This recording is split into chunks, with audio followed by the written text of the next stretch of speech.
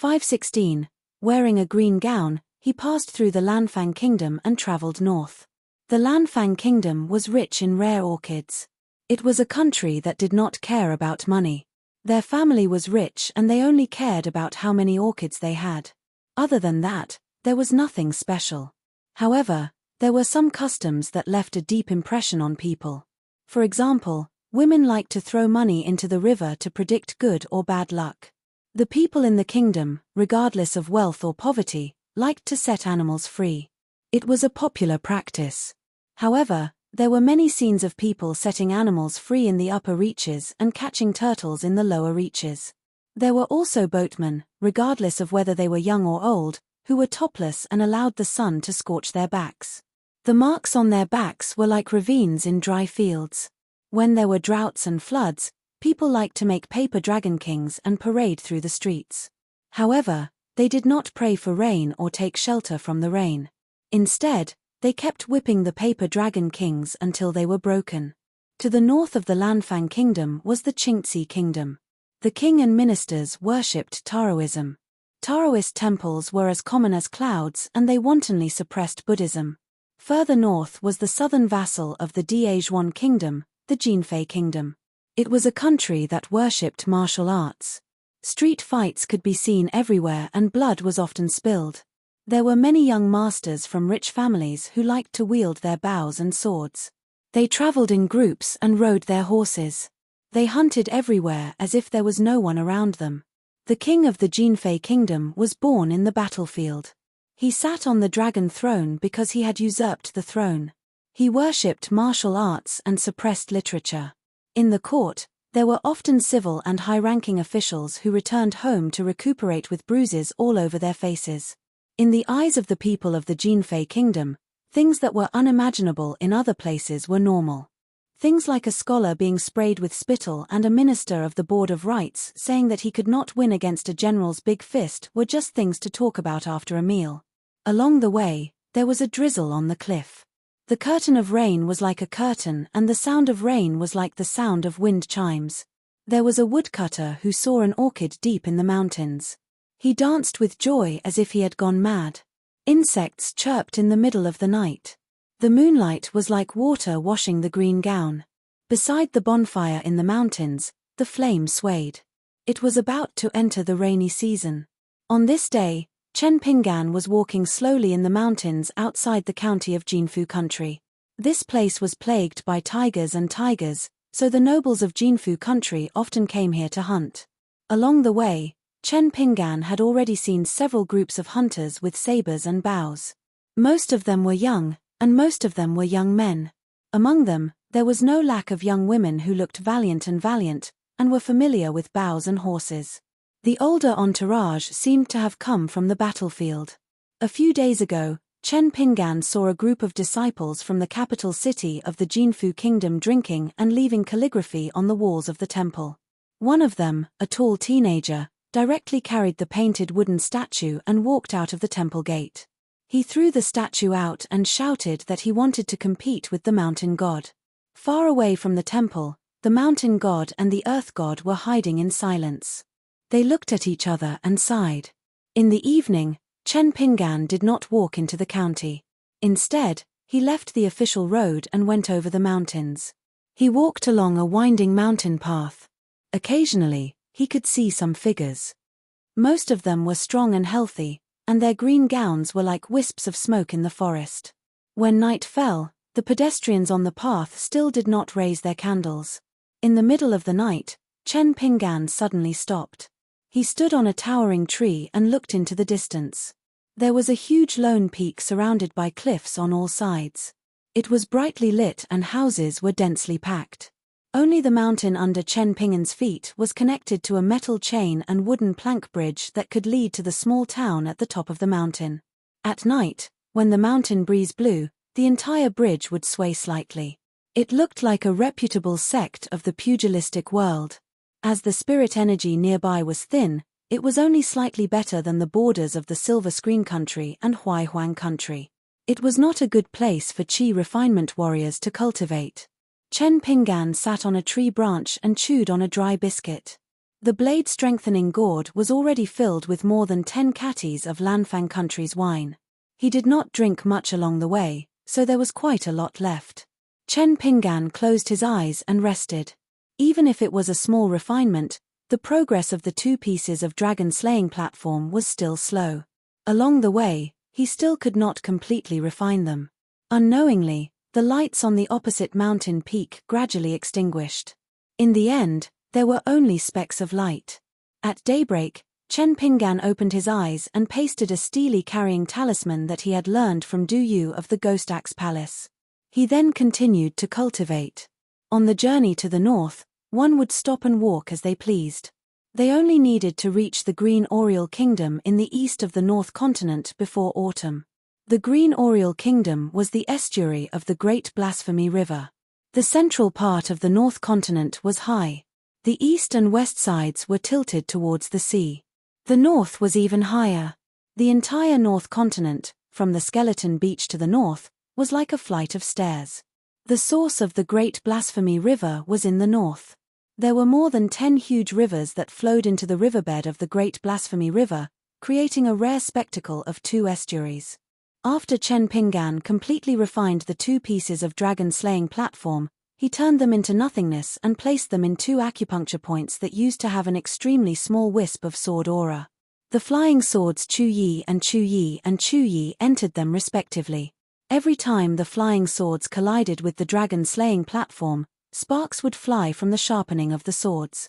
Chen Pinggan felt as if his heart was being pierced by a knife. This was also the fundamental reason why he did not travel fast. The speed of Chen Pinggan's small refinement was comparable to the speed at which Chu Yi and Chu Yi and Chu Yi ate the dragon-slaying platform. After they ate up the dragon-slaying platform, it would be the foundation. Next, refining Chu Yi and Chu Yi into natal items was the key. The process was destined to be dangerous and unbearable. However, this feeling of returning to the bamboo house of a desolate mountain to be punched made Chen Pinggan feel particularly at ease. On the bridge, the sound of dung carts rolling could be heard. A large vegetable garden was opened up in the mountains on the other side of the bridge. Then, a group of people went to the mountain stream in the distance to fetch water. There were young children following them with willow branches. They were jumping and swaying a small bucket in their hands.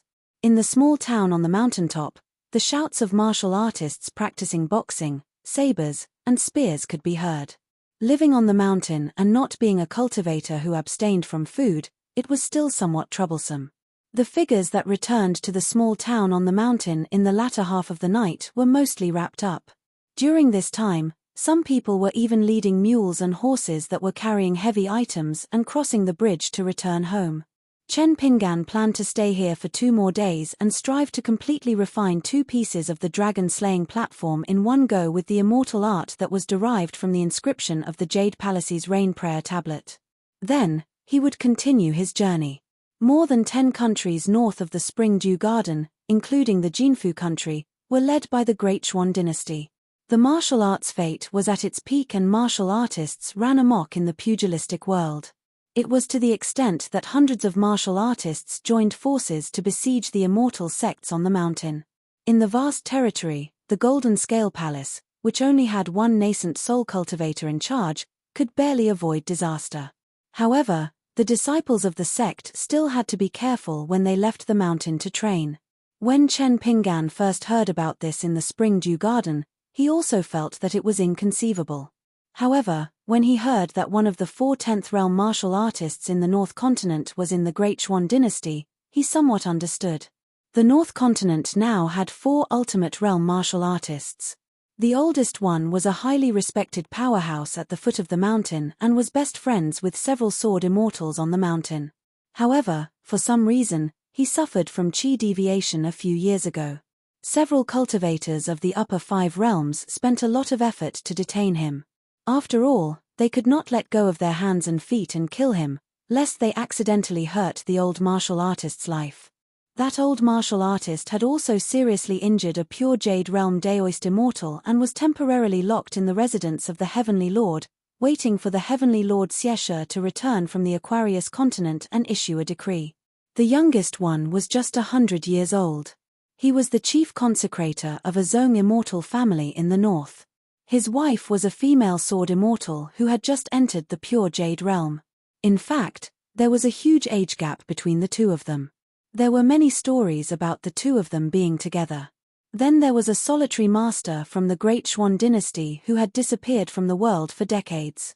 There were many different opinions. Some said that he had died in a life-and-death battle with an old enemy, the Great Sword Immortal, but the Great Xuan dynasty covered it up well. There were also some who said that he had gone to the Camellia Cave and tried to do something against the Great Sword Immortal by using spiritual energy to temper his body, just like when he was young. Then, he fought with the Great Sword Immortal from the Ape Core Mountain who had just broken through the realm 60 years ago. The latest one had a strange origin. He had only fought a few times. Every time he fought, there was almost no death under his fist. However, he had destroyed the ancestral halls of 2 mountains, both of which were immortal mansions with nascent soul sword immortals. Therefore, the Northern Continent's Landscape Bulletin dared to say that this person was another rising martial artist. It was said that this person had some relationship with the Lion Peak. His name should be a pseudonym, Li Er. There was another martial artist of the 8th realm in the Great Xuan dynasty who was relatively easy to see. She was a female great guru and a swordsman. Now, she was the personal retainer of the emperor of the Great Xuan dynasty. However, this person's future was not optimistic. She was already an arrow at the end of its flight when she reached the far-wandering state. She was destined to never reach the peak state in this life. In short, martial artists of the Jianghu had the loudest voices and the hardest fists here. Chen Pinggan now really could not figure out the martial artists of the Golden Body State outside the Luorpa Mountain. Green Bamboo Sword Immortal Su Lang, who wanted to ask Senior Song for his sword, was the first one. The one who attacked him sneakily in the Dragon Palace of Tsungyun Lake was the second one. On the ferry, the retainer with the surname Liao beside Wei Yi Bai, the young master of the Iron Mantis Manor, was the third one. Chen Pinggan actually wanted to find a far-wandering state martial artist to spar with. Unfortunately, Gao Cheng's doppelganger on the ferry should be a martial artist of the 8th realm. However, the old swordsman with an extraordinary aura slit his own throat with his sword. Before his head fell to the ground, his words, "The 3 of you are in the Linen sect's unpolished jade realm and are not worthy of this harvest," were actually considered heroic. Previously, on a lake in the Jinfu country, Chen Pinggan rented a small boat to fish in the night. He watched a bloody battle from afar. It seemed to be a premeditated encirclement and suppression. First, there was an internal conflict on a ship anchored in the middle of the lake. Dozens of people were divided into 2 factions with different weapons. Among them, there were more than 10 Jianghu people who could be considered the top experts of the Jinfu country. They were about 5th or 6th realm martial artists. Both sides fought until arms and heads flew everywhere. Then, 7 or 8 Jinfu country military warships appeared. They hung bright lanterns high above and the lake was as bright as day. They heavily surrounded the first ship. First, there were more than 10 rounds of concentrated crossbows and strong bows shooting. After the martial artists of both sides dropped more than 10 corpses, the remaining people hid in the cabin to hide. The military warships heavily hit the first ship. During this time, there were injured Jianghu experts who tried to break out of the encirclement.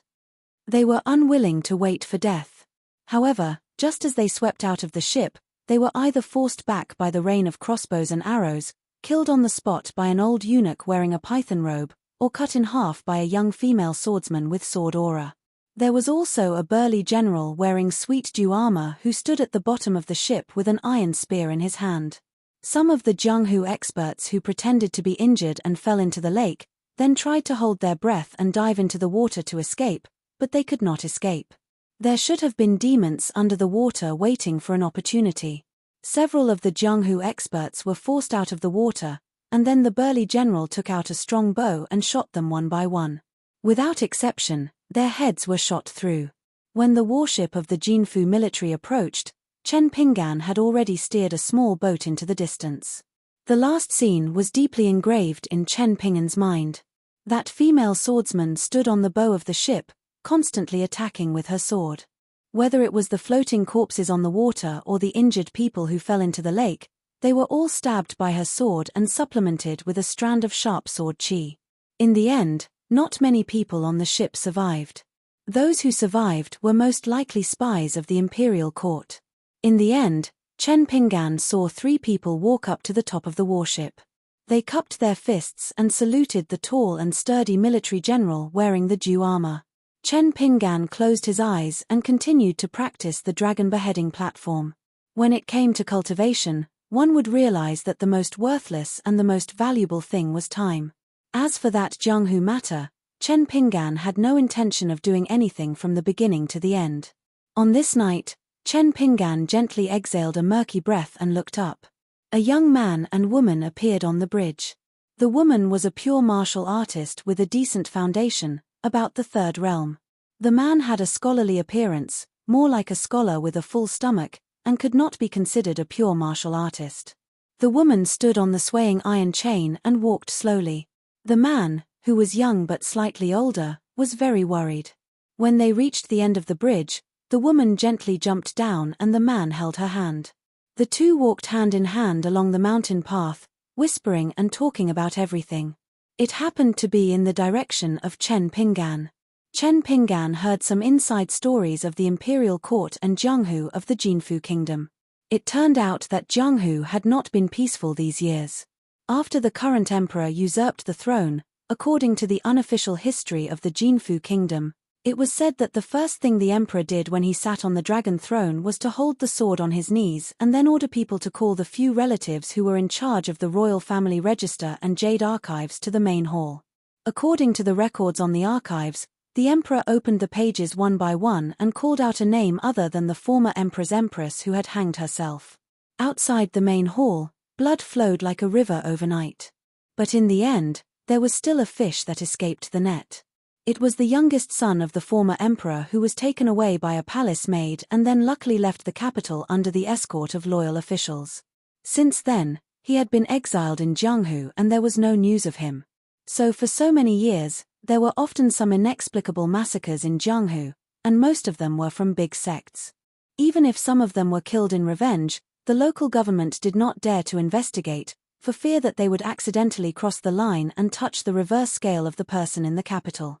The local government's hands and feet were tied. The Jinfu kingdom had always worshipped martial arts, and the local generals liked to use the pretense of suppressing bandits to practice martial arts and train the soldiers with the heads of Jianghu people.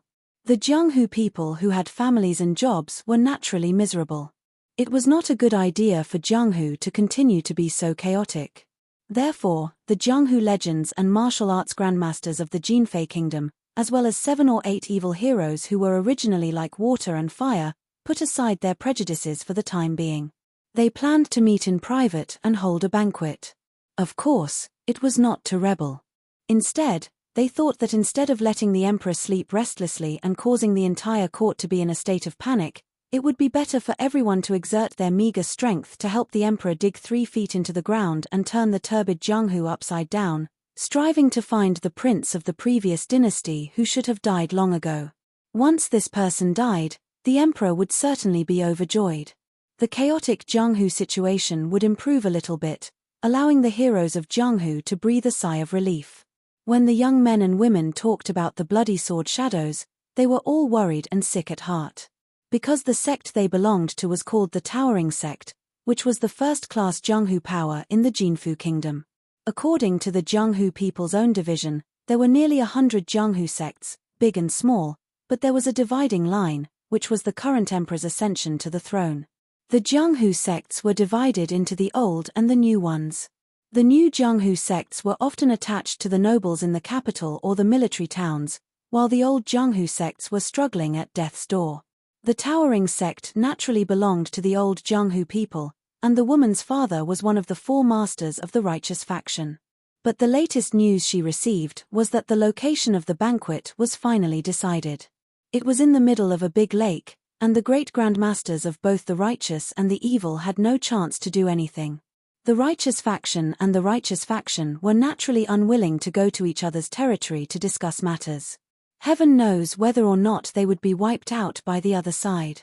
The righteous faction people felt that the evil faction people's methods were cruel and unscrupulous, while the righteous faction people felt that the so-called righteous faction people were a bunch of hypocrites, and were worse than them. However, other than the worry of the future, the people in front of her under the moonlight were all people she admired.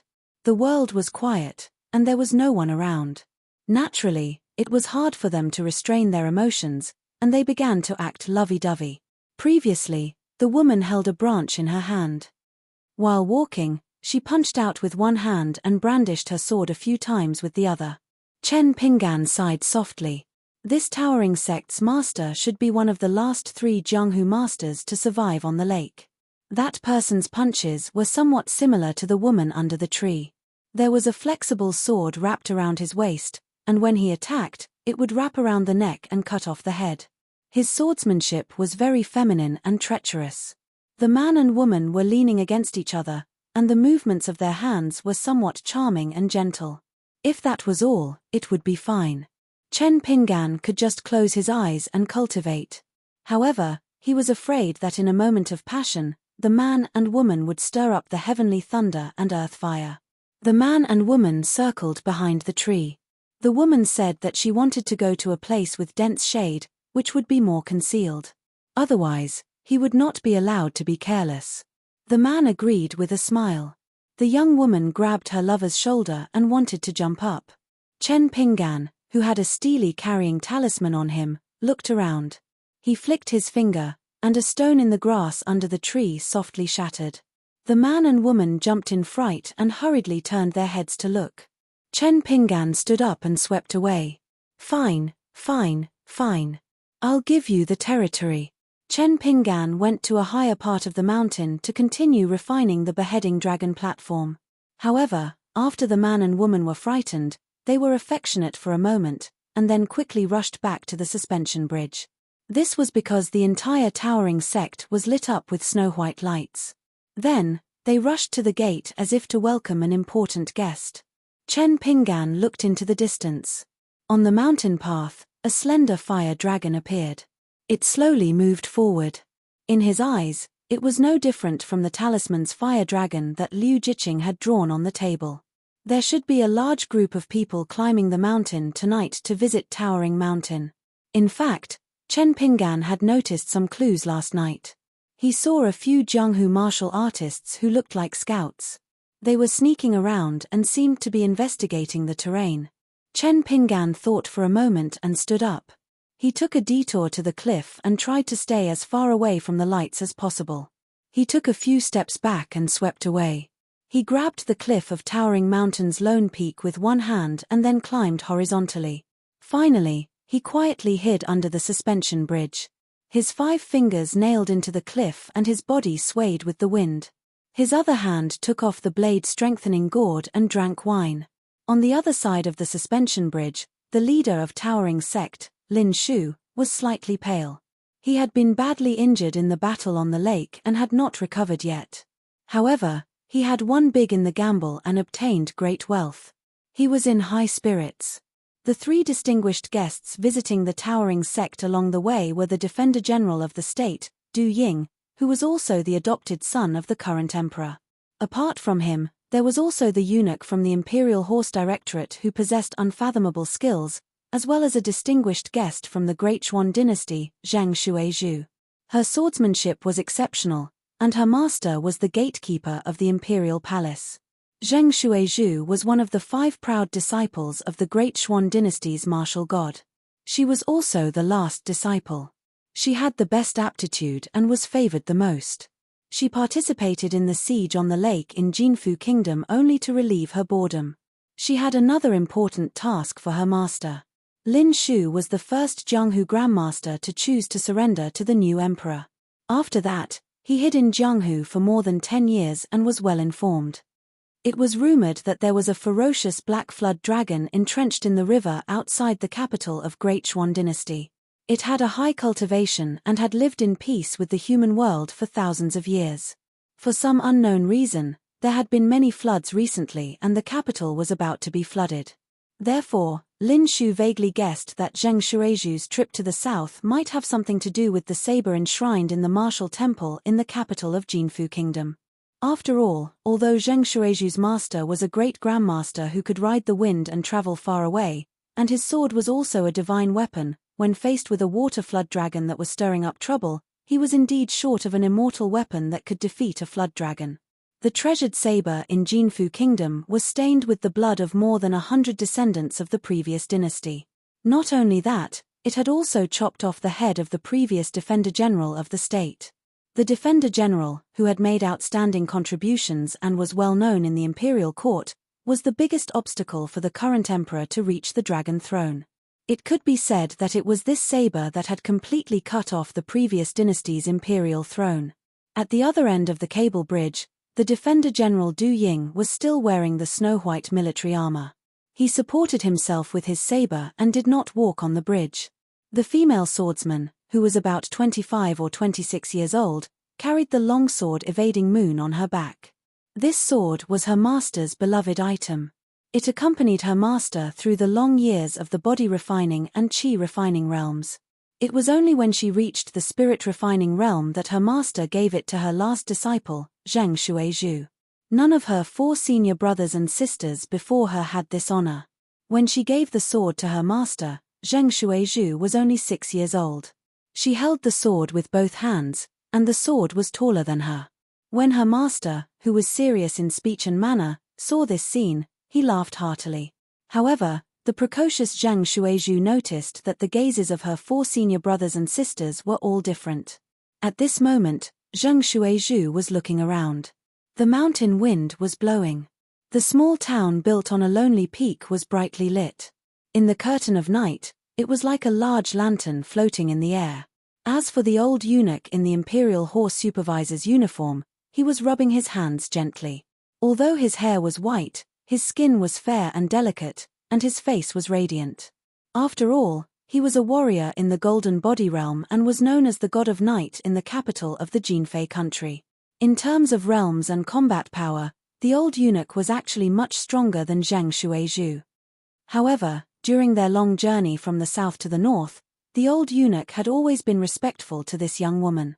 Her physique and cultivation were only at the 5th realm, but she could use sword aura and killing power that were equivalent to the 6th realm. This was the benefit of being passed down from a prestigious family. It was a protective talisman in Jianghu. Moreover, her master's name was a life-saving talisman. It was also an imperial sword that could be used to arbitrarily kill vassals and neighboring countries. As long as Zheng Shuaiju did not kill people from other countries, no one would care. However, it was Zheng Shuaiju's first time leaving the capital of the Great Xuan. Moreover, she was on a secret mission, so she was not as famous as her 4 senior brothers and sisters. Since the 3 distinguished guests stopped, Lin Shu could only stay where he was. Du Ying suddenly said, "I've been in charge of searching for the remnants of the previous dynasty for more than 10 years.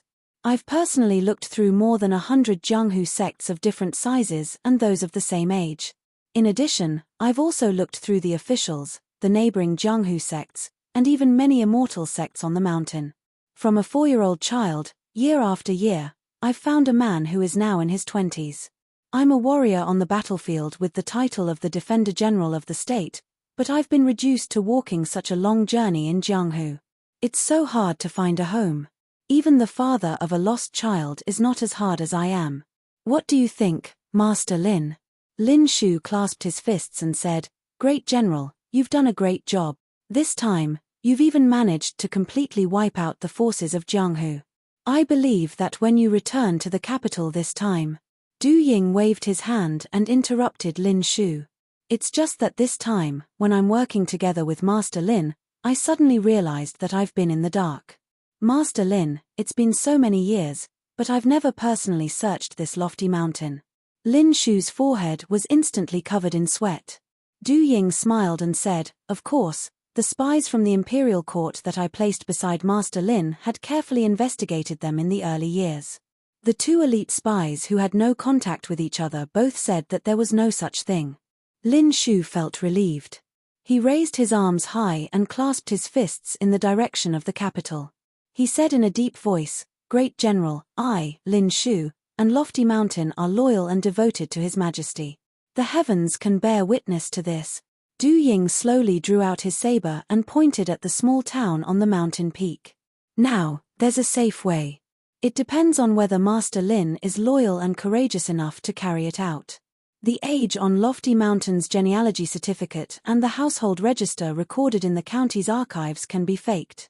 Therefore, it's better to kill all the men between the ages of 18 to 20 and those who look like they're in their 20s among the 1,200 people in the small town. Then, everything will be fine. Du Ying smiled and said, of course, they can't die in vain. I, Du Ying, can't treat my meritorious subordinates unfairly. Therefore, when I return to the capital and have an audience with His Majesty, I'll personally ask His Majesty for a reward. Tonight, Lofty Mountain will roll on the ground and I'll compensate you with 1,000 taels of silver. How about it? For every 10 heads gathered, I'll allocate a piece of the territory of the sects that died on the lake and give it to Lofty Mountain to manage. Lin Shu smiled bitterly and said, is there a villain in Lofty Mountain who lied to you? Did he purposely put me in a position of disloyalty and injustice? Du Ying nodded and said, it's indeed a villain, and there's more than one. One of them is your useless disciple. He felt that under normal circumstances, he had no hope of inheriting the position of master. Moreover, he was almost expelled from the sect by you in his early years, so it's inevitable that he would harbor resentment. He wanted to use this opportunity to turn things around and obtain the position of master. I agreed to it verbally. Later on, Lin's sect will control him. This kind of person can't even control a single Lofty Mountain, let alone half of Jianghu. What's the use of me recruiting him? Du Ying pointed the tip of his sword at the gate across the bridge and said slowly, there's another one. He's a young man who has been relying on a spy from the imperial court for survival. That spy used to be a teacher in your small town. The young man can be considered a scholar. He and your only daughter had feelings for each other, but you felt that he didn't have the talent to practice martial arts and wasn't good enough for your daughter. Later on, the old spy who dragged him in felt that the young man had the potential to be an official. Therefore, under the old spy's manipulation, the young man was able to inherit his teacher's identity and was able to communicate secretly with the imperial court. In fact, it was his idea to kill all the disciples of Lofty Mountain who matched his age. I also agreed to it. Not only did I promise to keep the secret for him, but I also promised to arrange for him to enter the imperial examination. He'll definitely pass the imperial examination. Perhaps in 10 or 20 years, he'll become a feudal official somewhere in Jinfei country. Lin Shu was so angry that his face turned ashen. He gritted his teeth and said, this ungrateful wolf cub. Back then, his parents died early and he was a lowly manure picker. If Lofty Mountain didn't give him a monthly pension, he'd be eating tea. The old eunuch from the Imperial Horse Directorate twirled a strand of white hair hanging down from his temples with 2 fingers and said in a sharp voice, these are all trivial matters. It's a secret report from another spy that Lofty Mountain still has an expert in charge. It's been many years, but he's been hiding his head and tail very well. Until now, he hasn't been exposed. It's a little tricky. Lin Shu was stunned. Zheng Shuizhu frowned and said, General Du, are we just going to waste our time here? We'll know if that remnant of the previous dynasty is on the mountain peak after we take out the saber. If there's really a Qi cultivator from Golden Scale Palace hiding here, he's most likely the prince's guardian. We'll kill 2 birds with 1 stone. We'll kill the remnant and find out the cultivator from Golden Scale Palace at the same time. Among the troops, there was a dull man holding a long box. Du Ying smiled and said, what if that Golden Scale Palace's divine immortal is of an extremely high level? Our 100 or so armored soldiers won't be able to withstand a few immortal spells from him. Even if he can't defeat the 3 of us, once he brings someone with him to ride the wind, the 3 of us can only watch him leave. We can't possibly jump off the cliff, right? Zheng Shuizhu turned to look at the man holding the box and sneered. Even the eldest disciple of our perfected state protector is here. Why would we be afraid of a Qi cultivator who has been hiding in Lofty Mountain for more than 10 years? In the Great Xuan dynasty, there were also officials who were in charge of protecting the emperor. Zhang Shireju's lineage was purely a martial artist. She and the perfected state protector, Liang Hongyin's lineage of Daoist cultivators had always been on bad terms. They hated each other and had many conflicts in the dark. The Great Xuan dynasty had vast land and abundant resources. Other than the territory of the Golden Scale Palace deep in the mountains at the northern border, the Great Xuan dynasty's emperor allowed both sides to rely on their own abilities to take what they wanted. Naturally, they would not get along with each other. One of Zhang Shireju's senior brothers who had excellent aptitude was once besieged by 3 qi cultivators of the Guanhai and Longmen realms who hid their identities. Both of his legs were broken and he could only sit in a wheelchair, becoming half a cripple. Later on, one of the direct disciples of the perfected state protector, Liang Hongyin, also mysteriously disappeared during his training. His body was not found until now. The man with the mask had a cold expression. He glanced at Zhang Shireju's back view. This little girl had always been arrogant. She did not know her place in the capital and relied on that old woman's pampering. A few years ago, she even hooked up with a prince of the Great Xuan dynasty. Did she really think that she was the next empress? Du Ying asked, "Leader Lin, what do you mean?" Lin Shu's face was contorted. "Kill all the young men on the mountain who are of suitable age. However, I have 2 requests. That disciple who betrayed his master must die. And that bastard who repaid kindness with enmity must die. I dare not say that my towering sect's method of dealing with traitors is unique in Jinfu country, but it is not difficult to make people wish they were dead." Du Ying shook his head and said, "The former is a good-for-nothing, so there is no harm in killing him. However, the latter is ambitious and intelligent. In the secret letters he sent to the imperial court over the years, other than scheming in Jianghu, there are also many suggestions for the imperial court. I have carefully read them all. If I'm not mistaken, His Majesty the Emperor has seen his secret memorials. A scholar who does not go out but knows everything in the world." Lin Shu suppressed his anger and said with a gloomy expression, "Grand General, this person is about 24 or 25 years old this year." "He is close to 20 years old." Du Ying laughed involuntarily. After a moment of silence, he shook his head and said, "I came here tonight as a precaution to help Leader Lin clean up the sect and clear the path to the top of Jianghu. I am not someone who kills indiscriminately." The old eunuch from the Imperial Horse Directorate said with a smile, "We act according to the circumstances and are not in a hurry. There will be a show to watch tonight." Du Ying glanced at the cable bridge. "I am afraid that there are cultivators from the Golden Scale Palace waiting for an opportunity to make a move. What if the bridge breaks halfway?" The old eunuch nodded. "It will be a big problem." The dull man holding the box said indifferently, "Don't worry, General Du, as long as the other party has the guts to make a move, the bridge will not break but that person will definitely die." Du Ying smiled. "Immortal Master, are you sure?" The man nodded. "Our Imperial Tutor's residence will not fool General Du."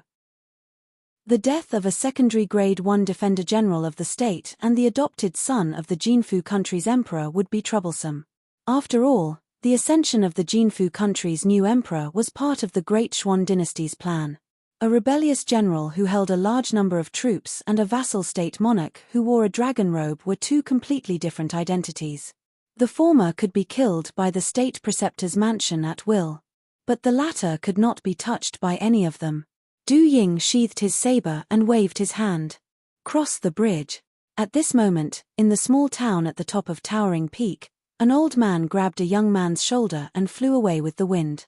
The old man's body was shimmering like golden fish scales. He was extremely eye-catching in the night.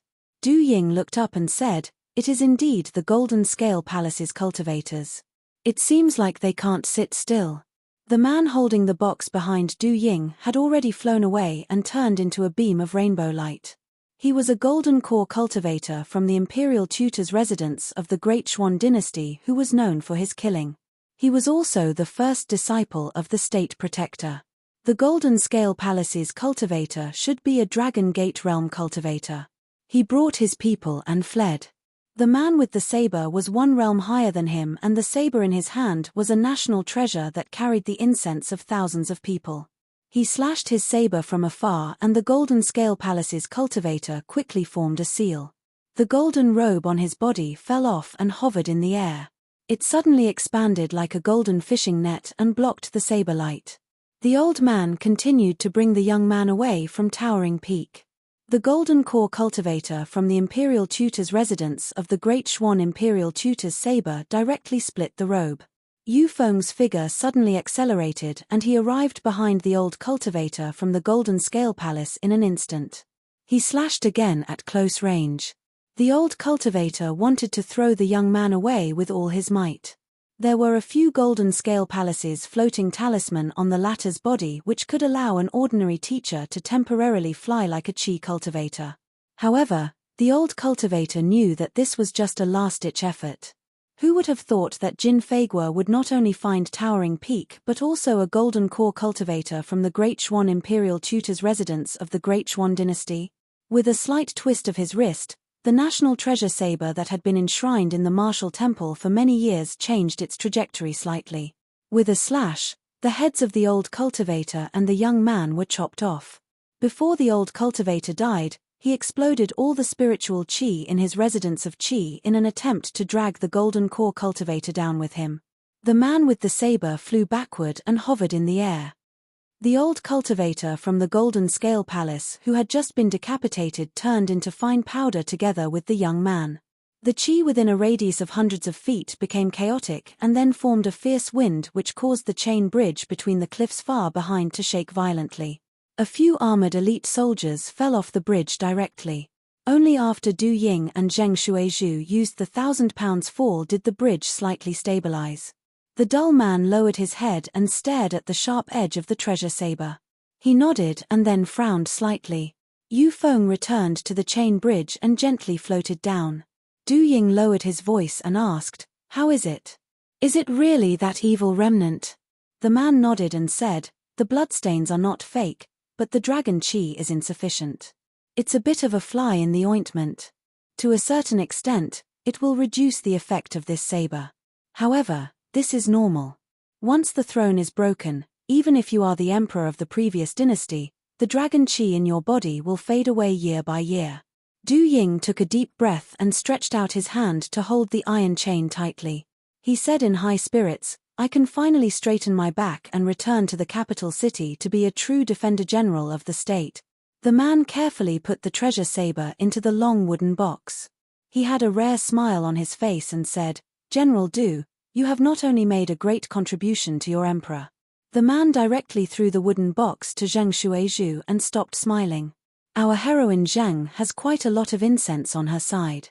Zheng Shuizhu looked suspicious and frowned. "Fengyi, why don't you directly bring him back to the Imperial Tutor's residence?" Obviously, she was worried that this golden core cultivator would take the treasure saber to the Great Seal dynasty's emperor to claim credit. The man was too lazy to talk nonsense with this woman. The extremely troublesome Black Flood Dragon tried to flood the Great Seal dynasty's capital city and turn the entire capital city into its underwater dragon palace. His master was only a nascent soul cultivator who was proficient in water spells. How could he compete with a flood dragon that was innately fond of water? In the end, he still needed this woman's master. With this treasure saber of the Golden Leaf National Treasure, he had a chance to kill the flood dragon in one blow. The cultivators of the Imperial Tutor's residence were at most trying their best to prevent the capital city from being flooded during the war between the two sides. This was an extremely important matter. If they were not careful, they would lose everything. The fate of the entire Great Seal dynasty would be affected. Why would the Imperial Tutor's residence compete with a little girl at such a critical moment? Moreover, after the war began, the person who really contributed and saved the country would definitely be Zheng Shuizhu's master.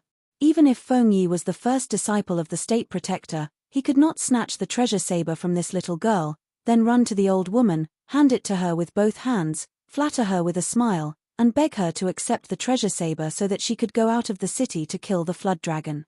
Lin Shu's legs were weak. He held the iron chain with one hand. That bastard was really hiding under his nose. Du Ying smiled and said, "All right, Lin Shu, you've been conscientious for so many years. You've served His Majesty and delivered secret messages to the capital city. This time on the lake, you've helped me eliminate the masters of both the righteous and evil sects. Tonight, you've resolved an old grudge." Lin Shu smiled awkwardly. Hearing Du Ying's words, he was relieved. However, he did not dare to be truly relieved. He was afraid that the imperial court would punish him in the future. Du Ying did not want to say anything more. He just let Lin Shu be on tenterhooks. Lin Shu and Towering Mountain were Zhenghu forces, but they were necessary. If it were someone else who worked for the imperial court, they would definitely work hard. However, they might not be as useful as Lin Shu. Moreover, Du Ying and the imperial court had such a big handle on Towering Mountain. In the future, Towering Mountain would only be more obedient and unscrupulous in doing things. When Zhenghu people killed Zhenghu people, the imperial court only needed to sit back and reap the benefits. Du Ying hesitated for a moment and said, "Let's stay at Towering Mountain tonight." Lin Shu asked softly, "What about the young people who are of suitable age?" Du Ying was slightly hesitant. The golden core man from the Great Seal Imperial Tutor's residence twitched the corner of his mouth and said casually, "It's better to be safe than sorry. Sect Master Lin, do as you deem fit." Lin Shu's eyes turned vicious. The group of people walked across the cable bridge and entered the brightly lit town. On the cliff, Chen Pinggan remained motionless. In the town at the top of Towering Mountain, the hall of Towering Mountain was covered in blood. Lin Shu sat expressionlessly on the main seat. The dull man from the Great Seal Dynasty's imperial tutor's residence, Zheng Shuizhu, the Defender General of the Jinfu Nation, Du Ying, and the old eunuch from the Imperial Horse Directorate took their seats. Opposite them were several elders of the Lin family from Towering Mountain sect, followed by Lin Shu's only daughter and all of Lin Shu's personal disciples. They did not dare to look at the opposite side. Sect Master Lin Shu was unwilling to sit on the main seat. It was only after the female swordsman opposite him was displeased that Lin Shu hurriedly sat down. In the hall, more than half of the men in their 20s were dead. Zheng Shuizhu's face was frosty. She turned and looked. "Is it fun to kill these good-for-nothings?" Feng Yi from the Imperial Tutor's residence smiled and said, "Maybe we can even catch a big fish from the Golden Scale Palace." There was still a distance away from the hall of Towering Mountain sect. A young man who had replaced the old scholar as the teacher of the school sneered. He stood up and stomped his feet. A long sword shot out from the ground. Holding the sword, he walked through the school gate and walked on the street, heading straight for the troublesome place. The relationship between the Golden Scale Palace and the Great Seal Dynasty was bad. They were just short of falling out with each other. Since this matter was over, he did not mind killing a golden core chi refinement warrior from the Great Seal Dynasty. If he was not wrong, the young female swordsman was the beloved disciple of the Realm 8 woman. The death of these two people, especially the treasured saber that defeated the water dragon, was enough to make the emperor of the Jinfu nation battered and bruised. He was destined to be unable to explain to the emperor of the Great Seal Dynasty. On the other side of the cliff, Chen Pinggan let go of his hand and allowed his body to fall down rapidly.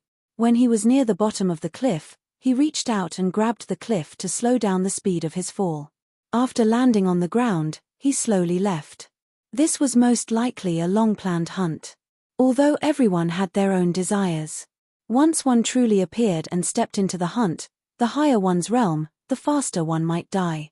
Chen Pinggan would not get involved. The remnants of the previous dynasty who escaped from the capital. The emperor of the Jinfu nation who usurped the throne and stirred up chaos in the pugilistic world.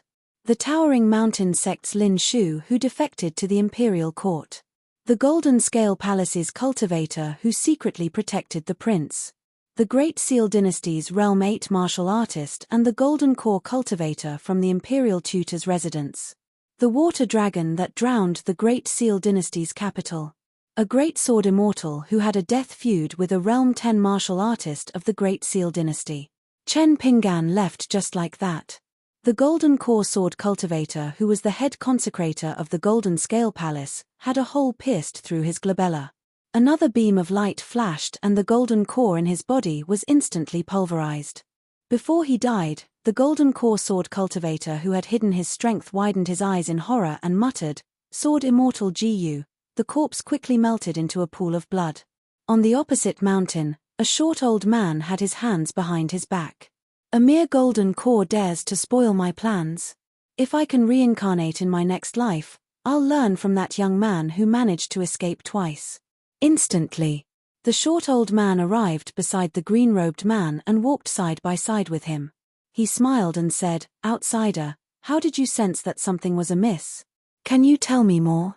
Or were you just here to join in on the fun? You look young but you're very experienced in doing things." Chen Pingan held the mountain traversing staff and did not stop walking.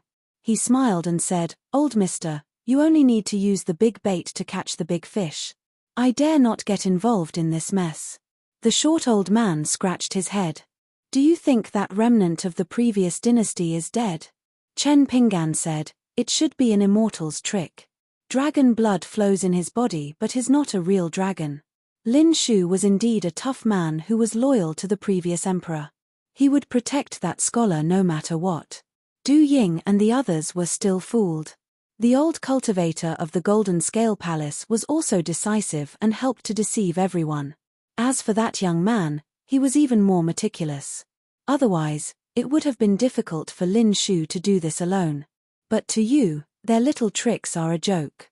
Anyway, it's better if the dragon of the previous dynasty of the Golden Feather Country doesn't die. That treasured saber that can suppress a flood dragon is better if it's not mature enough. That's why the real hidden expert of the towering sect didn't have to die under your flying sword as long as he didn't do anything. He was honest and told everything he knew. He escaped another calamity. After the short old man finished speaking, he was silent for a moment and said in amazement, "Interesting, interesting. What a pity, what a pity." The green-clothed man wearing the bamboo hat stopped walking and said with a smile, "Old mister, please don't scare me. I am a timid person. If you continue to be so murderous, I will definitely not be able to defeat old mister. Even if I fight with my life on the line, I won't be able to defeat you. In that case, I can only use my mister and senior martial brother." The short old man laughed out loud. He looked at the young man and nodded. "You're a cunning thief. It's your turn to live. You're as handsome and slippery as I was when I was young. You're half a kindred spirit. If I really kill that old man in the end, come to the ape-crying mountain to find me. If anyone stops you, tell them you know an old man with the surname G. Oh right, since you're so smart, don't think about informing the Great Seal Jew's emperor. The loss outweighs the gain." Chen Pingan sighed. It was indeed the legendary immortal sword cultivator of the ape-crying mountain, Gu. Chen Pingan turned to look at the small town at the peak of the lone mountain. He suddenly asked, "Old sir, I heard that the great sword immortal's sword can sever karma quickly?" The short old man thought for a moment. "I can't." The two were speechless.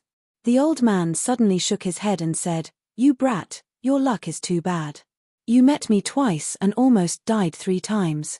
The more I look at you, the more I can't help but think about the past." Chen Pingan laughed. "You'll get used to it."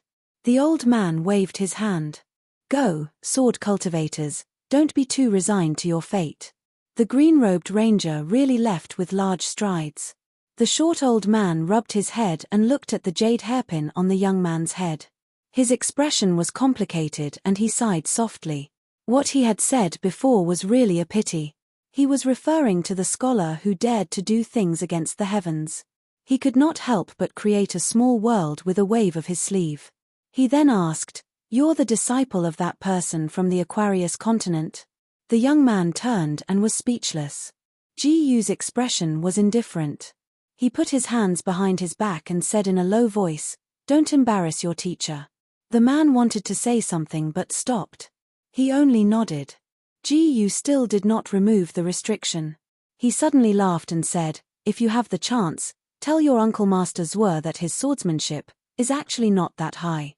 I was careless back then, and my cultivation level was not high, so I could not withstand his sword." The young man's expression was strange. Gu waved his hand and said, "Let me remind you, it's best that you keep that hairpin and hide it well. Although I was close to the water back then and saw some clues about the incident in the south, which was why I found it familiar.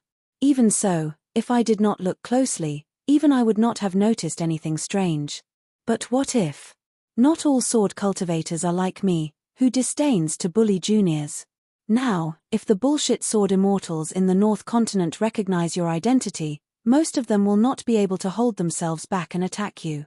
As for whether killing you will provoke your Uncle Master Zwar to come to the North Continent, to these nascent soul and jade raw realm cultivators who do not know the immensity of heaven and earth, killing you is just a matter of life. They are not afraid of death at all. This is the culture of the North Continent, good and bad. The young man turned and asked, the sword cultivator from the North Continent who first went out to sea to attack was old Mr. Why is it that after reading so many newspapers, there are only guesses and no clear records? Gu laughed angrily. Those rats are like spies. Even if they knew it was me, Gu, would they dare to mention my name? Look at the 3 sword immortals behind me, who would know? That's right, when you go out to train in the future, you have to be more careful, just like tonight. You would never know who was pulling the strings behind a bunch of ant puppets. To put it bluntly, Du Ying and the others look at Lin Shu, you look at Du Ying and I look at you. Who knows if anyone is looking at me, Gu? Many cultivators on the mountain had died without knowing why, let alone those at the foot of the mountain. Difficult and complicated diseases can be cured, but stupidity is incurable. The young man cupped his fists and said, I will remember old Mister's teachings. Gu waved his hand and disappeared in a flash. Chen Pingan left the towering peak and continued to travel alone. The Jianghu was like this, no one knew what kind of storms he would encounter. It was now the rainy season. Chen Pingan decided to bypass the Great Xuan dynasty and went to a vassal state near the sea. On the cliff plank road, the rain was pouring. Chen Pingan lit a bonfire and looked at the rain outside in a daze. When it rained, the heat in the world decreased significantly. The rain was heavy and slow. Liu Yi, He Yuan Yuan. The mountains were green and the road was long. His thoughts wandered and wandered. 5:17. Water moistens the earth, the pillars are covered in sweat, and the world is like a steamer, making people feel depressed. On an ancient tea-horse path in Wu Ling country that had been abandoned for many years, 5 riders slowly traveled. Even though they were wearing straw raincoats, the raindrops the size of soybeans still hurt their cheeks. Everyone whipped their horses and looked for a place to take shelter from the rain. Finally, they saw a resting pavilion halfway up the mountain and dismounted one after another. They saw a young man in blue sitting cross-legged on a long bench in the pavilion. Beside his feet was a large bamboo chest. In front of him was a chessboard and 2 small celadon chess jars. There were more than 20 black and white chess pieces on the chessboard. Seeing them, he was not afraid. He raised his head and smiled slightly. Then he continued to place chess pieces on the chessboard. A brawny man with a saber glanced at the other's blue robe and soles. There were no water stains. He should have rested here early. After avoiding the downpour, he decided to wait until the rain stopped before continuing on his journey. He was playing chess on his own. An old man with an extraordinary aura stood at the entrance of the pavilion. The rain would not stop for a while. He turned his head and asked with a smile, I have nothing to do. Young master, do you mind playing a game? The young man in blue thought for a moment. He reached out and casually gathered the black and white chess pieces on the chessboard. He did not put them back into the jar, but piled them between himself and the chessboard. He nodded and smiled, okay. The young man and young woman looked at each other and smiled. There was also a woman wearing a hedge on her head sitting on the bench opposite them. Before sitting down, she put a handkerchief under her. The old man grabbed a handful of white chess pieces and smiled, since this old man is a few years older, young master will go first. Chen Pingan picked up a black chess piece. The old man put the white chess pieces in his hand on the chessboard. 7 pieces. The old man smiled slightly and said, young master, go first. Unknowingly, Chen Pingan had changed his sitting position. He was no longer cross-legged. Like the old man, he sat sideways. One hand holding his sleeve, the other picking up chess pieces on the chessboard. The young man whispered in the young woman's ear, looking at his bearing, he seems to be an expert at chess. The young woman smiled slightly and said, no matter how good his chess skills are, can he compare to our grandfather? The young man liked to compete with the young girl. I don't think this person is easy to deal with. Grandpa said it himself that chess masters, as long as they have learned chess since childhood, except for the immortals on the mountain, are around the age of 20 when they are the best at fighting. After 30, the older they get, the more they will be a burden. The young girl sneered, the people Grandpa is talking about are only those young geniuses who are destined to become chess pieces. Ordinary people are not included. The old man pondered for a moment. Even though he was very good at chess and was famous in the country, he was not in a hurry to place his chess piece. When playing against strangers, he was afraid of the new and strange. The old man raised his head and looked at the two juniors, frowning. The young man smiled and said, I know. Don't talk while watching chess. After less than 30 moves on the chessboard, the young man and woman looked at each other. It turned out that he was a bad chess player who had memorized some first move moves. Not to mention their grandfather, who was a great national player. Even if the two of them went up and gave 2 or 3 handicaps, they would still be able to make the other party throw away their helmets and armor. The old man held back his laughter. In fact, the old man did not care about the level of his opponent's chess skills. He still patiently played against the young man in green. During the rainy season, it was already a blessing to meet a chess player on a foreign road. The young man raised his head and looked at the curtain of rain outside the pavilion. He surrendered. The old man nodded his head and helped to review the game. This foreign green-robed traveler actually had some skill in chess. Even the old man had a high opinion of him. He almost mistakenly thought that he had encountered a real master from the outside world. It was just that he soon ran out of strength and was defeated like a landslide. It was very regrettable. While reviewing the game, the two of them chatted.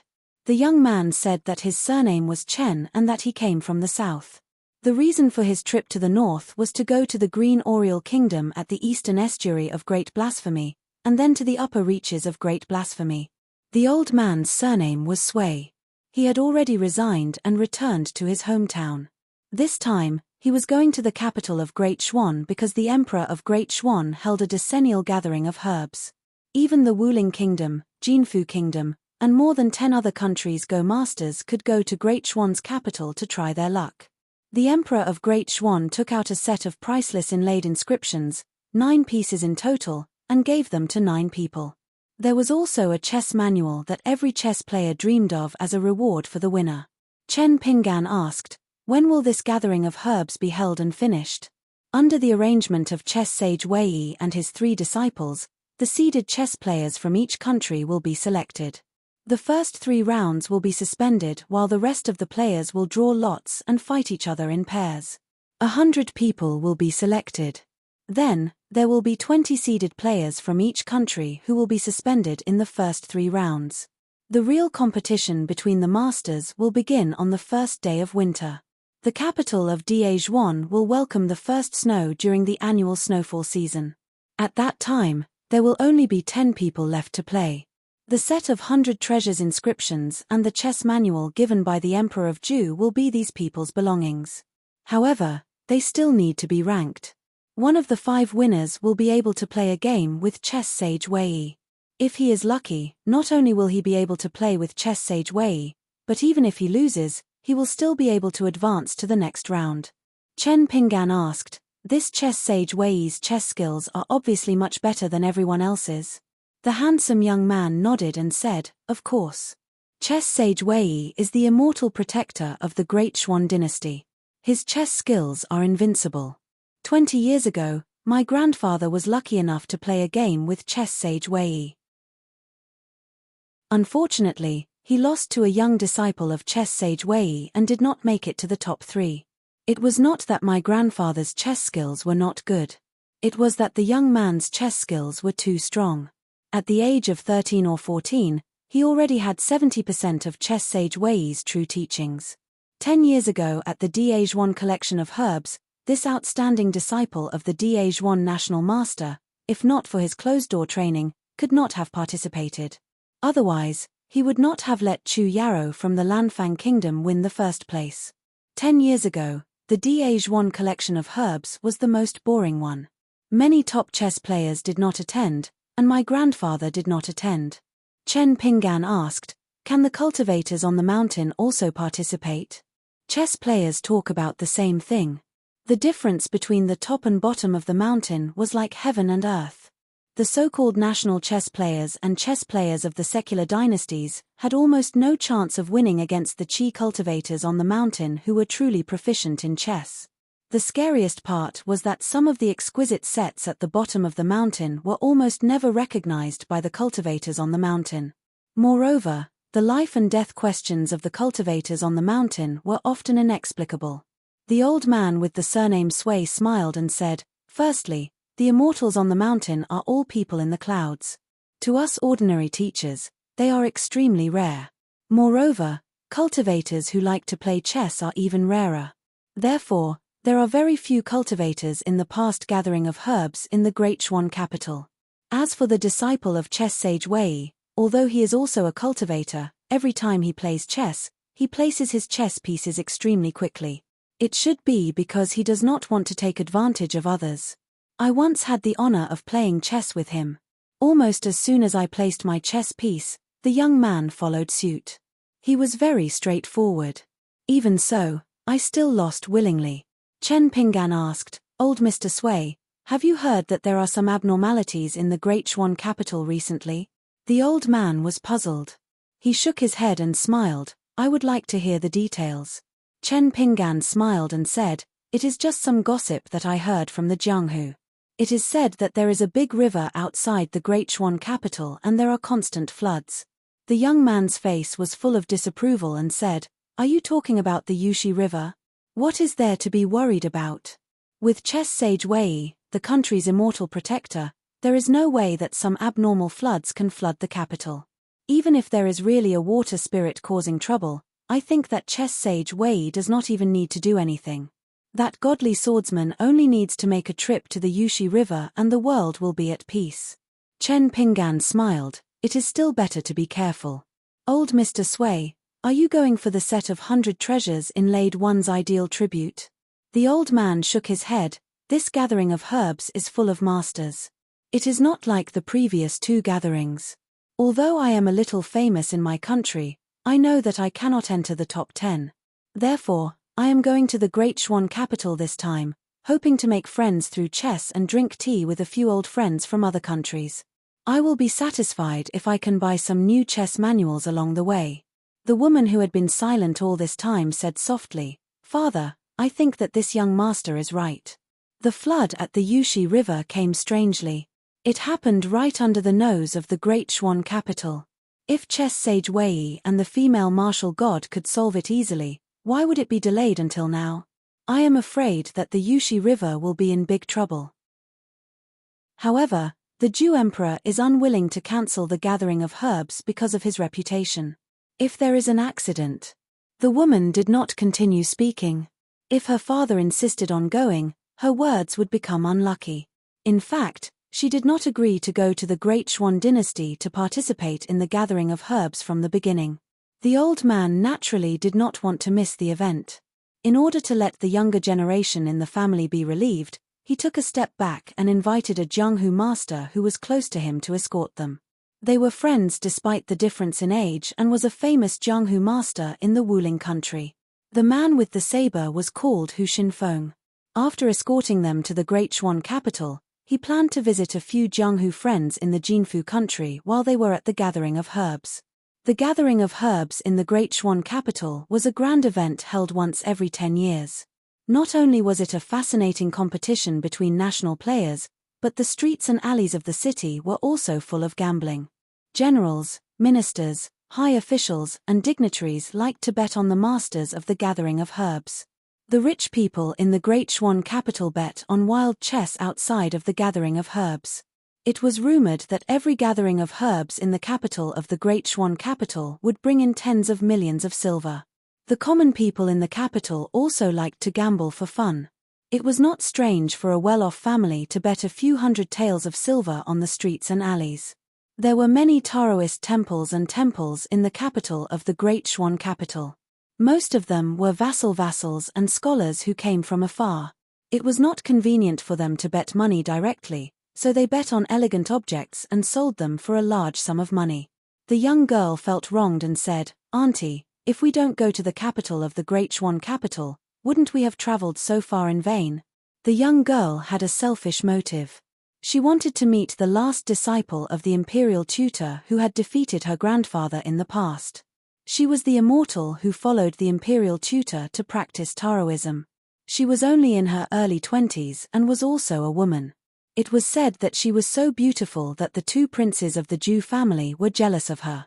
Some of her close friends who liked to talk with their hands hoped that she could see the young immortal with her own eyes and see if she was really as beautiful as the rumors said. She had already bragged that she would find a chance to talk to the immortal when they arrived at the herbalism feast in the capital of the Great Swan capital. The man with the saber had been guarding the entrance of the pavilion. A Jianghu guru was so hardworking as a retainer for an old man who had lost his official position.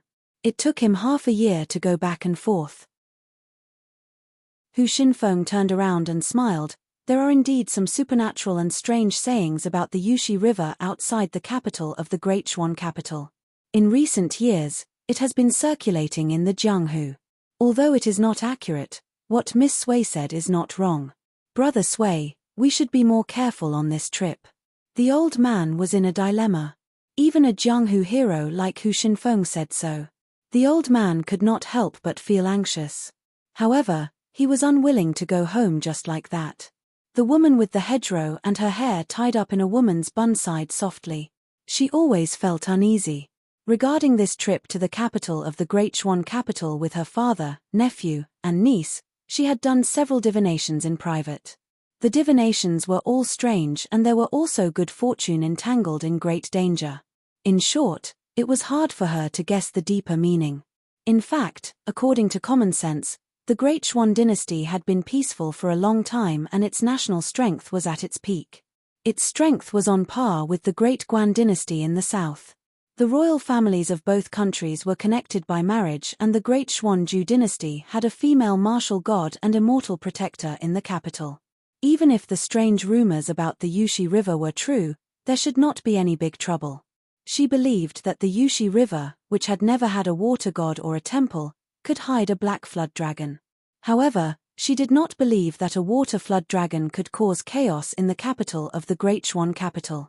At the end of the day, she was still a little regretful that she could only rely on a small booklet left behind by a master. She could only rely on her own blind pondering and practicing the magic of the celestials. She could never become a real Jianghu immortal with the guidance of a wise master and an orderly inheritance. Otherwise, she would have known whether she should go to the capital of the Great Swan capital. The young man grinned. His aunt was a miraculous person.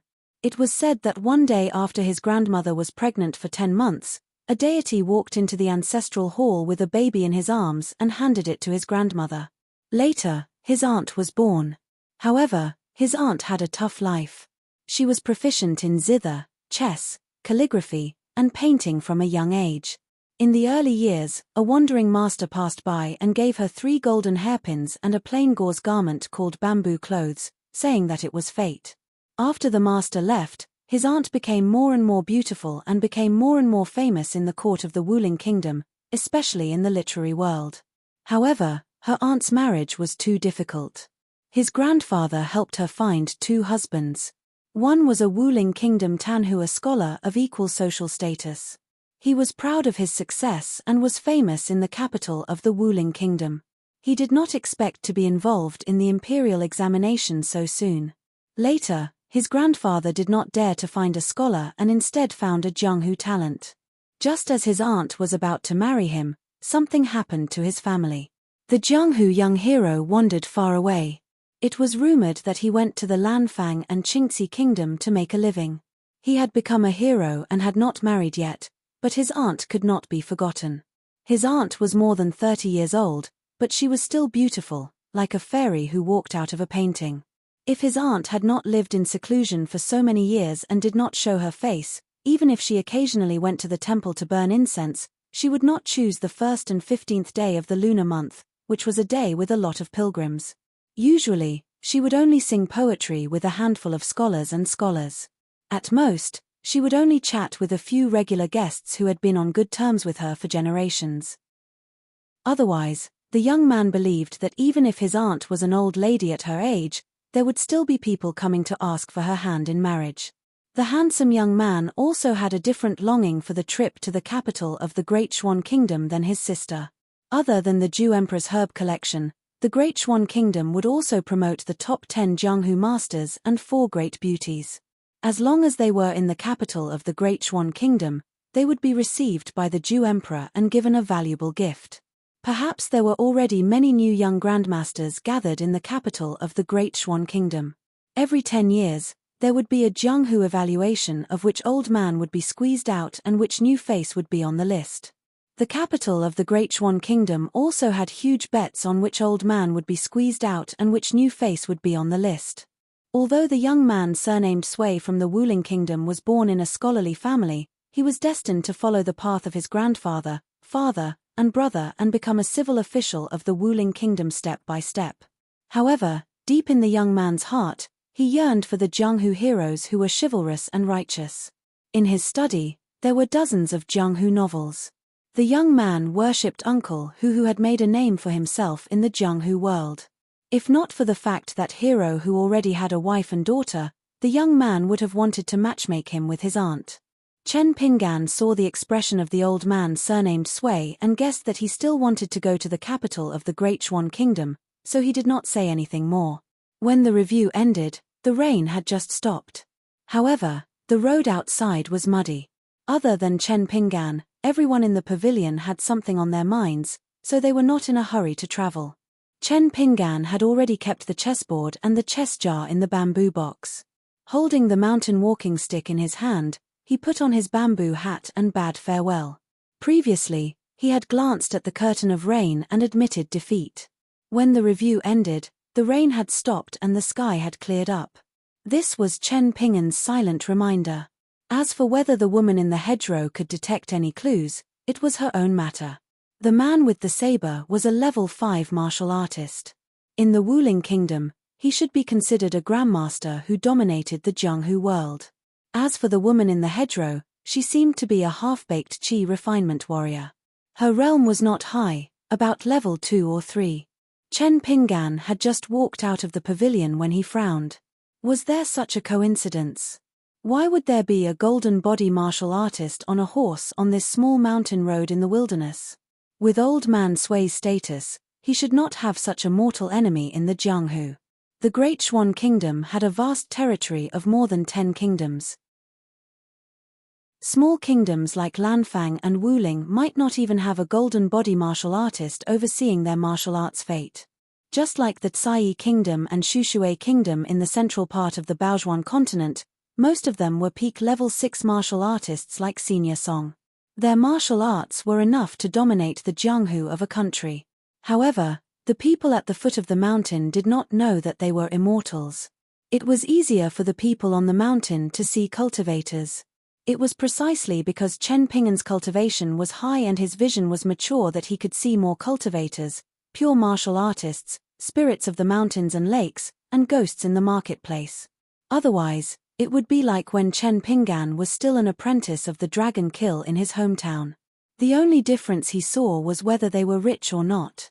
However, after so many years of traveling, other than places like the inverted mountain and ferries, it was ultimately more common for ordinary people to see. It was just that there were fewer stories. However, the martial artist soon stopped his horse in the distance, as if he was waiting for someone. There should be another horse beside him. It was a cultivator. Then, on the Tea-Horse Ancient Road in the other direction of the pavilion, there was a messy sound of footsteps. There were about 10 people, their footsteps varied. Naturally, there were high and low cultivations. Chen Pinggan was a little hesitant. He stretched out his leg and stepped into the mud. He pulled out his boots from the mud and rubbed the soles of his shoes on the steps. He sighed and walked back to the pavilion. He said helplessly, "I might as well sit for a while and let the sun shine on the road. Otherwise, I'll feel uncomfortable the whole way." The young man was a carefree person. He was optimistic and cheerful. It was his first time in the Jianghu, so he spoke without restraint. He smiled and said, "Smart." Chen Pinggan smiled. Hu Xinfeng was a little helpless. He had to tell this kid that he could not be so presumptuous in the Jianghu.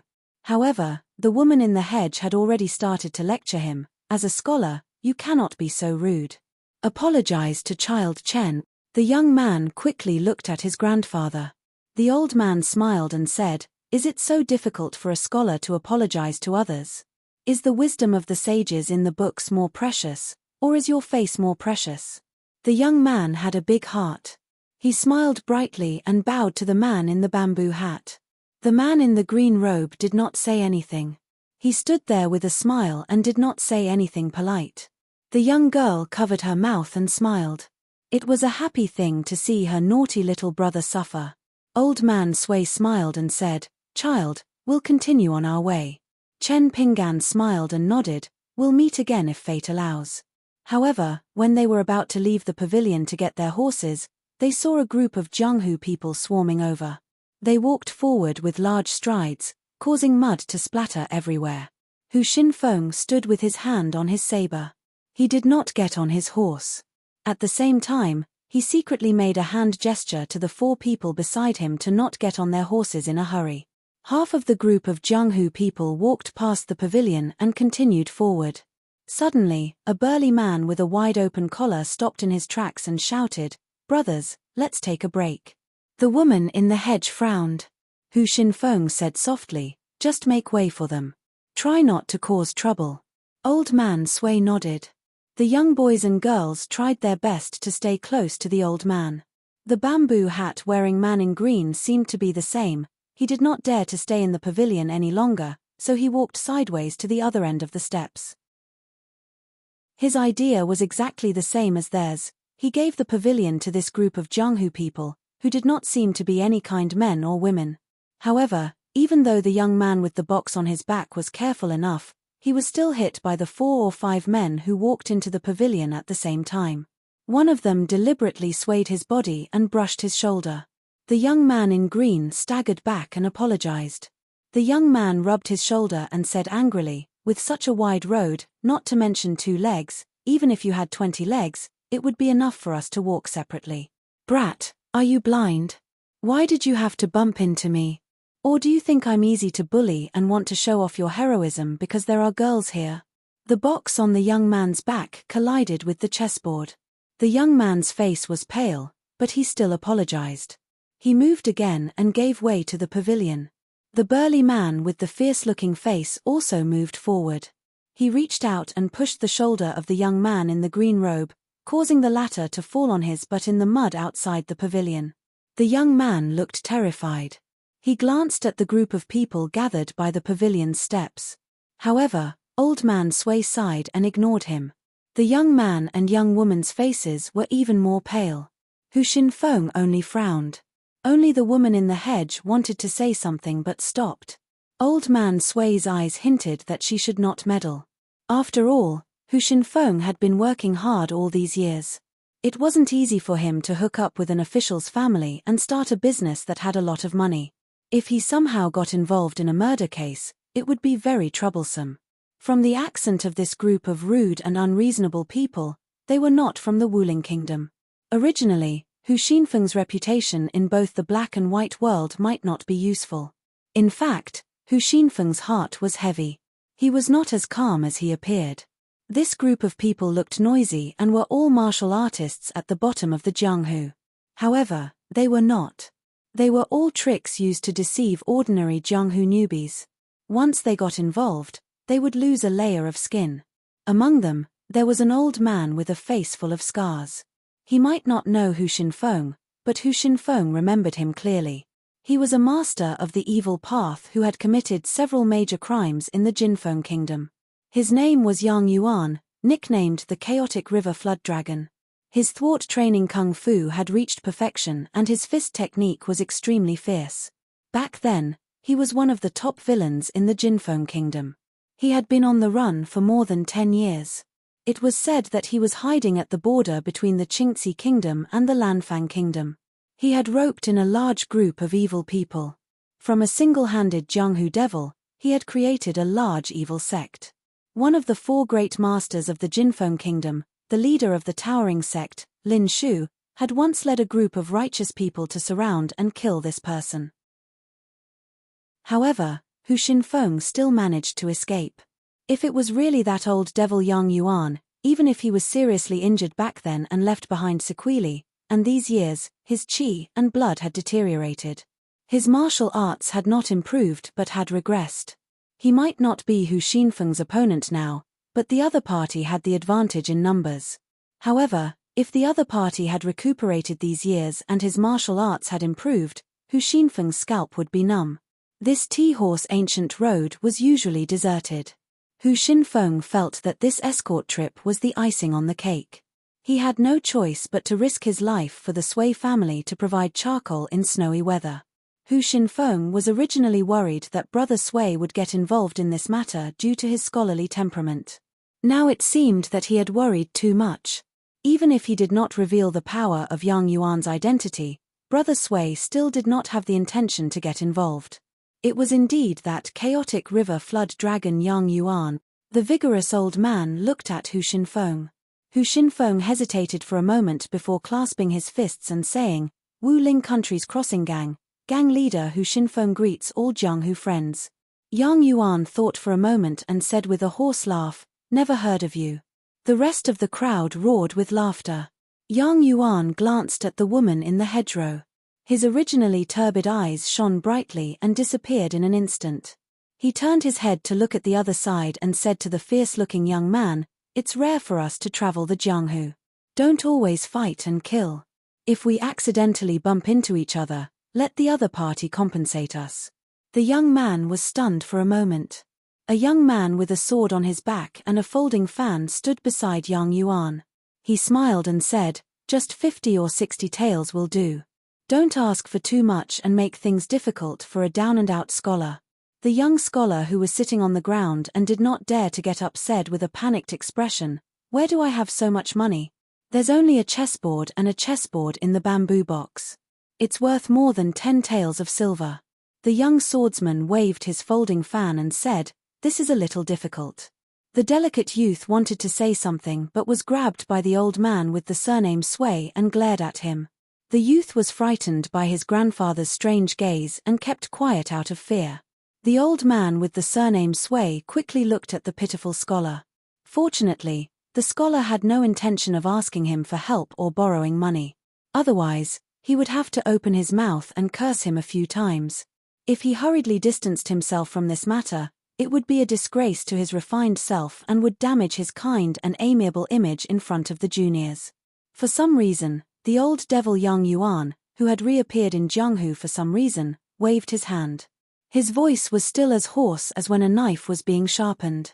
He said with a smile, "Forget it, it's enough to scare him a little. Tell the scholar to get the hell out of here. This brat can be considered a man of honor and has a bit of strength of character. He's much better than some scholars who just stand by and watch. Don't say anything about standing up for justice. I'm afraid I'll get into trouble. It's just that I don't have a knife in my hand." The fierce-looking man was somewhat disappointed and made a gesture to kick the scholar. The young scholar scrambled to his feet and ran away on the small path, splashing mud everywhere. The old man with the surname Sui had a calm expression. On the other hand, the delicate youth's face was flushed red. After hearing the old man's words, he was extremely embarrassed. The woman with the hedgerow saw the green-robed young man at the end of the small path stop and turn his head. Then, he revealed a playful smile that she didn't know if she was seeing things. That person strode away. At the entrance of the pavilion, Yang Yuan pointed at the young man with the fan beside him and looked at the woman with the hedgerow. "This is my beloved disciple. He hasn't married yet. Although you have a hedgerow covering your face and your hair is in a woman's bun, it doesn't matter. My disciple doesn't care about these things. Why don't we choose a day and become in-laws? Old mister, don't worry.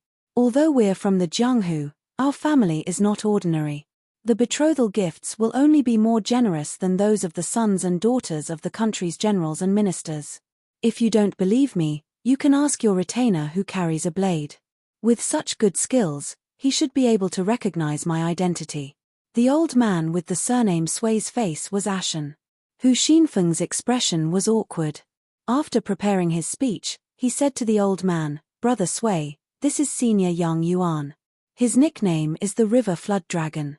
He was a martial arts grandmaster on the Jinfei Highway in the early years." The youth trembled with fear and said in a trembling voice, "Wasn't the River Flood Dragon, Yang Yuan, killed by the leader of the Towering Glory sect, Lin Shu, Hero Lin?" No matter how soft the youth's voice was, he thought that others couldn't hear it. However, in the ears of the Jianghu experts like Hu Xinfeng and Yang Yuan, it was naturally harsh words. Hu Xinfeng turned his head and said angrily, "Sui Wenfa, don't speak nonsense." Quickly apologized to Senior Yang. The delicate youth bowed and apologized again. Today was the second time he had apologized to someone. Yang Yuan extended a hand and said with a smile, "Let's talk inside. I hope that Assistant Minister Sui of the Wuling Empire will still give me some face." The old man with the surname Sui heaved a sigh of relief. It was good that they didn't immediately start fighting.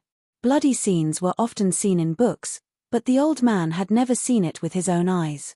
Since the other party recognized his identity and addressed him as assistant minister, perhaps there would be a turn for the better.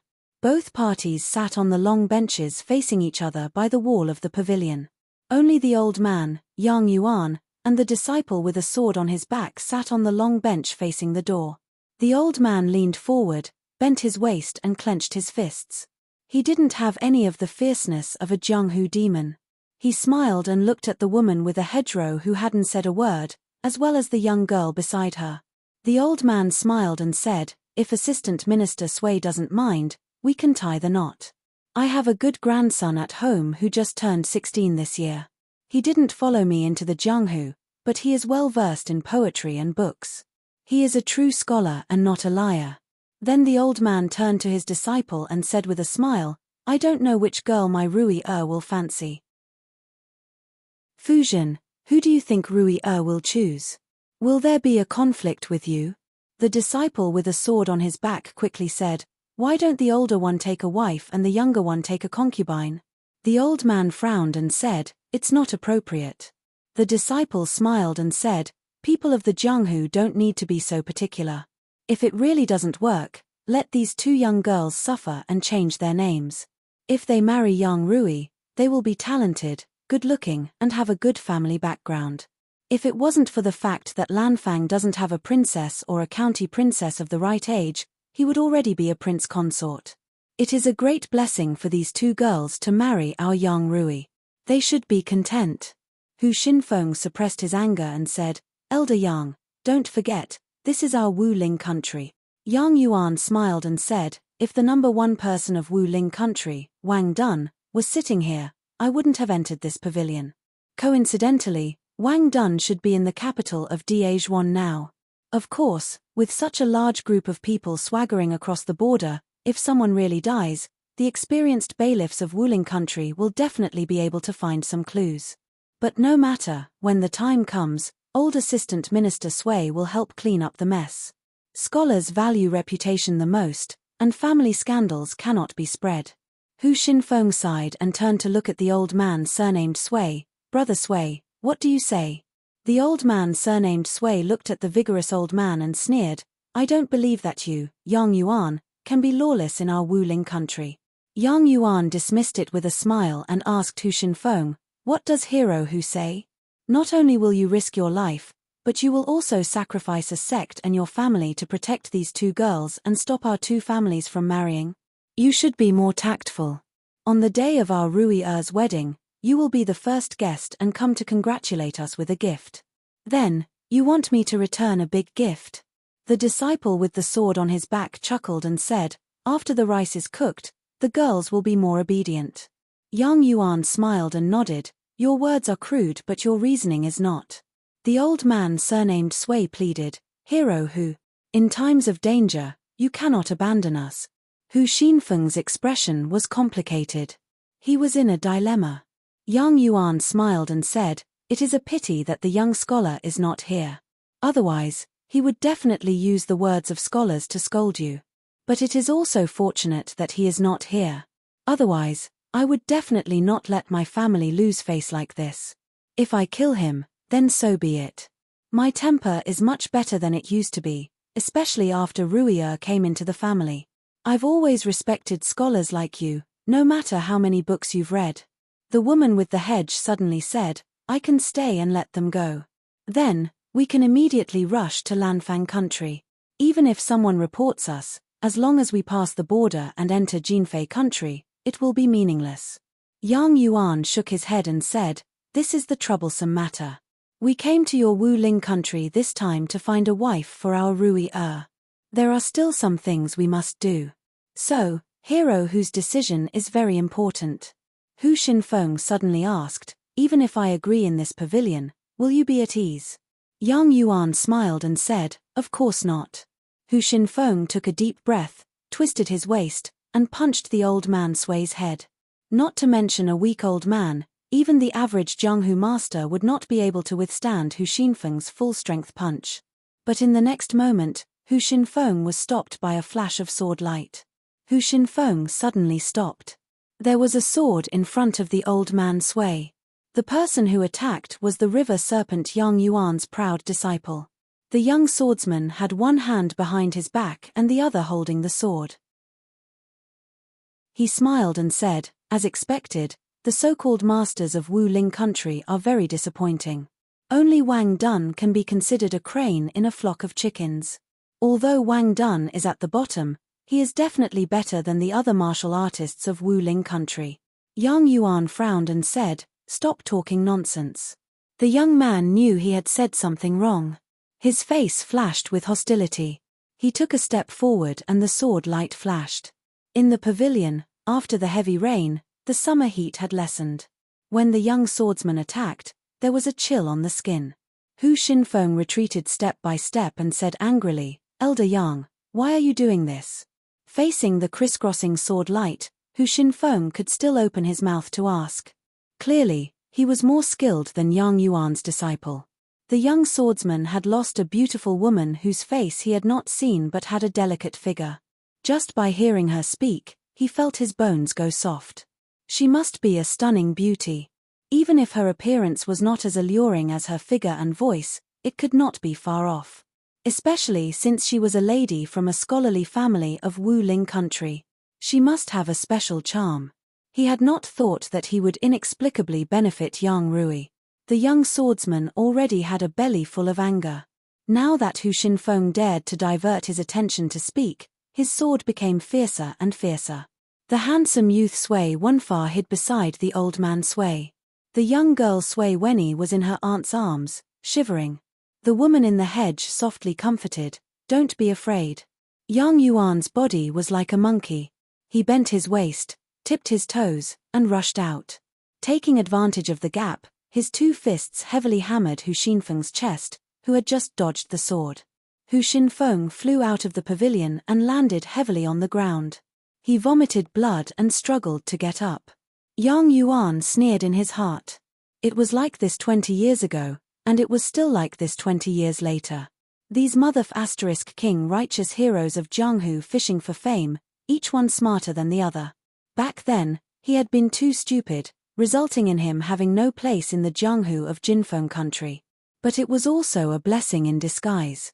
Not only did he create a new and flourishing sect at the border of the two countries, he had also infiltrated the Lanfang country's officialdom and the Qingxi country's mountain, becoming acquainted with two true masters.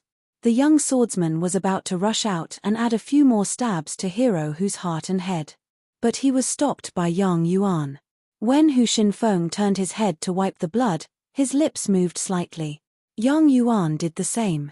At this moment, two horses came slowly from the small path. Despite encountering this Jianghu dispute, they did not slow down at all. One of them was an old man in black with a saber. The other was a man in his 30s. But when the two horses passed by the pavilion, the old man did not look at the crowd and just rode his horse past. The old man with the surname Sui shouted, "Heroes, save me. I am Sui Sinew, the former assistant minister of Wuling Country's Ministry of Works." These villains want to murder for money. The younger man suddenly reined in his horse and turned his head. He asked in surprise, "Are you Uncle Sui?" Sui Sinew, who was more famous in Wuling country for his scholarly and chess skills, was stunned for a moment before he nodded vigorously. Yang Yuan laughed, "Old-in-law, you are really not afraid of killing innocent passers-by. I'm starting to regret these 2 marriages now. Who knows when I'll be sold off by my in-laws?" The man jumped off his horse and bowed with his hands clasped in front of his chest. He sobbed, "Junior Cao Fu greets Uncle Sui."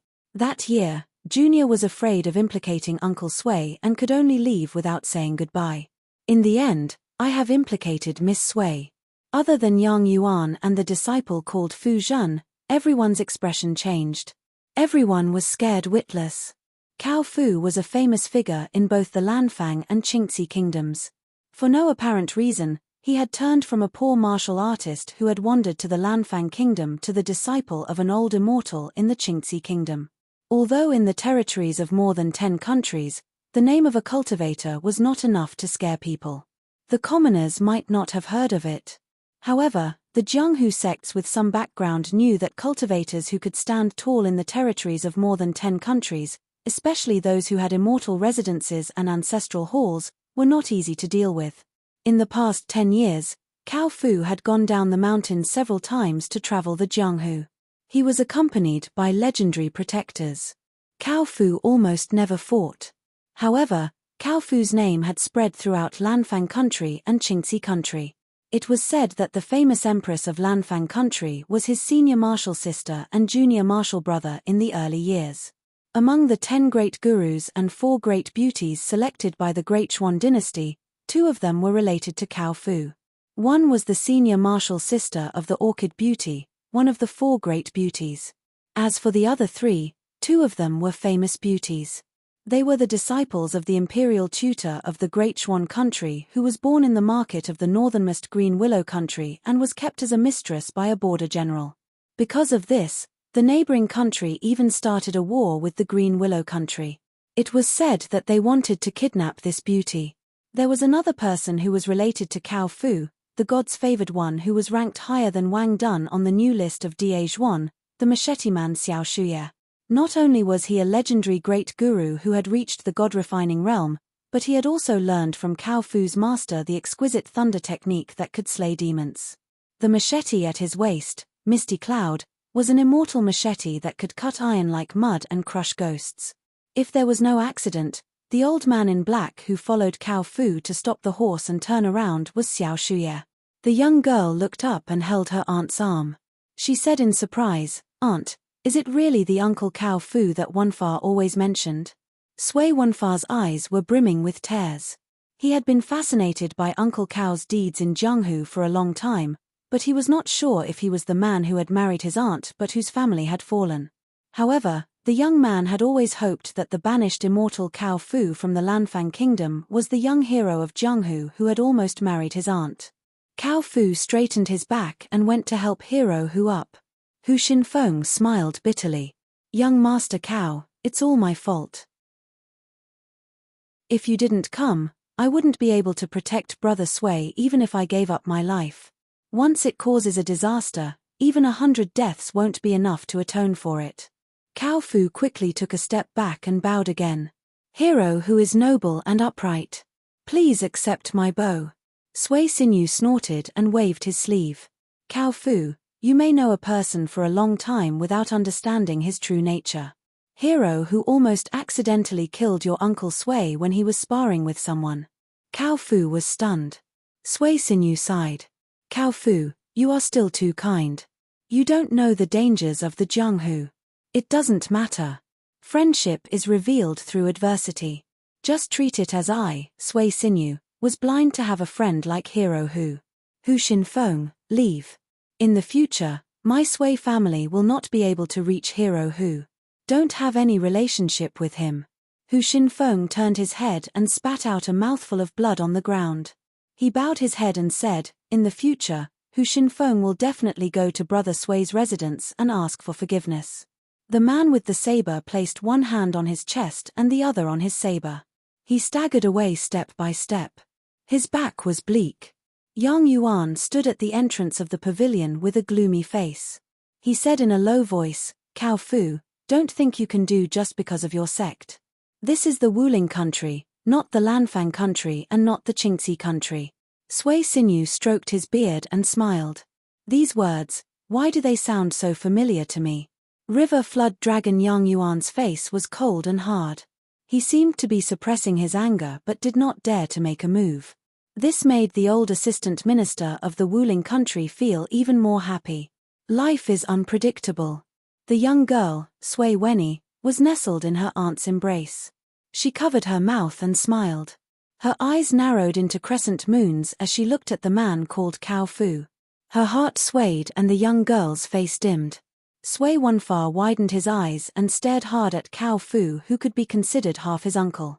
The youth felt that he must take a closer look at this Jianghu hero who seemed to have walked out of a book. It was a pity that this scholarly Uncle Cao did not have a saber. Otherwise, it would be perfect. With one hand behind his back, Cao Fu stood on the road, one hand clenched into a fist. He looked like a distinguished scholar. Old Assistant Minister Sui nodded inwardly. No wonder he had chosen a good match for his daughter. He was a dragon among men. Cao Fu first looked in the direction of the woman in the hedgerow, his eyes as gentle as water. There was an indescribable longing and sorrow. Then he turned his head to look at Yang Yuan. Once again, he was confident and unrestrained. He took a step back, his knees slightly bent, and extended a palm forward. He smiled slightly and said, "Yang Yuan, I haven't seen you in so many years. Since we have met, how about we spar?" Yang Yuan smiled coldly and said, "There is a difference in seniority. Let my disciple, Fu Zhen, spar with you. Life and death are your own responsibility. We will not involve the elders of our respective sects. How about it?" The corner of Fu Zhen's mouth twitched. Yang Yuan said in a heavy voice, "Fu Zhen, no matter the outcome, just use 3 moves." Fu Zhen released a breath. Fortunately, Shifu had not forced him onto the path of death. Fu Zhen took a deep breath and said with a smile, "Then let me exchange 3 moves with Great Immortal Master Cao." After some consideration, Fu Zhen directly thrust out his sword. His footsteps were very light, like a dragonfly skimming the surface of the water. This sword seemed to have a powerful momentum, but it was actually holding back a lot of strength. He thought that at worst, he would suffer a little at the opponent's hands and keep his life. However, Fu Zhen soon regretted his decision. That person took a step forward, his head tilted. Just as Fu Zhen was hesitating whether to symbolically swipe his sword horizontally, that person had already arrived in front of Fu Zhen in an instant. He pressed a palm against Fu Zhen's face and said with a smile, "5 Thunder Seal, quickly leave the Crimson Palace." There was a bang.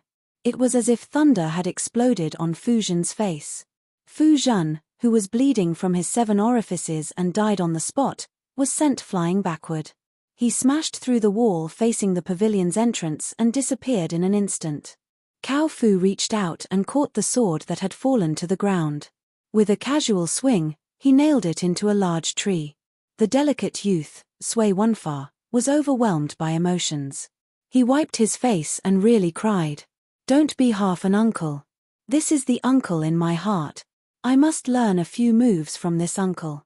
In the future, I will travel and learn. At the very least, I won't be as pitiful as that green-robed traveler who was a terrible chess player, right?" He had to apologize after being bumped into. He didn't dare to say a word when he was pushed into the mud. When he was running away, his footsteps weren't slow.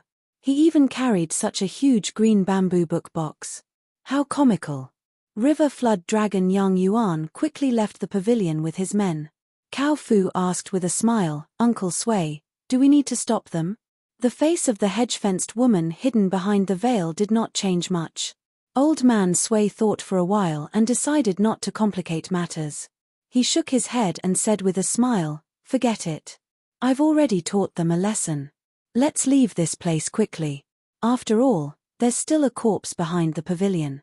As for those Jianghu ferocious people who left when the situation turned bad, would they harm the passers-by? Both parties who had almost become father and son-in-law in the early years might have had a tacit understanding, Or perhaps they didn't think of it. In short, they didn't care. After some small talk, they found out that Cao Fu had just rushed over from Lanfang, Qingxi, and Jinfu Kingdom. In fact, he had already visited Sui's residence in Wuling Kingdom. When he heard that old Assistant Minister Sui was already on his way to Daezhuan Dynasty, he hurried over day and night. He inquired about old Assistant Minister Sui's whereabouts and finally met him at the pavilion on the Tea-Horse Road. Cao Fu still had lingering fears and only said that he was late. Old Assistant Minister Sui laughed and said that it was better to come at the right time than to come early. When he said these words, the elegant old man looked at his daughter. Unfortunately, the hedge-fenced woman didn't say a word. The old man's smile deepened. Most likely, his daughter was shy. Cao Fu was such a one-in-a-million son-in-law that it was already a great regret to miss out on him. Now that Cao Fu had returned to his hometown in glory and did not forget about the engagement, it was even more rare that he could not miss out on this opportunity again. It was fine not to go to the Great Seal Dynasty's collection of plants. It was more important to return to his hometown and settle this engagement. Previously, the disciple of Yang Yuan, the leader of the ferocious bandits, said Great Immortal Master Cao. Sui Xinyu firmly remembered it. Cao Fu originally wanted to escort the old man to Daezhuan's capital city and said that he was willing to follow. However, when he heard that the old man was returning home to attend the collection of plants, the journey was long and his body might not be able to withstand the bumpy journey, Cao Fu changed his mind. He also said that there were water dragons causing trouble in Daezhuan's capital city and it was better not to go. The group walked out of the pavilion and rode their horses down the mountain slowly along the Tea-Horse Road to return to Wuling Kingdom's Sui family's capital city. There was still a long way to go and they had to pass through the capital region. This actually made Sui Xinyu feel very comfortable. He thought that it would be good to take a slight detour and go to the capital city to see his old friends. When the hedge-fenced woman mounted her horse, she looked at the end of the path from the corner of her eye and seemed to be deep in thought. Yang Yuan's group of Jianghu bandits had returned along the same path. They had either taken a different path and escaped or ran wildly. Otherwise, if she continued on her way to Daezhuan's capital city, she might encounter them. On the way down the mountain. Previously, when Hu Xinfeng walked out of the crowd's sight, he immediately began to run with large strides. As a result, he saw the man in green with a bamboo hat. Hu Xinfeng was annoyed when he saw this useless person. He felt that today's bad luck was all because of this person. If he had not been playing chess in the pavilion and played a game of chess with Sui Xinyu, he might have left the pavilion earlier or later. Perhaps today's situation would not have been like this. Not only did Hu Xinfeng still have a good relationship with Sui family, but he might also be able to climb up to the high and mighty Cao Fu. As a result, not only did he annoy Sui Xinyu, he even lost the chance to be on good terms with Cao Fu. Perhaps that woman, who looked so beautiful that even he did not dare to have any thoughts about her, would blow some pillow talk with Cao Fu. Hu Xinfeng was afraid that one day his family would be inexplicably ruined and his family would be inexplicably destroyed. How big of a loss would it be to come and go? At the thought of this, Hu Xinfeng swept his leg across and hit the weak scholar's head with a whip kick. The latter fell into the dense forest outside the mountain path and disappeared in an instant. Only then did Hu Xinfeng feel slightly better. Hu Xinfeng's mood was much better. He fiercely spat out a mouthful of saliva mixed with traces of blood. Previously, when he was hammered on the chest by Yang Yuan, although it looked terrifying, the injury was not serious. But after Hu Xinfeng had walked half a mile, his eyes suddenly widened. Why was it that the young scholar holding the mountain walking stick in front of him again? Did he see a ghost in broad daylight? Hu Xinfeng carefully picked up a stone and gently threw it over. It just happened to hit the back of that person's head. That person reached out to cover his head and turned his head with a flustered and exasperated expression. He angrily scolded, "Are you done yet?" Hu Xinfeng wanted to laugh, but suddenly did not dare to laugh. Hu Xinfeng's heartstrings were taut. He was about to rush out of this Tea-Horse Road that suddenly made him feel gloomy. But that person actually directly staggered towards him. This strange scene made Hu Xinfeng unable to move for a moment. Hu Xinfeng's face stiffened. That person held up his bamboo hat and asked with a smile, "What, you don't want to walk on the main road? You're really not afraid of ghosts going around walls?" Hu Xinfeng swallowed his saliva and nodded. "Walk on the main road, we have to walk on the main road." The two of them walked slowly together. Hu Xinfeng pondered for a moment and found that that person's footsteps were unsteady. His face was slightly pale and sweat seeped out of his forehead. After a moment of hesitation, he quickly gathered his qi in his dantian and violently punched that person's temple. Bang! That person flew out of the tea-horse road again. Hu Xinfeng used his palm to rub his fist. It was painful. This time, he should be deader than dead. But after walking for another mile, that green-robed man appeared in his sight again. This time, Hu Xinfeng was sweating profusely, but he felt a chill run down his spine. Fortunately, that person still walked towards him and then brought him along side by side. They just slowly walked down the mountain. Hu Xinfeng was sweating profusely. Suddenly, the sound of horse hooves came from behind. Hu Xinfeng quickly retreated and shouted, "Brother Sui, young Master Cow, this person is Yang Yuan's companion." But that group of riders just brushed past him and no one turned to look at him. Hu Xinfeng felt as if he was struck by lightning. The young scholar smiled. "This is a little awkward." But the young scholar suddenly frowned. In the group of riders, the woman in the hedgerow said anxiously, "Save me, young Master Chen." Chen Pinggan just turned a deaf ear and slowed down his pace.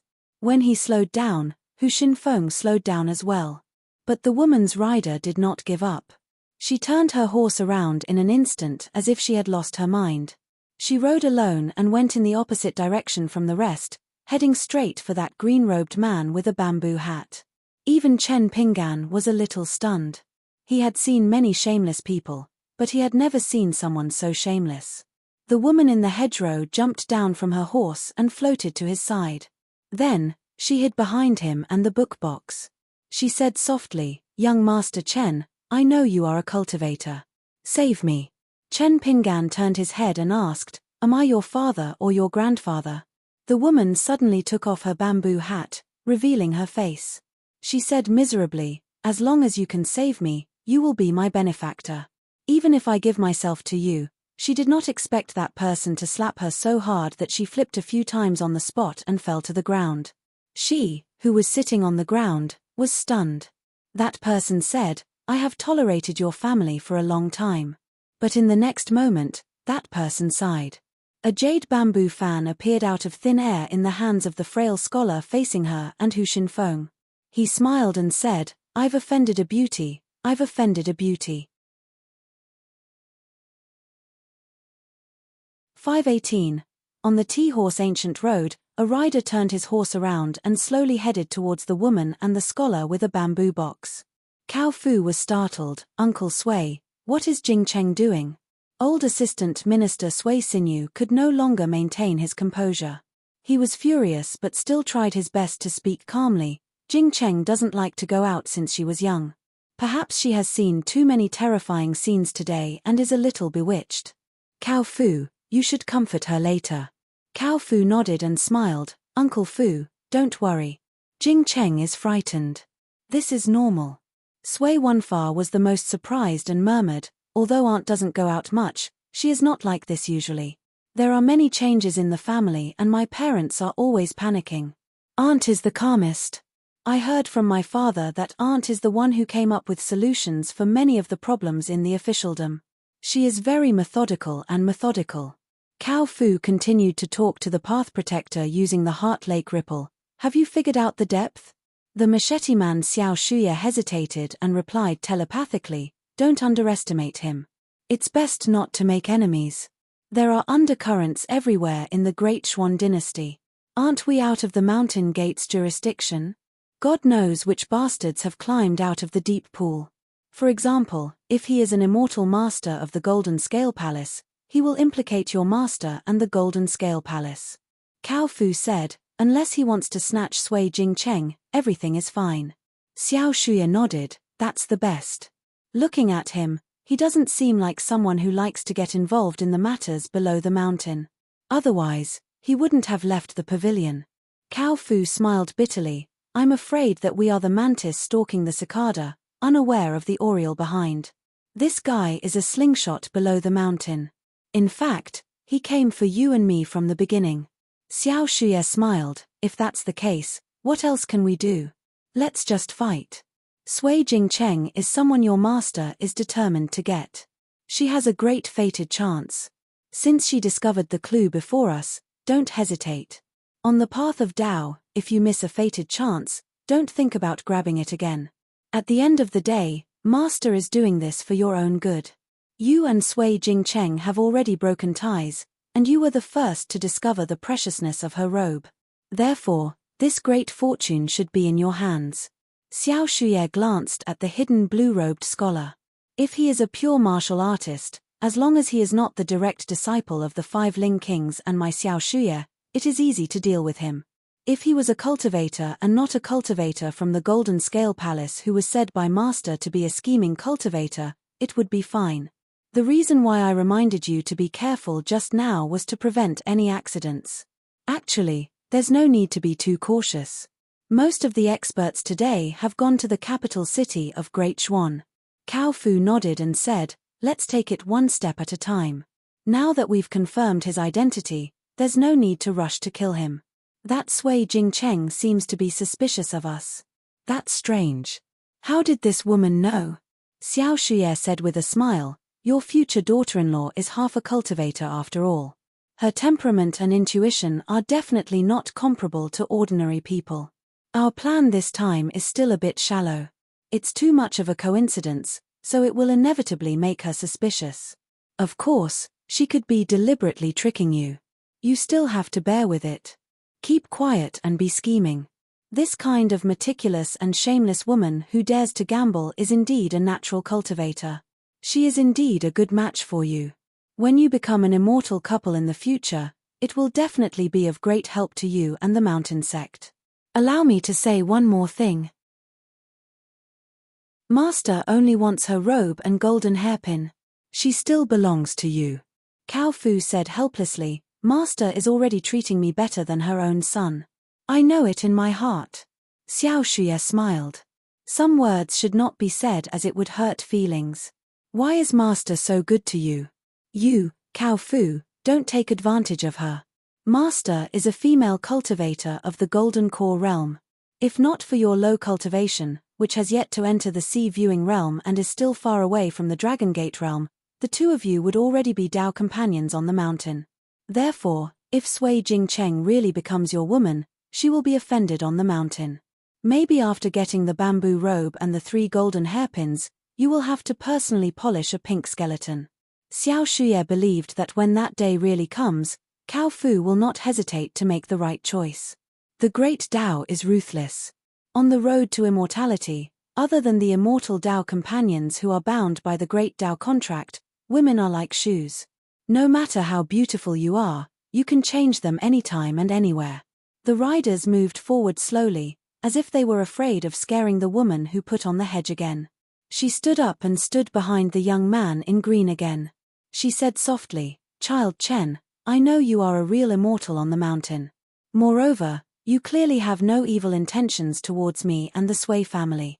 You are just disappointed before and too lazy to care about it. But Cao Fu is unfathomable and deliberately set a trap for me. As long as you save me today, I will definitely be your slave. I, Sui Jingcheng, am willing to be a servant girl who serves tea and water and carries a box and a load. The young man who had already turned to face the riders turned his head and gently waved his folding fan. Don't talk nonsense. The heroes of Jianghu are chivalrous and don't ask for anything in return. Don't talk about being a slave. Be careful not to make a fool of yourself. By the way, do you think that Hu Xinfeng deserves to die? The woman with the hedge thought for a while and chose her words carefully. Perhaps she thought that the young immortal master was testing her wisdom.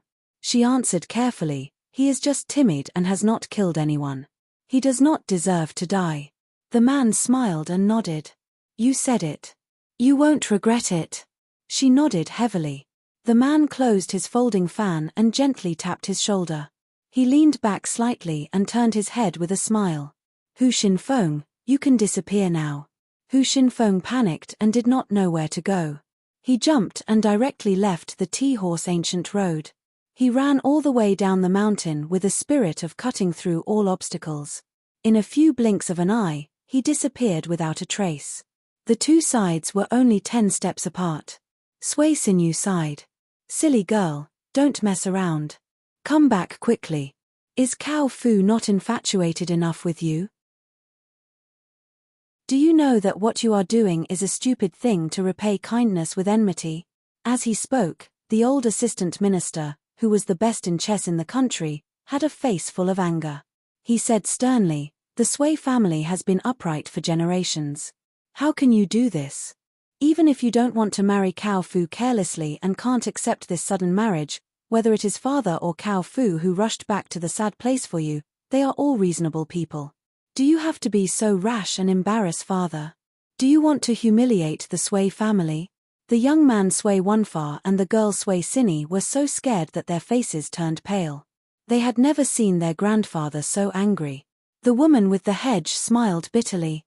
Father, I only know one thing. Cultivators are the most ruthless. Marriage in the mortal world can only be avoided like the plague. Cao Fu's eyes were gentle. He said softly, Miss Sui, when you become a real cultivator on the mountain, you will know that there are also Taoist companions on the mountain. Those who can meet at the foot of the mountain and continue their marriage on the mountain are even rarer. How can I, Cao Fu, not cherish it? My master is a Jindan Earth Immortal. He is a real Taoist at the top of the mountain. He has been in seclusion for many years. When he came out this time, he saw my face and calculated the movement of the red luan. For this reason, he specially asked for our birth characters. After some calculation, he only had a prophecy, a match made in heaven, a rare occurrence in 100 years. The woman with the hedge hesitated for a moment and said to wait for a while. She took out a handful of copper coins from her sleeve and held it in the palm of her right hand. Then, she raised her arm high and gently threw it in the palm of her left hand. She flipped and picked it up. Finally, she raised her head and held the copper coins in her hand tightly.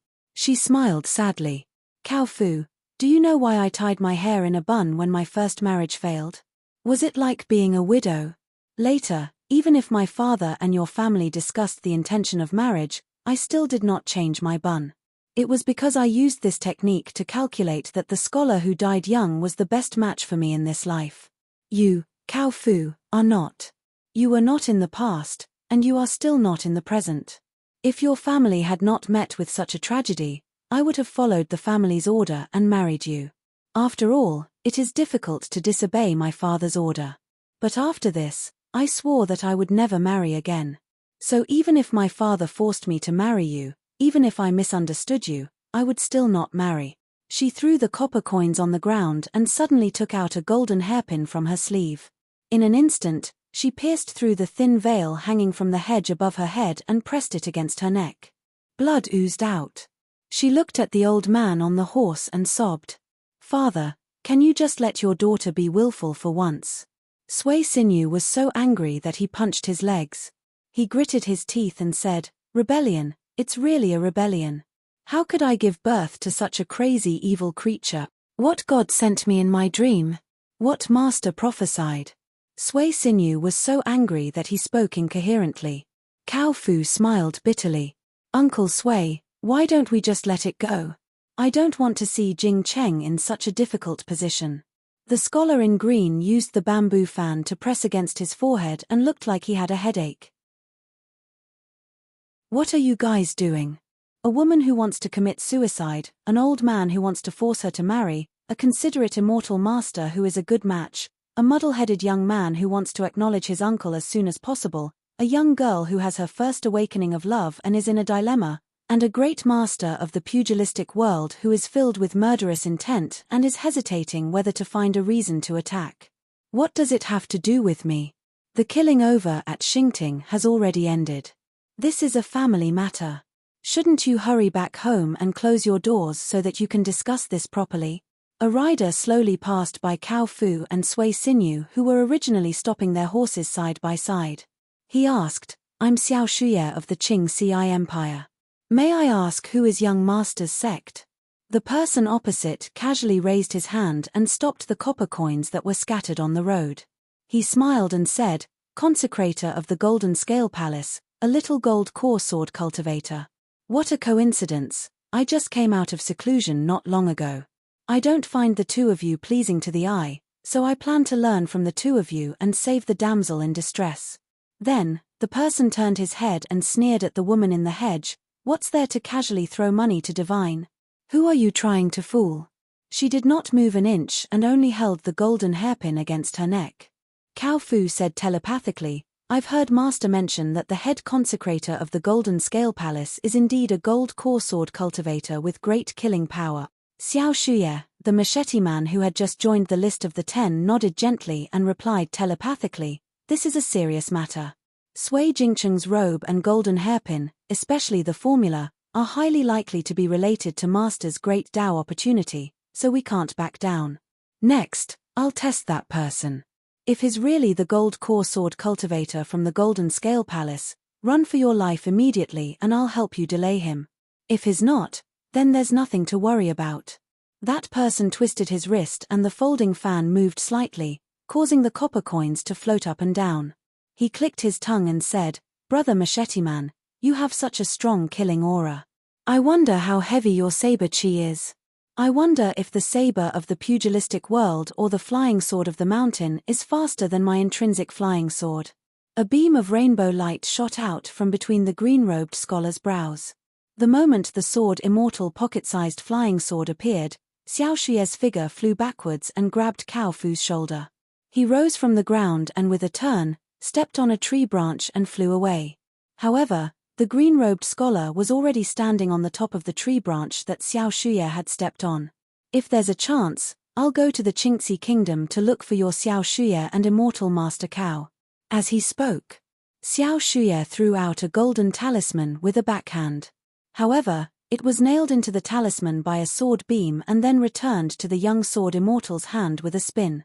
He grasped it in his palm and it shattered with a bang. Xiao Shuye was even faster. As expected, it was that Jindan sword immortal from the Golden Scale Palace. The green-robed scholar took a step back and floated back to the Tea-Horse Ancient Road. Holding a folding fan in his hand, he smiled and said, "Generally speaking, you should be grateful to the point of tears and thank the hero. Then, the hero would say no need and leave. In fact, that's the case." He clenched his hand and the green mountain staff that he had previously stuck on the side of the road rose from the ground and flew over on its own. Being held in his palm, he seemed to have remembered something. He pointed at the old man sitting on the horse's back. "You scholars, if you say you're bad, then you're good. If you say you're smart, then you're smart. If you say you're stupid, then you're stupid. It's really hard to calm your emotions. No wonder you're acquainted with a hero like Hu Daxia who's willing to die for you. I advise you not to scold him later. I'm thinking that you two are good friends despite the difference in age. You shouldn't blame each other." He pointed at the youth. "No matter how good your nature is, after being influenced by this kind of door, I reckon you'll be nothing more than an old assistant minister who's good at playing chess but doesn't know how to conduct yourself." Then he pointed at the young girl. "It's not good to be jealous of someone close to you." Finally, he turned his head and looked at the woman in the hedge. He smiled and said, "Actually, before you stopped the horse and I went into the water, I didn't have a bad impression of you. In this whole family, you're the one who looks the most like a smart person. Of course, it's human nature to accept that your life is hanging by a thread and gamble. In any case, you won't lose anything. If you win the gamble, you'll escape the disaster and successfully escape the trap of those two people. If you lose the gamble, you'll just wrongly accuse the infatuated immortal Master Cao. For you, there's no loss. So, your gambling luck is really good." The green-robed scholar finally asked, "Then have you ever thought that there's another possibility? We've all lost. I can die. Previously at the pavilion, I was just a mortal teacher, but from beginning to end, I didn't implicate your family. I didn't deliberately climb up to you. I didn't open my mouth to borrow a few dozen taels of silver from you. The good things didn't get better, and the bad things didn't get worse. Right. What's your name? Sway what? Ask yourself. Even if someone like you mastered the magic of immortals and became a mountain person like Cao Fu, would you really be better than him? I don't think so. The man took a step forward. It looked like an ordinary step, but he walked more than 100 feet and disappeared in a flash. Those copper coins had already fallen to the ground. The woman in the hedge put away the golden hairpin and squatted on the ground. Her face behind the veil was expressionless. She picked up the copper coins one by one. She put the copper coin into her sleeve and still didn't stand up. Finally, she slowly raised her arm and rubbed her eyes through the gauze. She sobbed softly, "This is a real cultivator. I knew it. It's the same as the sword immortal in my imagination. It's me who missed this opportunity of the great Tao, at the foot of the mountain." Hu Xinfeng hid near a stone cliff, trembling with fear. It wasn't that he didn't want to run a longer distance, but outside this mountain, there was no cover. Hu Xinfeng was afraid that he would be in the way if he ran, causing another unexpected disaster. In the end, Hu Xinfeng's vision blurred. His knees went soft and he almost knelt on the ground. He stretched out his hand to support himself on the stone cliff and said in a trembling voice, "Hu Xinfeng greets the immortal master." The young scholar in the green robe and bamboo hat smiled and said, "It's a coincidence. We brothers meet again. One kick, one punch, and one stone. It's exactly 3 times. Why? Swordsman Hu, do you want to take me as your disciple because of my unique constitution?" Hu Xinfeng sighed, "If you want to kill me or torture me, just say the word." The young scholar's face was full of admiration. This swordsman has such a strong backbone. He lightly patted Hu Xinfeng's shoulder and said with a smile, "I'm just a little curious. Previously at the pavilion, what did you talk about with River Flood Dragon Yang Yuan through telepathy? Although this mind chess game of yours isn't very interesting, it's better than nothing. Just treat it as helping me to pass the time." Hu Xinfeng's shoulder tilted and the pain penetrated into his bone marrow. He didn't dare to cry out and kept his mouth shut. He only felt that the bones in his entire shoulder were shattered. Not only that, he couldn't help but slowly kneel down. That person only bent over slightly and his palm was still gently placed on Hu Xinfeng's shoulder. In the end, Hu Xinfeng knelt on the ground. That person only bent over and stretched out his hand. He smiled and looked at this swordsman who was full of misfortune. That person let go of his hand and leaned the bookcase on his back against the stone cliff. He picked up a wine jug and pressed it in front of him.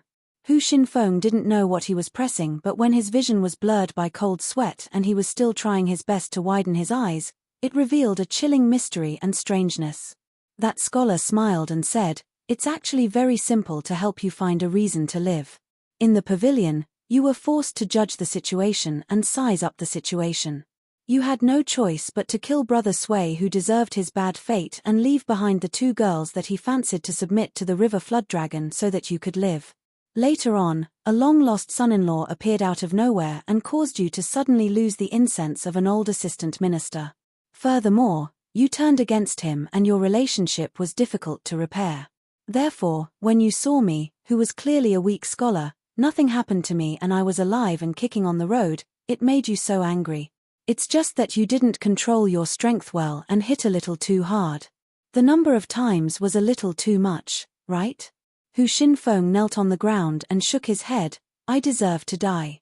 That person stepped on the back of Hu Xinfeng's foot, shattering the bones in his foot. Hu Xinfeng only gritted his teeth and didn't make a sound. Then, that person kicked Hu Xinfeng's forehead and pressed his head against the stone cliff. That scholar bent over and put his elbows on his knees. He asked with a smile, "It's better that you know you deserve to die, so I don't have to find excuses for you." Hu Xinfeng's face was pale as he said with a trembling voice, "I only ask for one thing. Immortal Master can kill me, but please don't bring disaster to my family." That scholar squinted his eyes and looked at Hu Xinfeng. Hu Xinfeng tried his best to open his mouth and said, "I beg Immortal Master to agree to this." Then, Hu Xinfeng saw that young scholar smile. "I accept this reason. Get up, at least you have some backbone. Don't accidentally break it. After kneeling for a long time, you'll get used to it." Hu Xinfeng stood up shakily. He actually lowered his head and wiped his tears. It was absolutely true. He wasn't pretending to be pitiful. At that moment, he really felt that he was going to die. He also thought that with so many people in his family, it could have been a fire of immortal arts that no one could escape. It could have been a bloodbath overnight and everyone would be gone just like that. That person drank a mouthful of wine. Tell me, what did you talk about with young Yuan? Hu Xinfeng leaned against the stone cliff and endured the pain in his head, shoulder, and instep. He braced himself and didn't dare to hide anything. He said intermittently, I told young Yuan that I'm familiar with all matters inside and outside the Sui residence. He can ask me after the matter. Young Yuan agreed at that time and said that I'm smart. Chen Pinggan drank his wine and nodded. Actually, at every moment, all of you seemed to have made the most correct choice. Then, Hu Xinfeng heard this unpredictable young man change his expression and said with a smile, except for me. That green-robed scholar glanced at the distant scenery and asked casually, have you heard of the Golden Scale Palace deep in the mountains at the border of the Great Xuan Kingdom? Hu Xinfeng nodded and said, I heard Senior Wang Dun talking about that immortal mansion at a banquet with very few people. At that time, I could only sit at the end of the table, but I heard clearly that Senior Wang Dun was very respectful when he mentioned the 3 words Golden Scale Palace. He said that the palace master was a mountain immortal with an extremely high realm. Even in the Great Seal dynasty, perhaps only the immortal protector and the female martial god could compete with him. That scholar sneered. A pure martial artist who hasn't reached the 9th realm dares to call himself a female martial god? Hu Xinfeng wiped the sweat from his forehead and said awkwardly, it's just a respectful title that we Jianghu people use for that female grandmaster. She has never called herself that. The green-robed scholar drank a mouthful of wine. If you have elixirs like the golden saw medicine, quickly apply it. Don't bleed to death. I don't have the bad habit of collecting corpses. Only then did Hu Xinfeng feel relieved. He quickly squatted down and took out a porcelain bottle. He gritted his teeth and applied it to his wounds. That person suddenly asked, how much is this bottle of medicine worth? Hu Xinfeng hurriedly raised his head and smiled bitterly. This is a secret elixir from the immortal grass mountain villa of the Wuling Empire. It's the most precious and expensive. Even for someone like me who has my own sect and has some ways to make money, I still felt heartache when I bought 3 bottles. But because of the relationship I had with Senior Wang Dun, the immortal grass mountain villa was willing to sell me 3 bottles. That person said, it's not easy to make money and make a living in Jianghu. At this moment, Hu Xinfeng felt that he was jittery. Damn it, the herbal collection was indeed an unlucky name. In the future, he would never set foot in the Great Seal dynasty. Screw the herbal collection.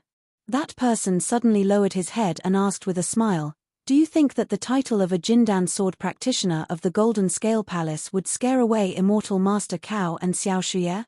Hu Xinfeng hesitated for a moment and nodded. It should be enough. Hu Xinfeng sat on the ground and thought for a moment. Maybe not. The blue-robed scholar took off his bookcase and took out the chessboard and chess jar. He also sat down and smiled. Then do you think Sui Sinu's family of 4 should die? Hu Xinfeng shook his head and smiled bitterly. Why should they die? That Sui Sinu's official reputation has always been good and his character is not bad. It's just that he cherishes his reputation and keeps himself clean. He likes to play it safe and is not very practical. But aren't all scholars and officials like this?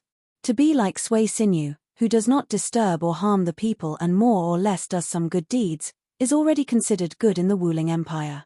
Of course, I purposely befriended the Sui family because of my reputation in Jianghu. There are not many people in our Wuling Empire who know this old assistant minister. Of course, Sui Sinu also wanted me to act as a bridge and get to know Senior Wang Dun. I don't have the ability to introduce Senior Wang Dun and kept finding excuses to avoid it. After a few times, Sui Sinu did not mention it anymore. He knows my difficulties. At the beginning, I was raising my own status and bragging. This is also Sui Sinu's kindness. The blue-robed scholar did not comment. He raised his hand and put 2 fingers together. A legendary immortal flying sword appeared. Hu Xinfeng swallowed his saliva. Was he really the head consecrator of the Golden Scale Palace? Was he a sword immortal who looked young but had lived for hundreds of years? But the scholar only picked up a chess piece with one hand and used the flying sword with the other. He carefully carved, as if he was writing a name. After he finished, he gently placed it on the chessboard. Hu Xinfeng thought for a while. It seemed that when they first met at Yu Xingting, the immortal in front of him was playing chess. Later, when Sui Xinyu talked with him, the immortal master did not put the 30 or so chess pieces back into the jar but kept them by his side. Most likely, like now, some of the chess pieces had names engraved on them. Was he worried that Sui Xinyu, who was skilled in chess, would notice this when he was pondering over the chess pieces? That person picked up the chess piece again and asked, "If I did not hear wrongly, you are the leader of the crossing gang of the Wuling Empire?" Hu Xinfeng smiled bitterly. "I have made a fool of myself." That person turned over the chess piece with the name engraved on it and carved the 3 words crossing gang before placing it on the chessboard. After that, he carved more than 10 chess pieces and placed them on the chessboard. That sword light flashed between his eyebrows. Then, Hu Xinfeng realized that the genuine sword immortal had started to fall into a daze. Previously in the pavilion, he was clearly a terrible chess player that even Hu Xinfeng could win against. But at this moment, Hu Xinfeng only felt that the person in front of him who was playing chess alone was unfathomable and unfathomable.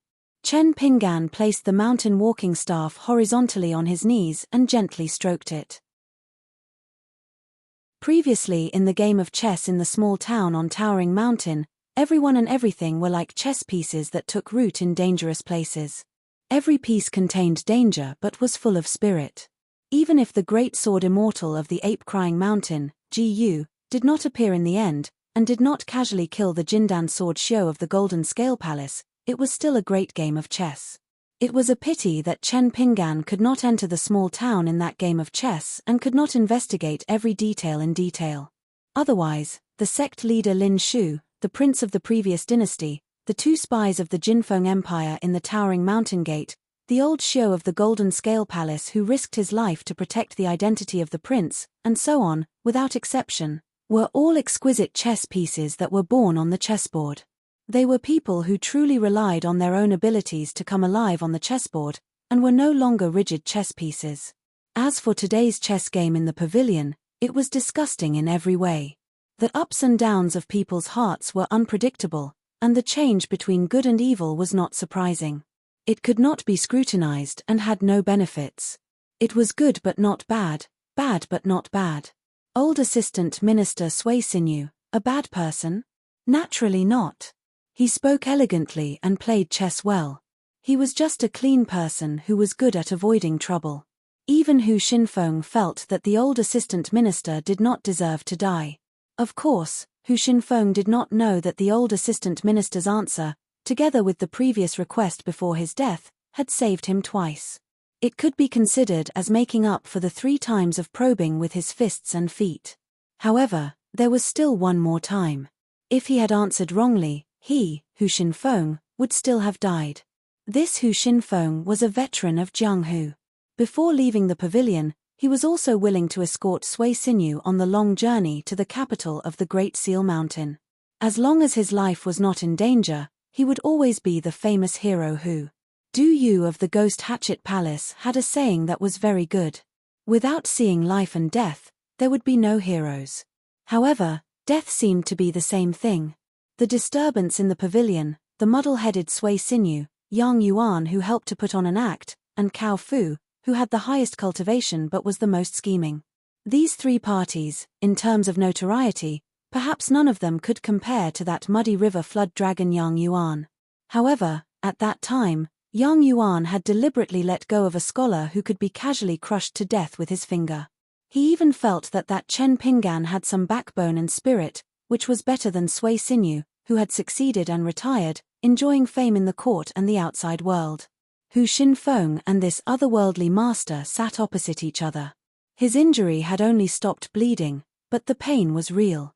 That person did not raise his head and casually asked, "In the Jianghu world, the hero killed the leader of the evil with one punch. The other accomplices did not deserve to die." The hero punished them and left. The person who was saved kowtowed to thank him. Don't you think that the hero was heroic? Hu Xinfeng blurted out, cool my *SS. Speaking of this, Hu Xinfeng slapped himself in the face and then quickly corrected himself, immortal master, it's not really carefree. If it's really a hero of a country or a county who helped the local people, it's still fine. Those evil people will be dead and the rest will be injured. After suffering, most of them won't dare to have evil thoughts about the person who was saved.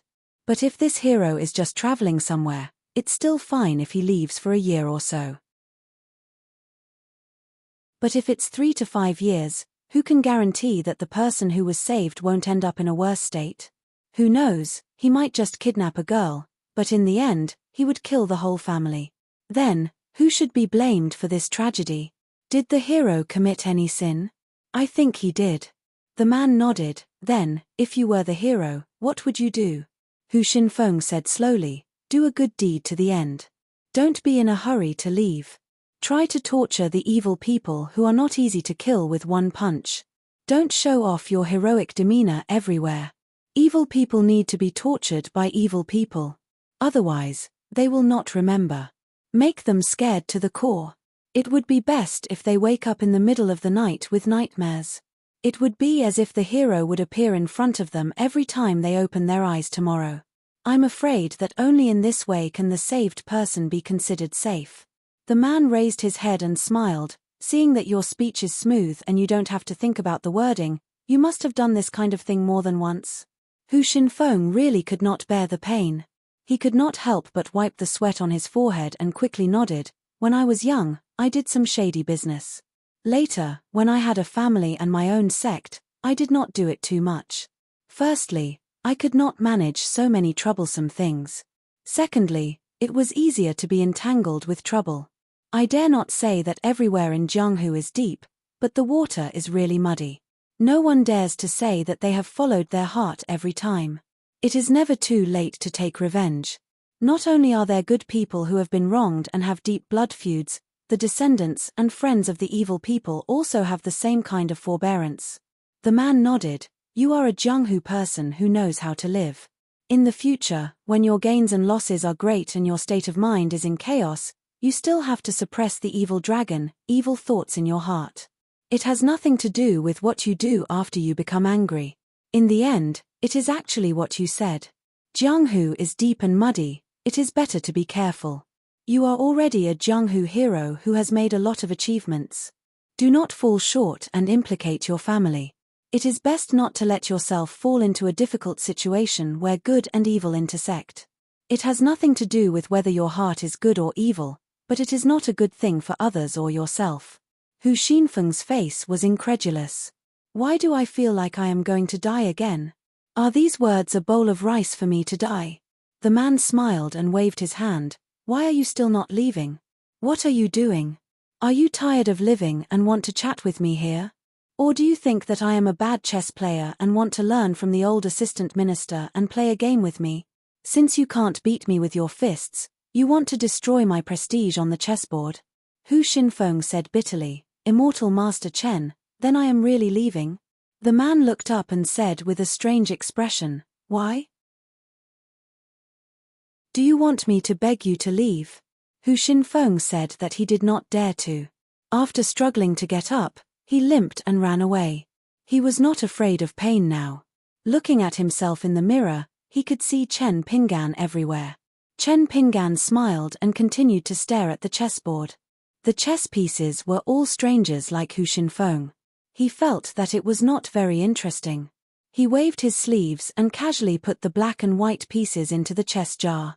It did not matter if the black and white were mixed.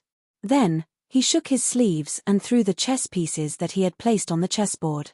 He stared at the chess pieces one by one. He supported his chin with one hand and fanned himself with the other. Putting aside the high level and complexity of the Zhenrong Peak, the layout of this small town was similar to his hometown in some ways. After a long silence, he put away the chess pieces and the chess set back into the bamboo chest. He put away the bamboo hat, the mountain staff, and the bamboo chest, fastened the folding fan, and hung the blade-strengthening gourd, which was now empty without any flying swords. Chen Pingan pasted another carrying tablet talisman on himself and started to move stealthily. There was something that he needed to verify. There was something that he had forgotten to say earlier. However, it did not matter whether he said it or not. Many people in the world, when they turned from a person who was watching a joke to a joke in the eyes of others, would only blame others and hate the way of the world. They would not blame themselves and reflect on themselves. Over time, some of these people gritted their teeth and endured it. They waited until the clouds parted to see the moon, while others suffered without knowing it. They felt even better when they inflicted pain on others. They glorified themselves as the strong. If their parents didn't teach them, even immortals wouldn't be able to change. On the tea-horse road to the foot of the mountain, the Sui family's 4 horses went down the mountain silently with different thoughts. The handsome young man could not help but ask, "Auntie, that Cao Fu is a bad person with evil intentions. He purposely sent Yang Yuan and the others to put on a show for us, right?" The woman sneered, "Ask your grandpa. He is good at chess and has great knowledge. He is good at judging people." The old man snorted. The young girl was even more dispirited. She swayed and almost fell off the horse several times. Sui Xinyu was an old civil official who had been an assistant minister. He said to the young girl, Wen Yi, you two go ahead. I have something to discuss with your auntie." The young girl called out to her absent-minded sister. The two of them sped up their horses and walked in front. However, they did not dare to go too far. They were 20 steps away from the 2 horses behind them. The old man slowed down his horse and then rode side by side with his daughter. He was worried and frowned. Cao Fu is now a cultivator on the mountain. That old man is even more powerful than Hu Xinfeng. He might be a great guru of Jianghu with the same strength as Wang Dun. What should we do in the future? Jing Cheng, I know you are blaming me for not being able to see Cao Fu's evil intentions. However, how our Sui family will survive this is the most important thing. The woman said indifferently, for now, Cao Fu will not dare to find trouble with us. However, the journey back home is almost 1,000 miles. Unless that sword Celestial Chen shows up again, it will be difficult for us to return home alive. We might not even be able to reach the capital. The old man said angrily, that sneaky bastard who pretends to be weak. It's fine if he pretended to be incompetent at the pavilion. However, after revealing his identity, why is he still so vague? Since he is the Sword Celestial from the ghost story, why didn't he just kill Cao Fu and Wang Dun? Isn't this letting the tiger return to the mountain and leaving a future threat? Sui Jingcheng seemed to feel suffocated. She took off the hedge and revealed her beautiful face. She looked forward as if she was an outsider. She imitated the old assistant minister's words and tone and said with a smile, "At the pavilion, we did nothing to save them. Later on, no matter what, they did save us once. Now, they are blaming him for not doing enough good. Isn't this the conscience of our Sui family's descendants eaten by dogs?" The old man was so angry that he almost raised his horsewhip and lashed out. This unfilial daughter who speaks without thinking. He lowered his voice. The most important thing now is what we should do to escape this unexpected disaster. Speaking of this, the old man was so angry that his teeth itched. Look at you. You still have the nerve to talk about me. If it wasn't for you, would our Sui family be in this mess? You still have the nerve to talk about me in a sarcastic manner. The girl with the hedge nodded. Father's lecture is very reasonable. The old man couldn't hold it in anymore. He lashed his cruel and unscrupulous daughter with his whip. When the young boy and girl in front saw this scene, they quickly turned their heads. The young girl covered her mouth with one hand and cried secretly. The young boy also felt that the world was falling apart and he didn't know what to do. Sui Jingcheng remained indifferent. He just frowned and said, I do know a little bit of Taoist skills. If you hurt me, the situation where I have a slim chance of survival may become a dead end. Father, you are a great national player who has dominated the chess world for decades. You should know this simple chess theory, right? The old man raised his hand again and almost lashed his whip at her face. But after hesitating for a long time, he became dejected and lowered his arm. Forget it. Let's all wait for death. The girl was silent for a moment. She looked around and then said softly, let's assume that the worst outcome is that Cao Fu and his wife are still unwilling to give up and are tailing us from afar. Now, the only chance for the four of us to survive is to bet on the best outcome. That sword Immortal Chen is on the same path as us and is heading towards the Wu Ling Kingdom's capital. Looking at the path he took previously, there is this possibility. But father, don't be happy too early. I feel that as long as Cao Fu and his wife are not seen by that sword Immortal and only deal with us carefully, that sword Immortal Chen will not care about our life and death. There is no choice. Father, you are wrong in this matter, but so am I, she said self-mockingly, as expected of a father and daughter. Together with the obedient niece in front, we are a family. The old man said angrily, stop making sarcastic remarks. At the end of the day, aren't we just degrading ourselves? Sui Jingcheng sighed. Then, let's find an opportunity to pretend that the sword Immortal with the surname Chen is secretly tailing us. We can also make it so that Cao Fu and Lin Yun will see us. They will be alarmed and will not dare to bet their lives with us. The old man smiled. This is a brilliant plan. Jingcheng, let's plan it well and try to do it flawlessly. The girl's expression dimmed, but even if Cao Fu is bewitched by us, it is actually very easy for them to resolve this situation. If I can think of it, I believe that Cao Fu will think of it sooner or later. The old man was alarmed and puzzled. What do you mean? She said with a bitter smile, won't it work if we let that river flood dragon, Yang Yuan, kill us again? The old man's face was filled with grief. My life is over. Tears streamed down her face for no reason. She put on the hedgerow again and turned to say, Father, you are right. No matter what, it is all my fault. If it wasn't for me, there wouldn't be so many disasters. Perhaps I would have married a scholar and now I am married to a faraway place to take care of my husband and children. Father, you can continue on your journey and go with Hu Xinfeng to the capital of Dazhuan. Perhaps you won't be able to get the 100 treasures embedded in the offerings, but if you play chess with someone, you will buy a new and exquisite chess manual and bring it home. You will also send 1 or 2 copies to your daughter and son-in-law. She choked on her words. The old man was speechless for a long time. He sighed and finally smiled bitterly. Forget it, silly girl. I don't blame you. I don't blame you for anything. The father and daughter rode slowly. On a tree branch far away from the tea-horse road, a green-robed scholar leaned against the tree trunk and gently fanned himself. He looked up at the sky with a smile on his face and lamented, how can there be such a shrewd woman, and her gambling luck is top-notch. She is even more shrewd than Yarrow Jinji from the Tongye continent. If she follows Kui Dongshan up the mountain to cultivate for a period of time, who knows if she will play countless cultivators in the palm of her hand when she goes down the mountain? Interesting. It can be considered a new chessboard. After a moment of silence, Chen Pinggan gradually stopped smiling. He murmured, the chessboard is a new chessboard. What about people's hearts?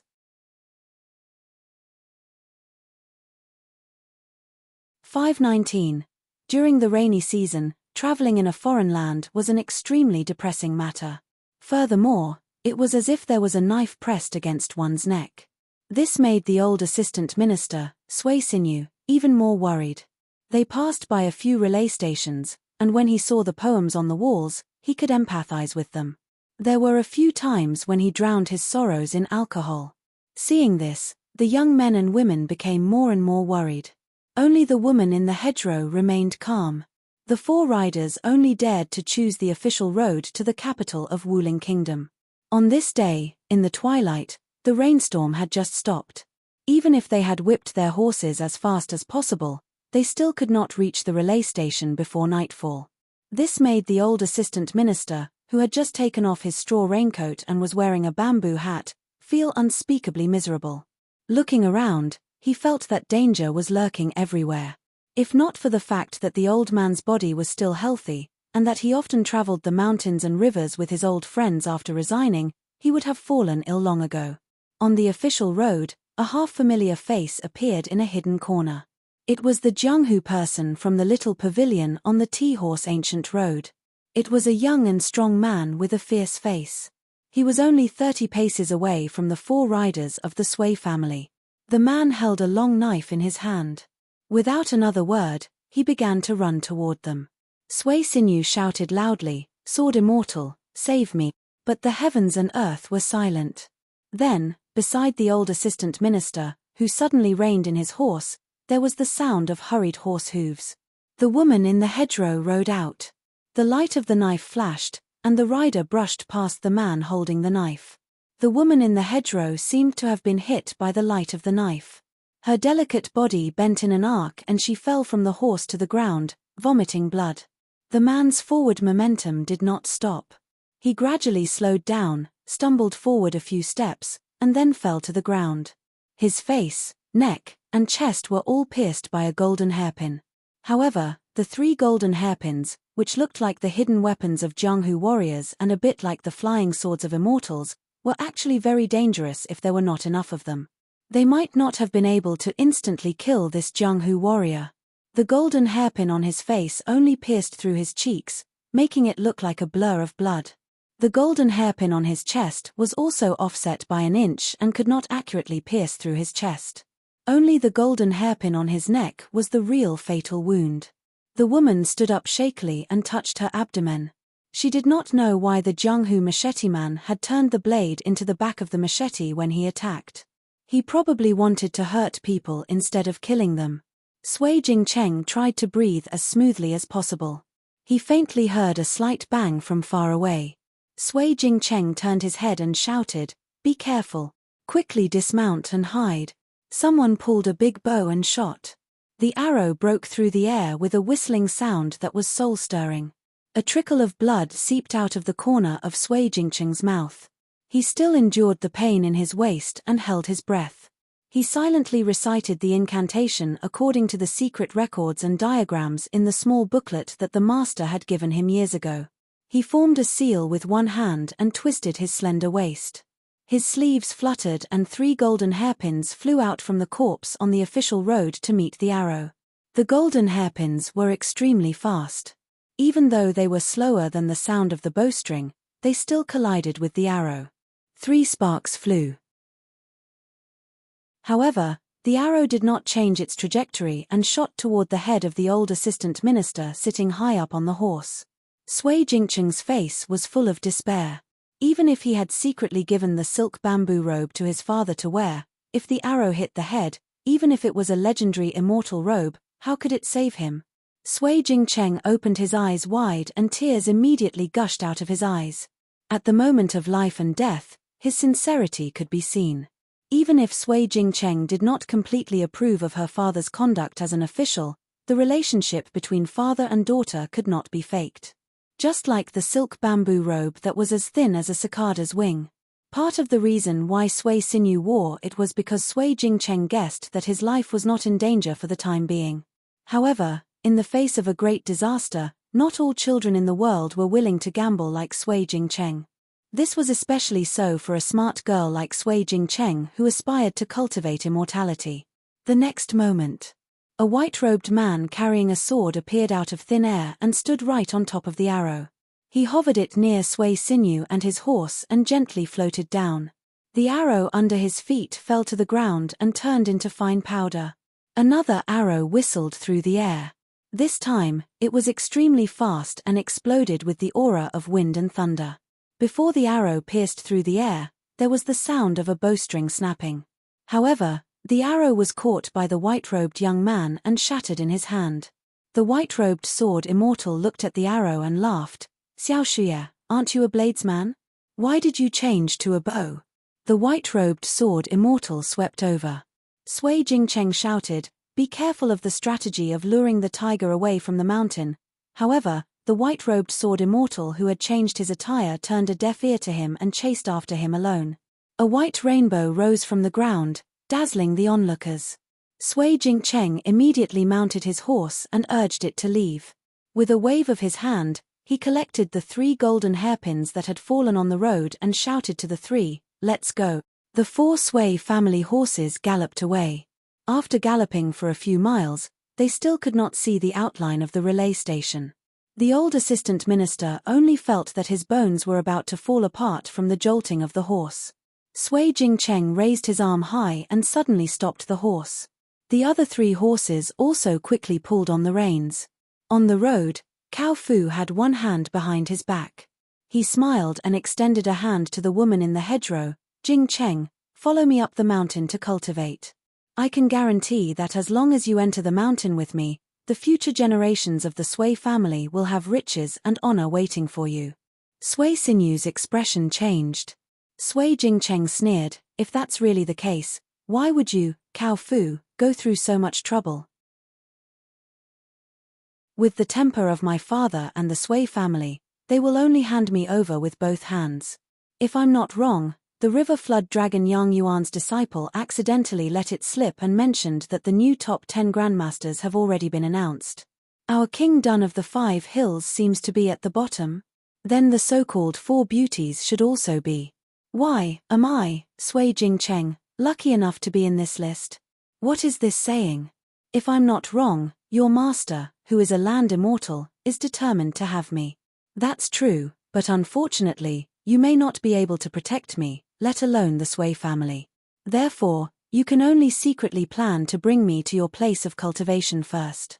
Cao Fu retracted his hand and slowly walked forward. Jingcheng, you have always been so intelligent and stunning. You are indeed a woman with a strong Dao affinity. Let's become Dao companions. You and I will climb the mountain and travel far away, free and unfettered in the wind. Wouldn't that be great? Become a cultivator who enjoys the clouds and drinks the dew. In the blink of an eye, 60 years have passed in the mortal world. The so-called relatives are all bones. Why care? If you really feel guilty, even if there are some disasters, as long as the Sui family has descendants alive, it is their blessing. When you and I become land immortals, the Sui family can still easily rise in the 5 Hills Kingdom.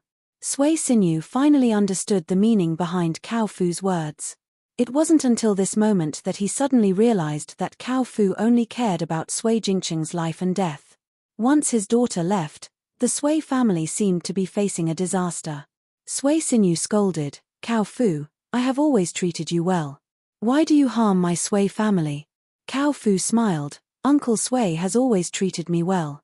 That's why you chose me as your son-in-law. Therefore, this kindness, if Uncle Sui doesn't have the chance to take it personally, when Jingcheng and I achieve Dao in the future, we will repay the Sui family's descendants in double. Sui Sinu was so angry that he held his forehead. Cao Fu looked into the distance, I won't be polite with you. Jingcheng, I will give you one last chance. If you leave with me obediently, I will not kill the other 3. If you are unwilling and insist that I knock you out, then you won't be able to see the corpses of the other 3.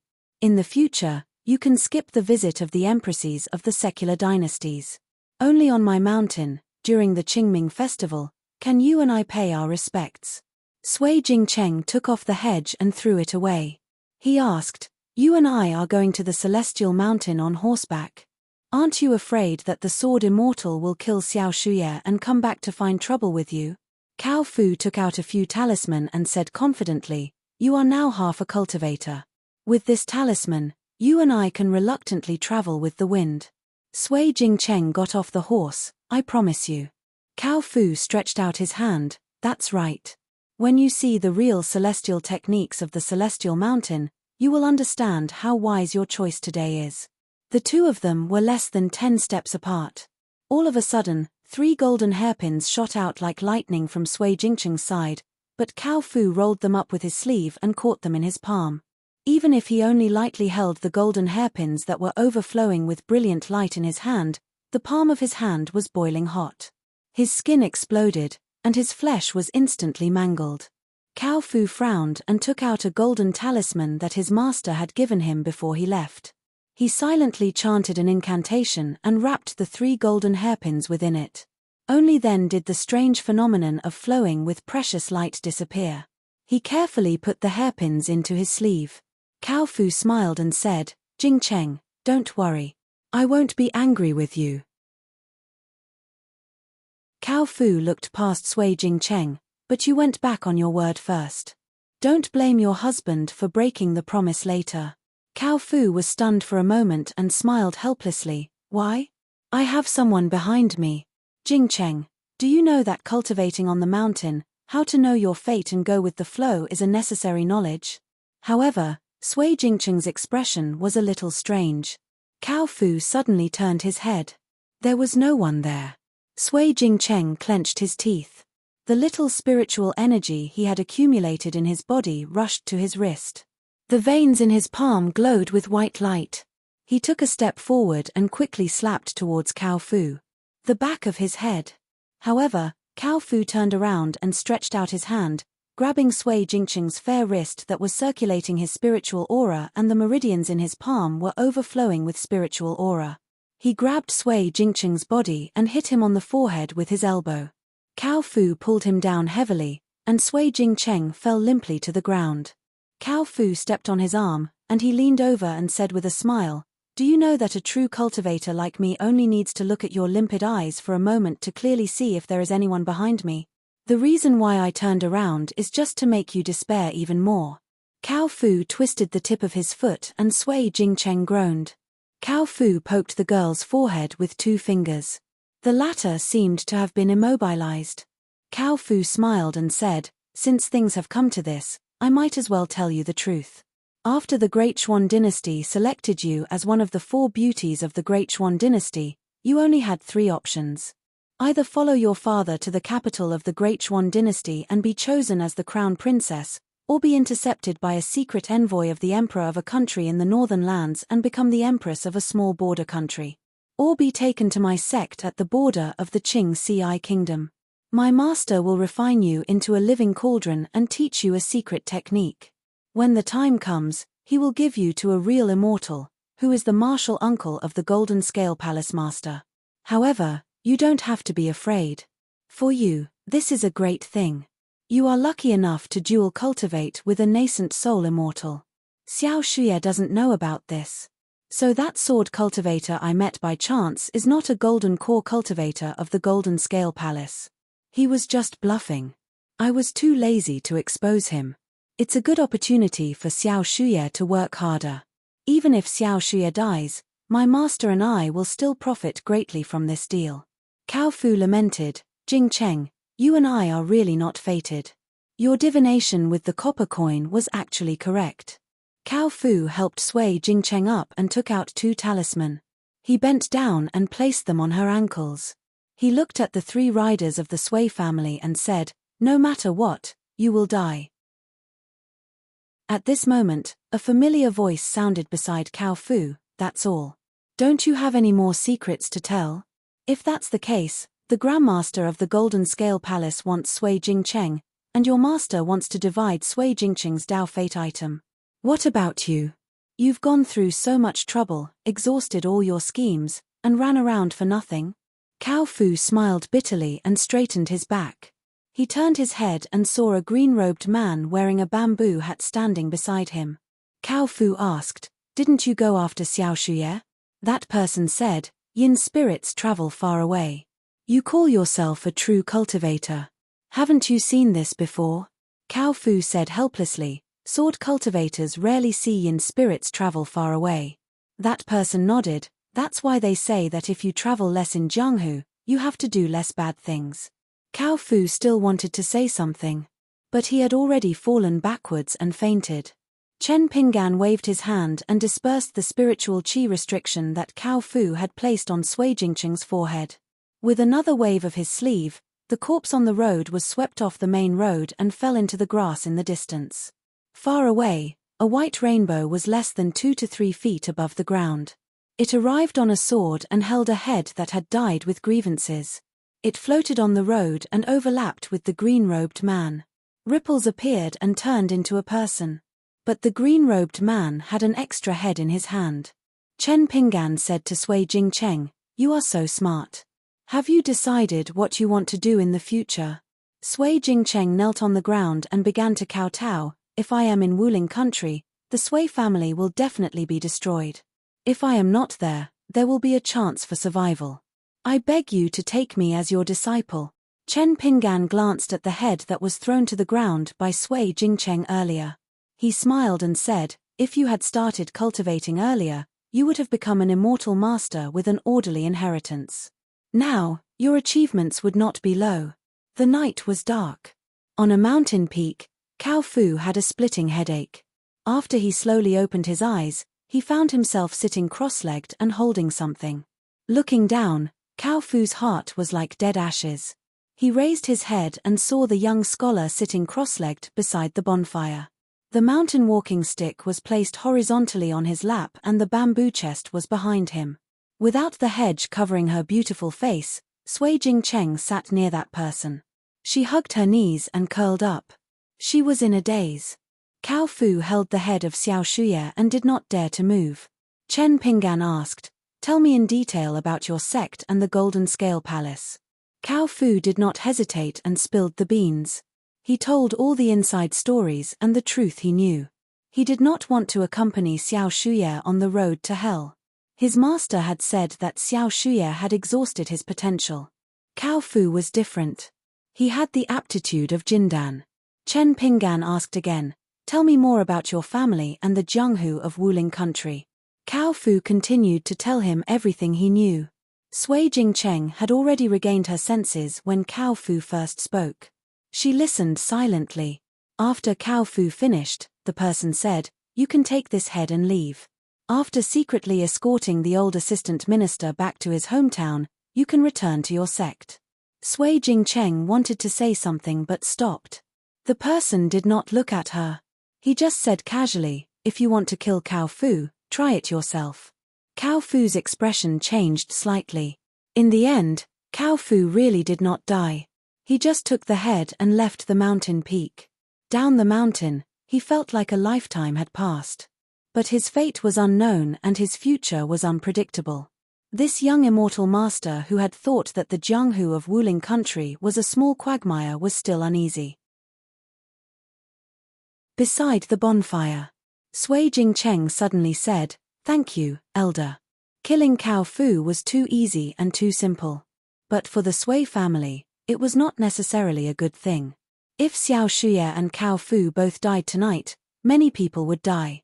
It could be the river flood dragon Yang Yuan, the sect leader of the crossing gang Hu Xinfeng, and then the entire Sui family. And Cao Fu was casually let go and allowed to pass on a message to the person behind the scenes. This in itself was a show of force by the green-robed sword immortal to Cao Fu's master and the Golden Scale Palace." Chen Pinggan fiddled with the bonfire.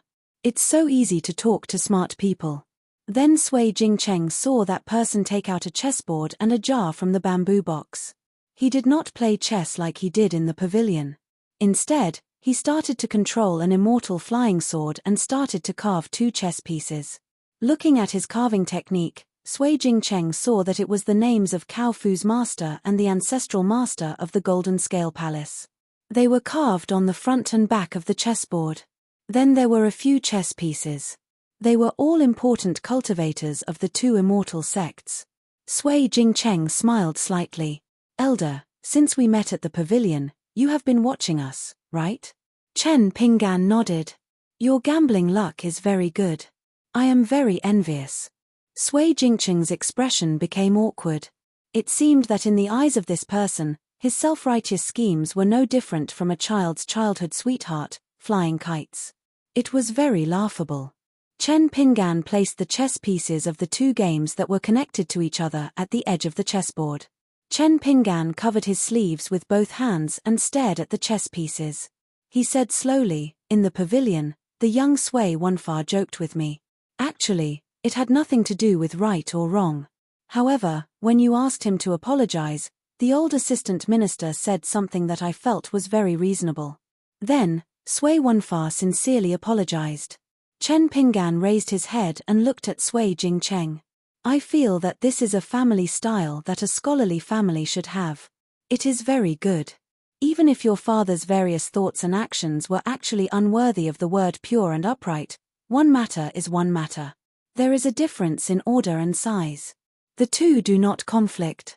Therefore, when Yang Yuan's group of people blocked our path, I deliberately complained about the mud on my shoes and returned to the pavilion. Because I feel that when a scholar enters the Jianghu, he should read 10,000 books and travel 10,000 miles. He should not be blocked by the wind and rain of the Jianghu. Sui Jingcheng nodded and asked curiously, at that time, Elder had already noticed the arrival of Cao Fu and Xiao Shuye? You already knew that this was a trap. Chen Pinggan looked at the night sky and said, I knew it long ago. Sui Jingcheng's smile was like a flower. It was lovely and moving. In the past, when she flipped through those strange stories and the Jianghu romance, she had never praised or admired the kind of immortals who could soar like a rainbow or kill bandits with one punch. These two kinds of people and two kinds of things, of course, were good. It also made a person like her, who read books, feel very satisfied. When reading books that were pleasing to the eye, one should drink tea and wine. However, it was still not enough. In her mind, there was still a gap between them and the otherworldly experts who cultivated immortal arts and achieved great Tao. She felt that a real cultivator was someone who could see through people's hearts. Their schemes were compatible with Tao. They were also as high as the sea of clouds. They were the real people who had achieved Tao. They were the real immortals who sat high above the sea of clouds. They were high above and looked down on the human world. However, they did not mind playing with the human world when they walked down the mountain. They were still willing to punish evil and promote good. Chen Pinggan said slowly, the intelligence and stupidity of the human world is a double-edged sword. As long as the sword is unsheathed, there will be good things and bad things in this world. Therefore, I have to take a look again, carefully and slowly. You better remember what I said tonight, so that you can tell someone in detail in the future. As for how much you can listen to and how much you can grasp and use for yourself, I don't care. I told you before that I will not accept you as my disciple. Your attitude towards the world is too similar to mine. I don't think I can teach you the right thing. As for imparting any immortal arts to you, forget it. If you can leave the North Continent alive and go to the Aquarius continent, there will be opportunities for you to seize. Sui Jingcheng changed his sitting position and knelt beside the bonfire. Jingcheng will remember every word of Senior's teachings. Teach a man to fish, and you feed him for a lifetime. Jingcheng still understands this principle. The Tao that Senior taught me is more important than any immortal arts.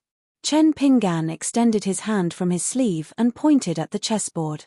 In my opinion, there may not be absolute principles that can be applied everywhere, but there are absolute facts and truths. When you first see the truth behind these words and actions, you will know the sequence of events. Complicated matters will become simpler. It is inevitable that the principles are false. You and I will review the game twice.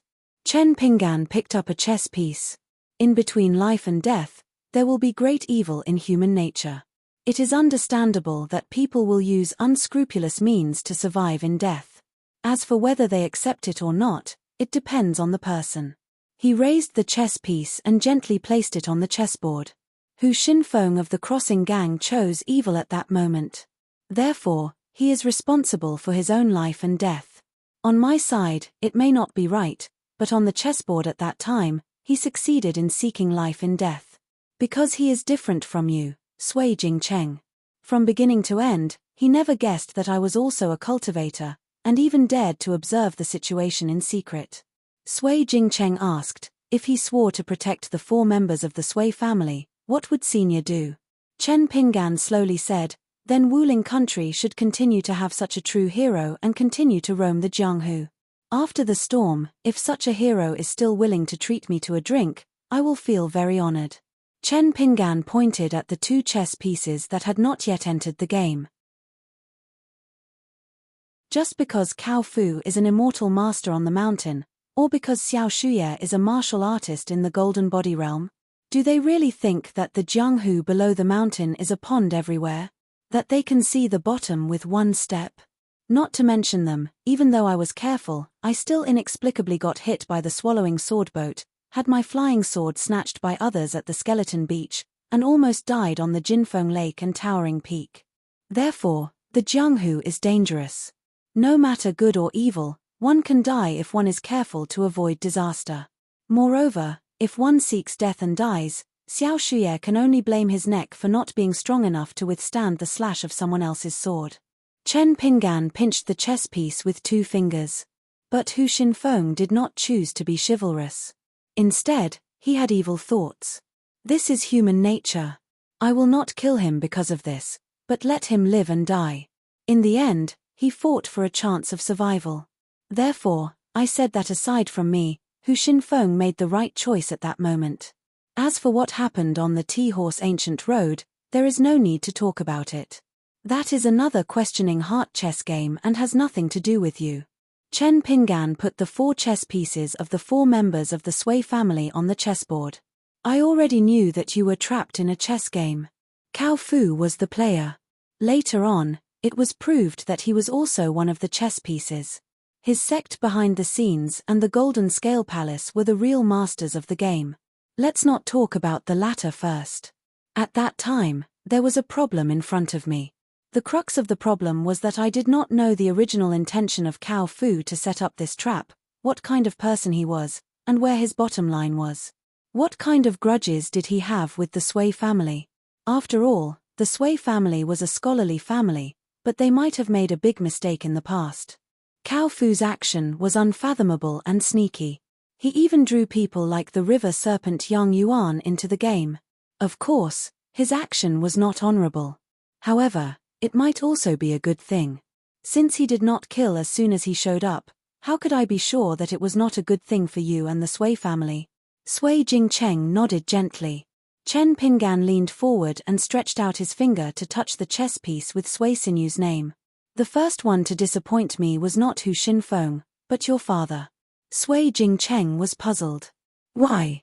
Facing a disaster and not daring to save others, I would not be surprised if an ordinary Jianghu hero felt disappointed. However, with your temperament. Sui Jingcheng did not continue as she was afraid of adding more to the story. Chen Pingan retracted his finger and smiled.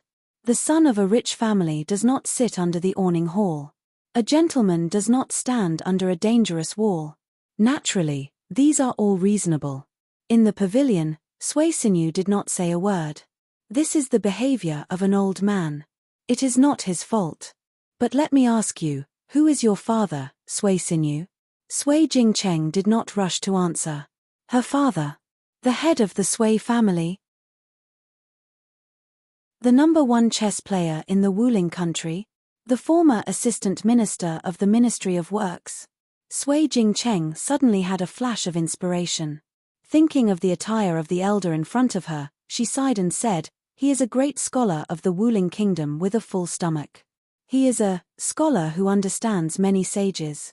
Chen Pingan said, the more important fact is that Hu Xinfeng did not tell you the identity of the other party at the time. There is a ferocious river flood dragon Yang Yuan hidden inside.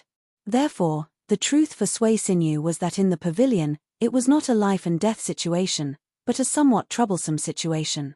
Within the Wuling country, the name of the crossing gang leader Hu Xinfeng, was it useful? Sui Jingcheng blushed and said, of course it was useful. At the time, I also thought it was just a farce of the Jianghu.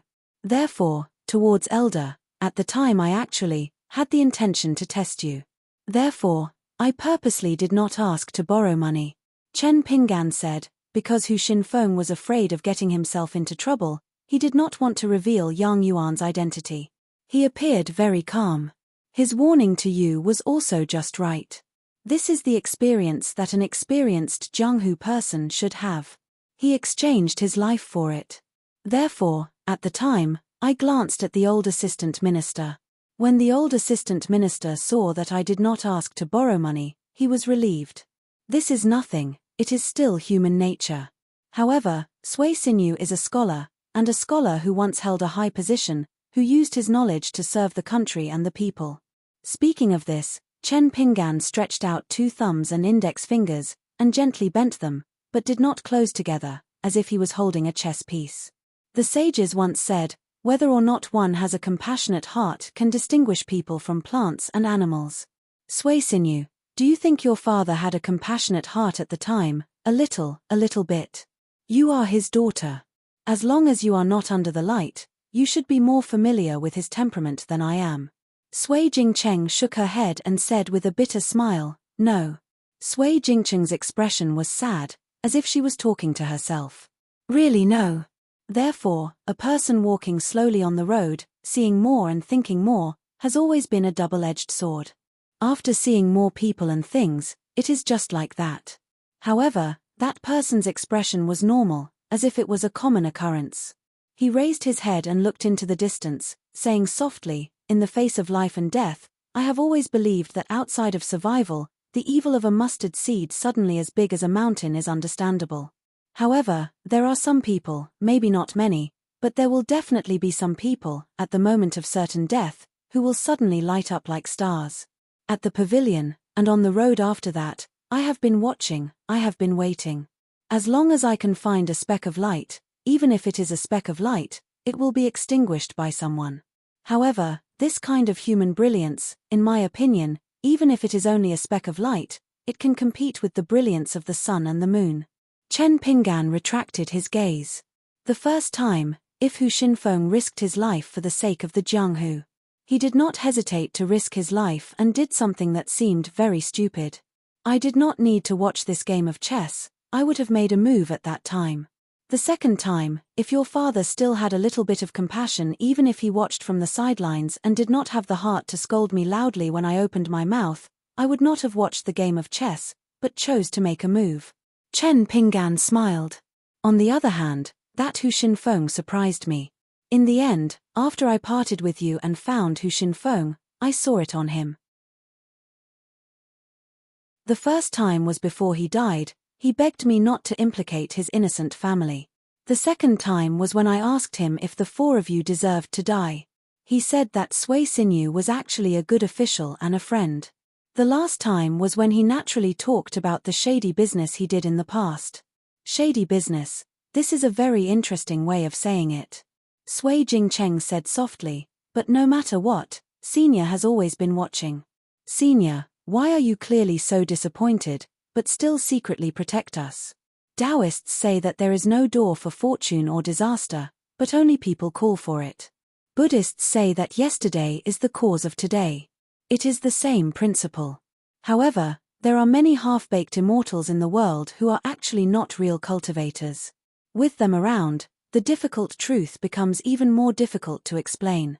Chen Pinggan said, but you were the weak in that pavilion dilemma. I just happened to encounter it, and after careful consideration, I realized that I had the power to protect myself, so I did not leave. However, during this period of time, other than life and death, you suffered all kinds of hardships, such as running for your life in the rain and being on tenterhooks all the way. Also, you were ruthlessly smashed off the back of a horse with the back of a sword. You asked for it, and it was the world that gave you back. In the long run, this is not a bad thing. After all, you are still alive. There are more weak people who have more reason to live than you, but they died just like that. Chen Pinggan did not think it was a big deal for the weak to ask the strong to do more. Even if there were many weak people who were protected by the strong and did not have the slightest gratitude, Chen Pinggan felt that it did not matter now. Chen Pinggan had never regretted the battle of Follower City and withstanding the sea of tribulation clouds. Because in any alley in Follower City, there might be a Chen Pinggan or a Liu Xianyang who was silently growing. If it was said that scourges lived for 1,000 years, the world and people's hearts were like this, and it was difficult to change. Then, good people should be smarter and live longer, and not become scourges instead of suffering from kindness. Evil and evil coexisted in an endless cycle. Sooner or later, everyone would have to return to the merciless great Tao of heaven and earth. Sui Jingcheng thought silently and threw a few withered branches into the bonfire. She was just about to ask why the senior did not kill the river flood dragon Yang Yuan and the bandits, but she quickly figured out the key point and did not ask more. Once the enemy was alerted, Cao Fu and Xiao Shuye would only be more patient and cautious. Sui Jingcheng also wanted to ask why the two people were not killed on the spot on the Tea-Horse Ancient Road, but Sui Jingcheng still quickly got the answer. Why? What was the bottom line of good and evil of those two people? Sui Jingcheng reached out and rubbed her temples. She understood a lot of things, but she just felt a little headache and her mind was in a mess. Did cultivation on the mountain have to be so restrained? Then, after cultivating the sword immortal skills of the senior, did everything have to be so complicated? If she encountered some situation where she had to act in time and it was difficult to distinguish between good and evil, would she still have to use Dao to save or kill people? That person seemed to see through Sui Jingcheng's thoughts and laughed. When you get used to it and see more people and things, you will know what to do before you act. Not only will you not be sloppy, but your sword and Dao will also be very fast, only extremely fast. He pointed at the chess pieces on the chessboard and said, if Yang Yuan wanted to slap the four of you to death as soon as he entered the pavilion, or if I didn't see through Fu Zhen's plan to block Hu Xinfeng's punch with his sword, I wouldn't have watched from afar. Believe me, Fu Zhen and Hu Xinfeng will not know how they died. Chen Pinggan looked at Sui Jingcheng, who nodded with a smile. Previously, she was kneeling on the official road and begged again. Sui Jingcheng wants to follow Senior to cultivate immortal technique. He asked 2 questions. On what basis? Why? Since young, I have been blessed with opportunities and talent for cultivation. I have been gifted with treasures from the immortal clan. I am a natural-born cultivator, but I do not have a master to guide me. After cultivating immortal techniques, I will roam the Jiang who like Senior. 2 answers, one was not wrong, and the other was still very smart. So Chen Pinggan planned for her to find Kui Dongshan and follow him to cultivate. He knew how to teach Sui Jingcheng, not only impart immortal techniques, but also how to conduct herself. Chen Pinggan did not dare to make a judgment on Sui Jingcheng's talent, but her wisdom was indeed not bad. Especially her gambling luck, she was always good. That was not luck, but gambling skills. But that was not the only reason why Chen Pinggan wanted Sui Jingcheng to go to the Aquarius continent to find Kui Dongshan. After 2 rounds of chess, Chen Pinggan had something that he wanted to show to his disciple, Kui Dongshan. It could be considered as half of the answer to the question that his student asked him in the past. Chen Pinggan took out Flying Sword 15 and gently pinched it. He started to lower his head and bend down on the small bamboo-like walking mountain staff, and started to carve on it.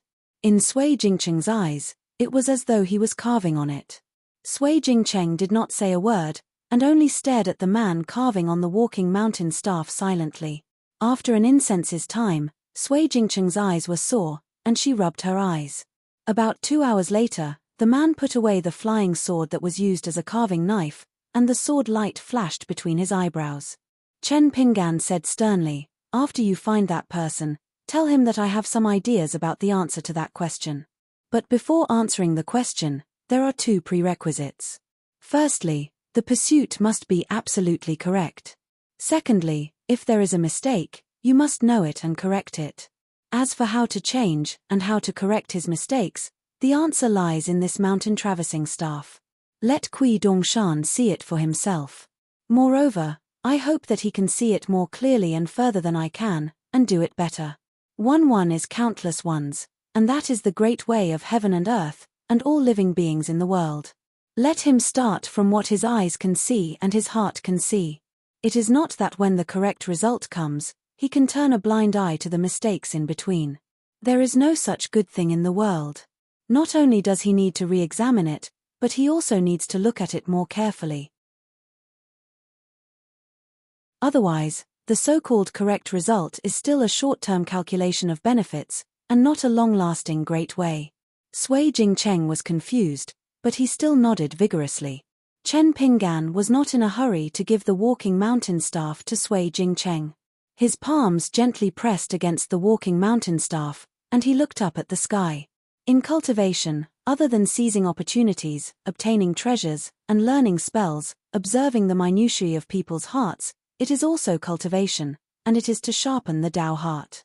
You cultivate the art of ruthlessness, and you can also sharpen your state of mind. You understand the principles of sages, and you should know that the human heart is complicated. The human body is a small world, and the thoughts are the most uncertain. This matter may be difficult at the beginning, but as long as you face the difficulties, and luckily succeed, it will be like building a second bridge to longevity, and you will benefit for life. Sui Jingcheng saw that the person only looked up at the night sky. Chen Pinggan suddenly said, on the way to the immortal ferry of the Green Oriole Kingdom, regarding the safety of the Sui family, do you think there is anything that needs to be checked? If you think of it, you can tell me, don't worry about troubling me. Even if you need to turn around and return to the Wuling Kingdom, it is fine. Chen Pingan put 2 fingers together and tapped lightly on the walking mountain staff. After making the circle and the cut, it is one thing. How to do it best, and look after each other from head to tail, is also a kind of cultivation. If it extends too far from the 2 ends, it may not be done well. That is when there is a limit to human strength, and so is the principle.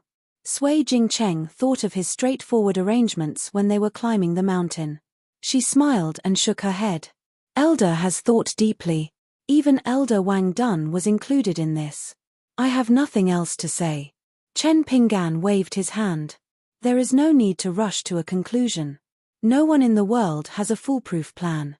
You do not need to think that because my cultivation is high now, I am definitely not wrong. If I were you, Sui Jingcheng, trapped in the situation of the pavilion, regardless of whether my intentions were good or bad, just the matter of escaping, I would not do better than you. In the end, the person pulled back his gaze and looked at her with clear eyes. Sui Jingcheng had never seen such a bright and clean light in the eyes of any man. He smiled slightly and said, "This journey will probably take some time. If you reason with me, I will listen. No matter if you are right or not, I am willing to listen first. If you are right, then you are right, and I will admit that I am wrong. In the future, if there is a chance, you will know whether or not I have said some polite words to you. Then as long as I am here, even if it is only me, you cannot say that all the reason in the world is in the hands of those with hard fists and high Dao skills. If someone tells you that in the world, the one with the harder fists is the one with the right, do not believe them. That is because they have suffered enough, but have not eaten their fill. Because this kind of person, in their life, is actually protected by countless invisible rules and do not know it. Moreover, there are many people like me. It is just that you have not met them yet, or perhaps you have met them long ago.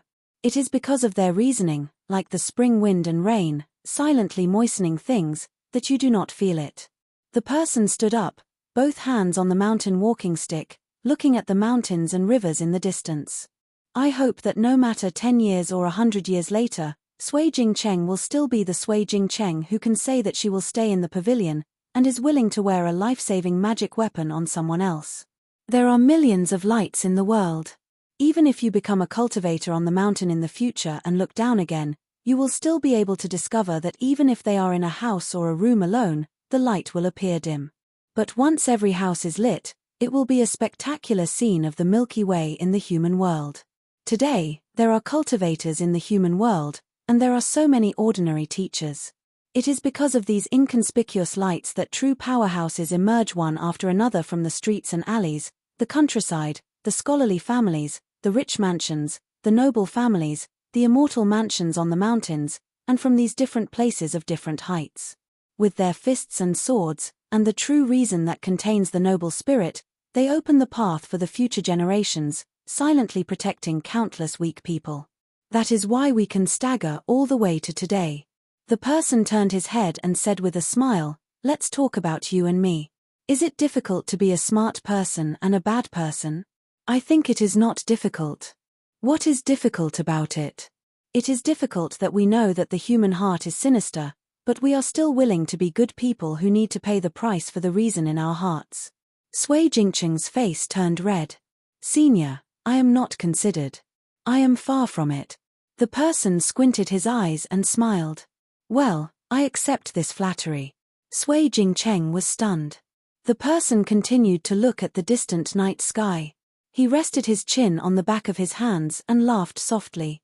"You have also helped me untie a knot in my heart. I have to thank you. That is, I have learned how to get along with beautiful women. So the next time I go to the Great Wall of Sword Qi, I will be more confident. Because I have seen many beautiful women in the world.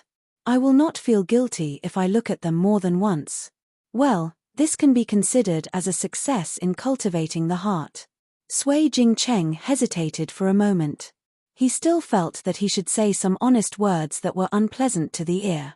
He said timidly, "Senior, these words should be kept in your heart. You must not say it directly to the woman you love. It is not likable." The person turned his head and asked doubtfully, "You can't say it?" Sui Jingcheng nodded vigorously and said firmly, "You can't say it." The person rubbed his chin and seemed to be in a dilemma. Sui Jingcheng's expression was cheerful. "Senior, I am also one of the beautiful women, right?" The person did not turn his head.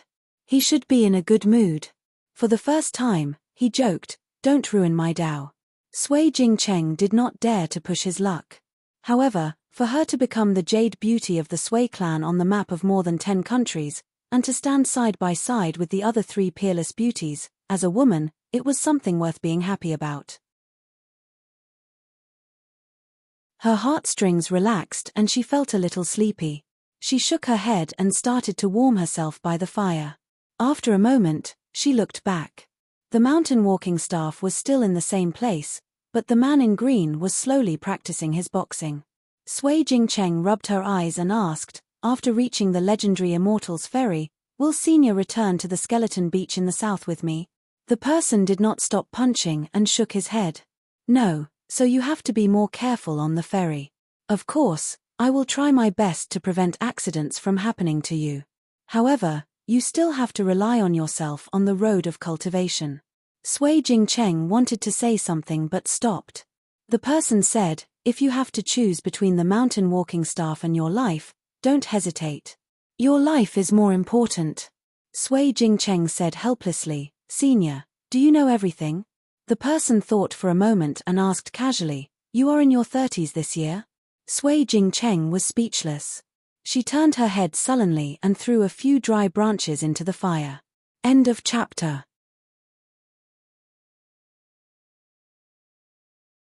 5:20. Deep into the night, Sui Jingcheng was no longer sleepy.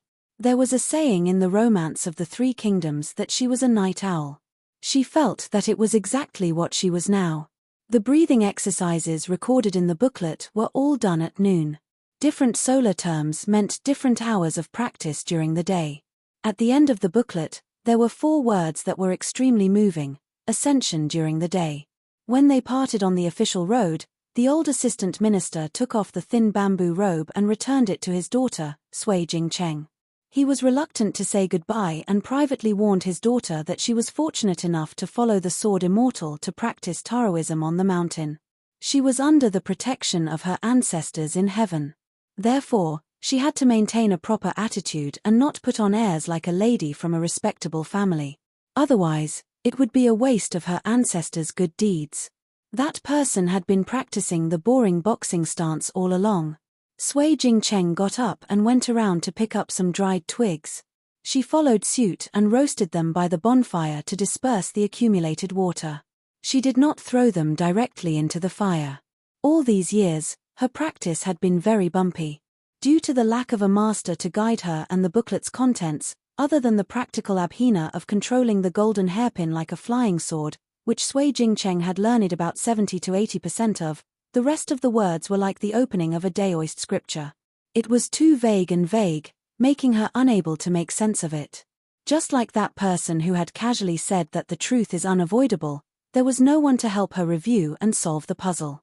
Therefore, even though Sui Jingcheng had been studying the booklet since she was young, she still felt that she could not understand it. Therefore, even though she was in her early 30s, she was still a qi cultivator at the bottleneck of the second realm. Sui Jingcheng was actually a little hesitant about whether she should take out the bamboo robe, golden hairpin, and booklet. If that powerful sword Immortal Senior took a fancy to them, she was actually fine with it. However, she was afraid that he would misunderstand and think that she was showing off her cleverness. This was not the first time she had tried to be clever and made a fool of herself. Chen Pingan stopped his boxing stance and sat by the bonfire. He stretched out his hand and said, "I'll help you save one of your worries. Give it to me."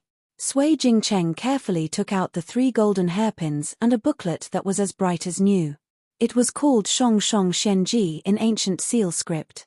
Sui Jingcheng said softly, "Senior, the hairpin is a little strange. It has been associated with me since I was young. When others hold it, they will be scalded. In the early years, there was once a maidservant who tried to steal the golden hairpin. As a result, her entire palm was scalded. She was in so much pain that she rolled on the ground. Very soon, The rest of the people in the residence were alerted. Later, even though the injury on her hand was healed, she seemed to have lost her soul. "It's okay." Chen Pinggan took the booklet with one hand and opened it with the other. Sui Jingcheng gently let go of the booklet and the 3 colorful hairpins fell into Chen Pinggan's palm. The hairpins trembled slightly, but Chen Pinggan's palm was safe and sound. Chen Pinggan looked at them for a moment and said slowly, "The hairpins can be considered your natal item. There are 3 levels of refinement in the world. Minor refinement can be absorbed into a cultivator's Qi Fu acupoint, but anyone can snatch it. Minor refinement can unlock the various magical effects of a celestial instrument. Just like this nameless mountain, with the mountain god and the ancestral temple, great refinement is your natal item. The person who gave you these 3 fated chances is a real master. His Tao must be very mysterious.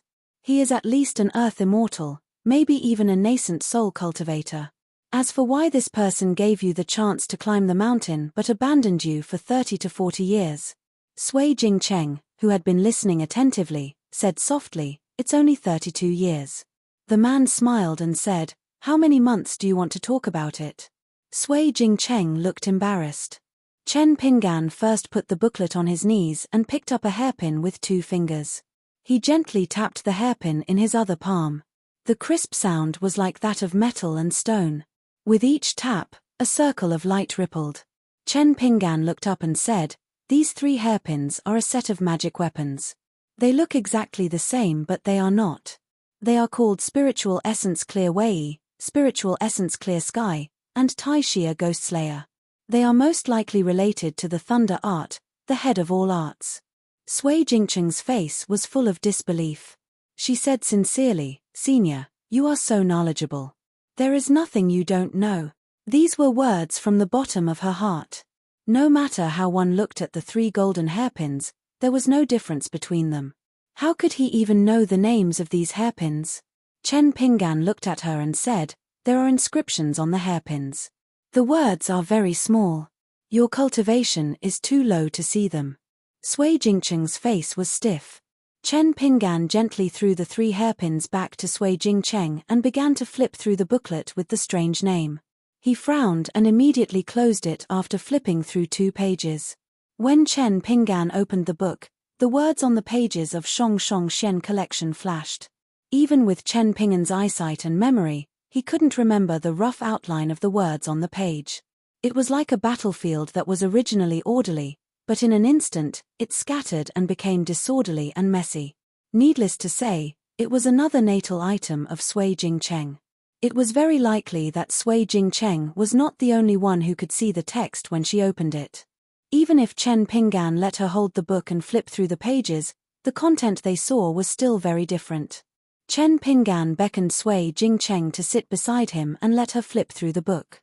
Sui Jingcheng was confused and just did as she was told. Chen Pinggan quickly asked her to put away the booklet and said, "This immortal art is not low in quality, but it is incomplete. The person who gave you the book must have had high expectations of you. But he could not let your preacher be your protector, so he left for more than 30 years." Sui Jingcheng held the hairpin in one hand and the book in the other. Her face was full of smiles and joy. It was more intense than knowing that she was the jade of Sui family. Chen Pinggan began to close his eyes and rest. His hands gently held the golden thunder whip that looked like green bamboo. There were no words on the green bamboo, only lines of densely packed engravings. Sui Jingcheng suddenly asked, "Senior, do you want to take a look at the robe called Bamboo Robe?" Chen Pinggan opened his eyes with a strange expression. Seeing her sincere and eager look, Chen Pinggan said helplessly, "No need to look at it. It must be a good treasure of immortals. Robes have always been precious.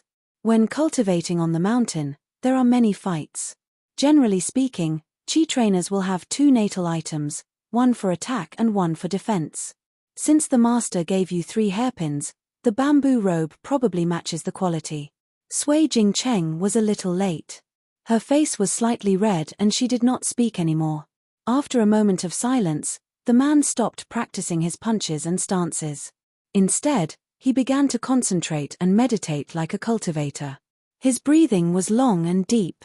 Sui Jingcheng vaguely felt that there seemed to be layers of brilliance flowing around his body. One was as bright as a lamp, while the other was as soft as the moonlight. Sui Jingcheng only thought that this sword fairy senior was a person who had achieved Dao. Even if her cultivation was insignificant, she could still see some clues. In fact, Sui Jingcheng was indeed a very talented cultivator. She could not see the inscription on the hairpin because of her limited eyesight. She could see the strange phenomenon like Chen Pinggan because of her extraordinary talent. Her perception of the spiritual qi of heaven and earth was far better than that of ordinary cultivators in the 5 lower states. Sui Jingcheng suddenly thought of something. After hesitating for a long time, she still felt that it was not a small matter. She could only ask, "Senior, the reason why Cao Fu and Xiao Shuya acted so sneakily on this trip was not only because they did not want to attract the attention of the Great Seal dynasty and the emperor of a small country in the northern lands. Is it because they are also afraid of the expert who gave me the opportunity back then? Perhaps Cao Fu's master, that Golden Core Earth Immortal, or the Golden Scale Palace's palatial lord's Uncle Master Patriarch are unwilling to show themselves. It's similar to how Cao Fu got that saber-wielding pugilistic warrior to appear first to test if Senior Sword Immortal is hiding by the side. Is it the same logic?"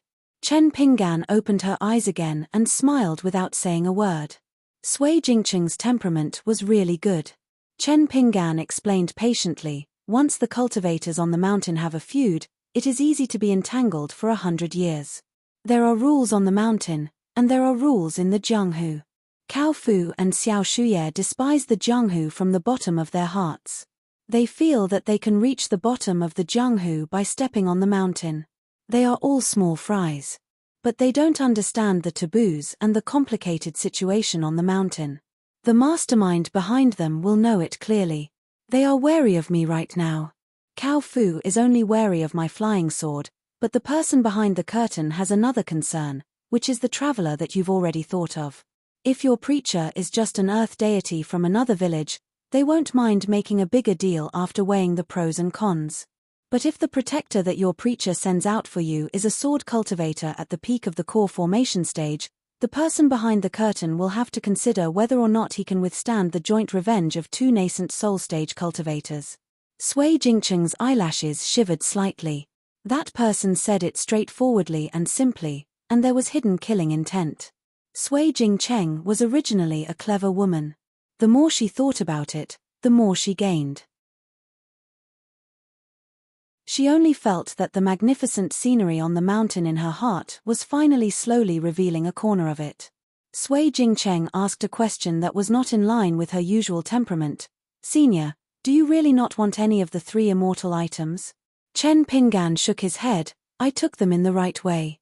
Sui Jingcheng smiled knowingly. Chen Pinggan suddenly asked, "Do you have any more ideas?" Sui Jingcheng was stunned. After thinking for a moment, she shook her head and said, "No." Chen Pinggan said, "Cao Fu previously used Xiao Shuye to lure me away from the mountain. He mistakenly thought that he was sure to win and stopped you on the path. He told you directly what happened after you followed him up the mountain. Don't you feel scared?" Sui Jingcheng did have a lingering fear. She was refined into a living tripod furnace by Cao Fu's master, and after being taught Daoist techniques, she was able to dual cultivate with the Grandmaster of the Golden Scale Palace. Although Sui Jingcheng was wholeheartedly pursuing Dao, she did not want to become a pitiful puppet who could not control herself. Chen Pinggan sighed. "Then have you ever thought about the original intention of the master who gave you the opportunity?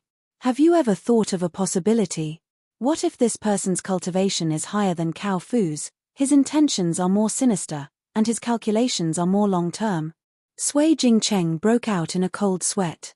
Chen Pinggan stretched out his hand and pressed it twice, indicating that Sui Jingcheng did not need to be too afraid. He said softly, "This is just a possibility. Why did he dare to give you 3 treasures? Not only did he give you a great opportunity to cultivate Dao, but he also put you in danger unknowingly. Why didn't he directly take you to his own immortal sect? Why didn't he arrange a Dao protector by your side?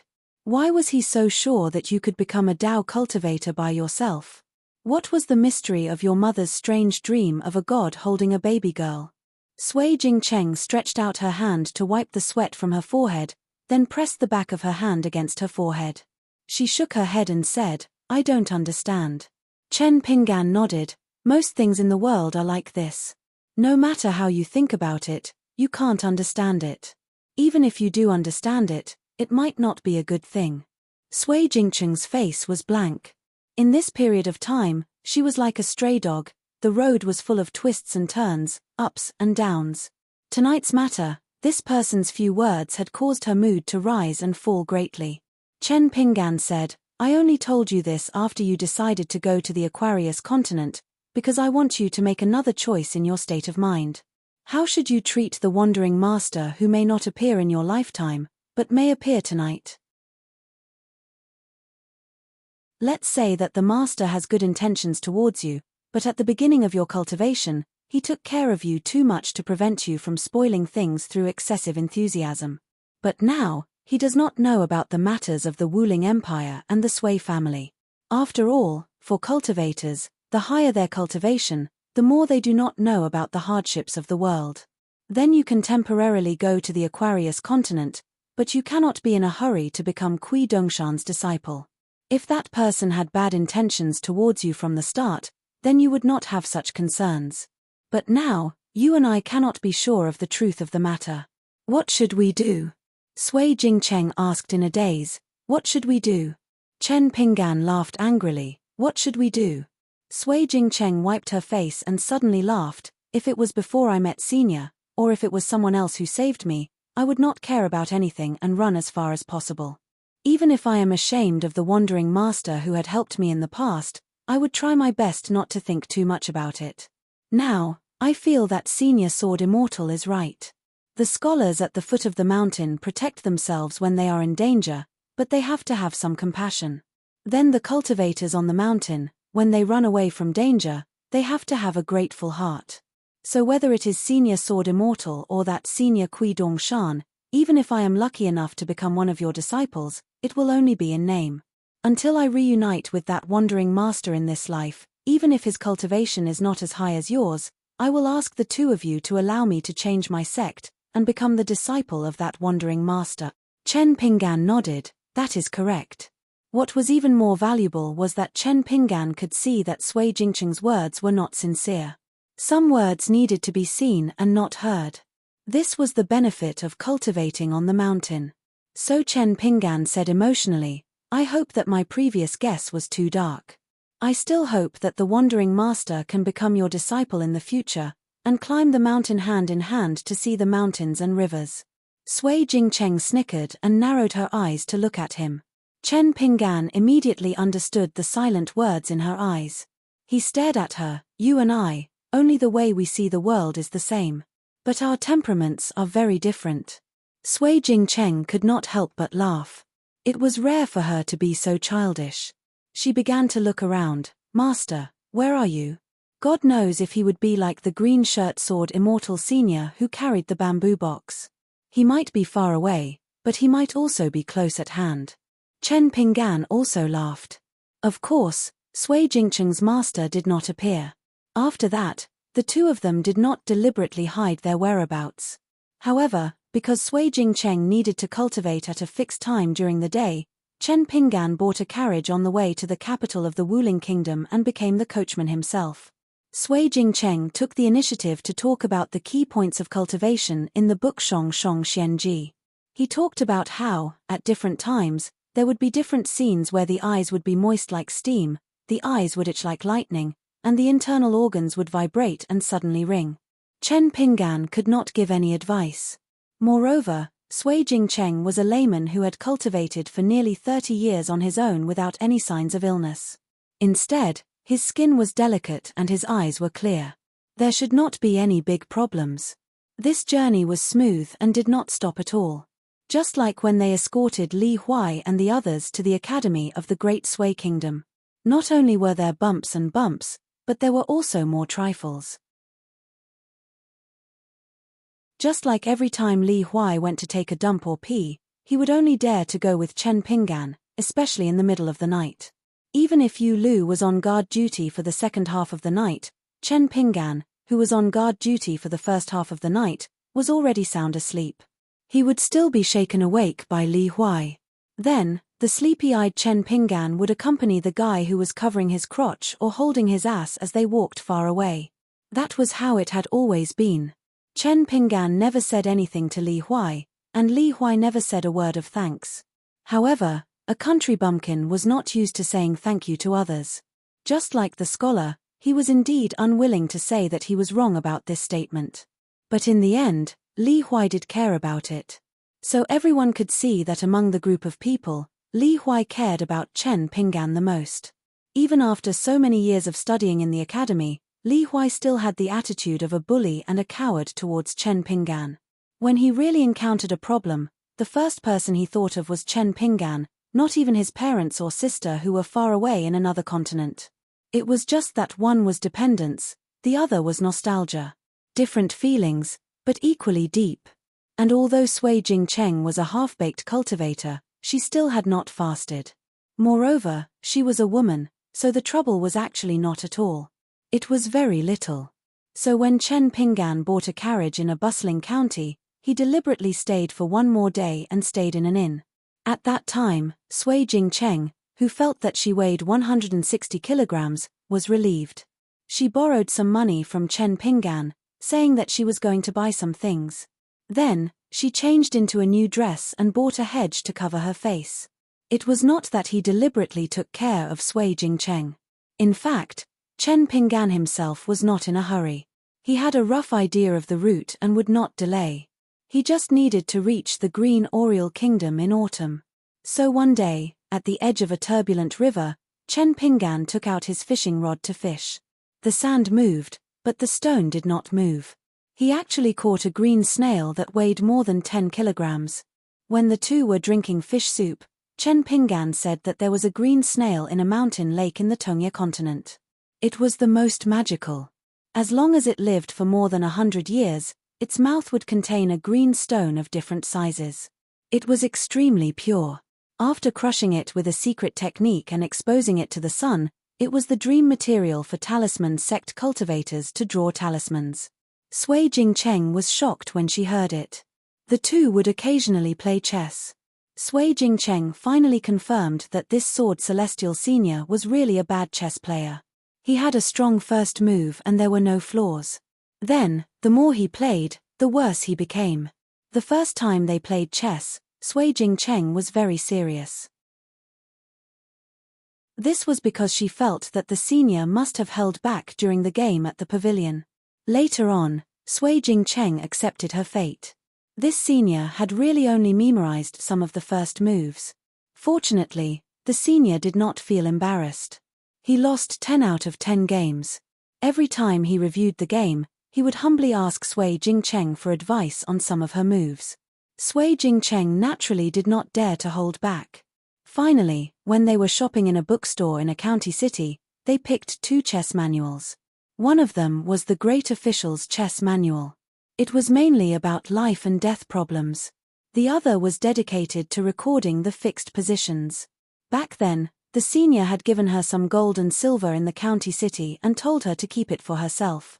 Therefore, she still had some left after buying the chess manual.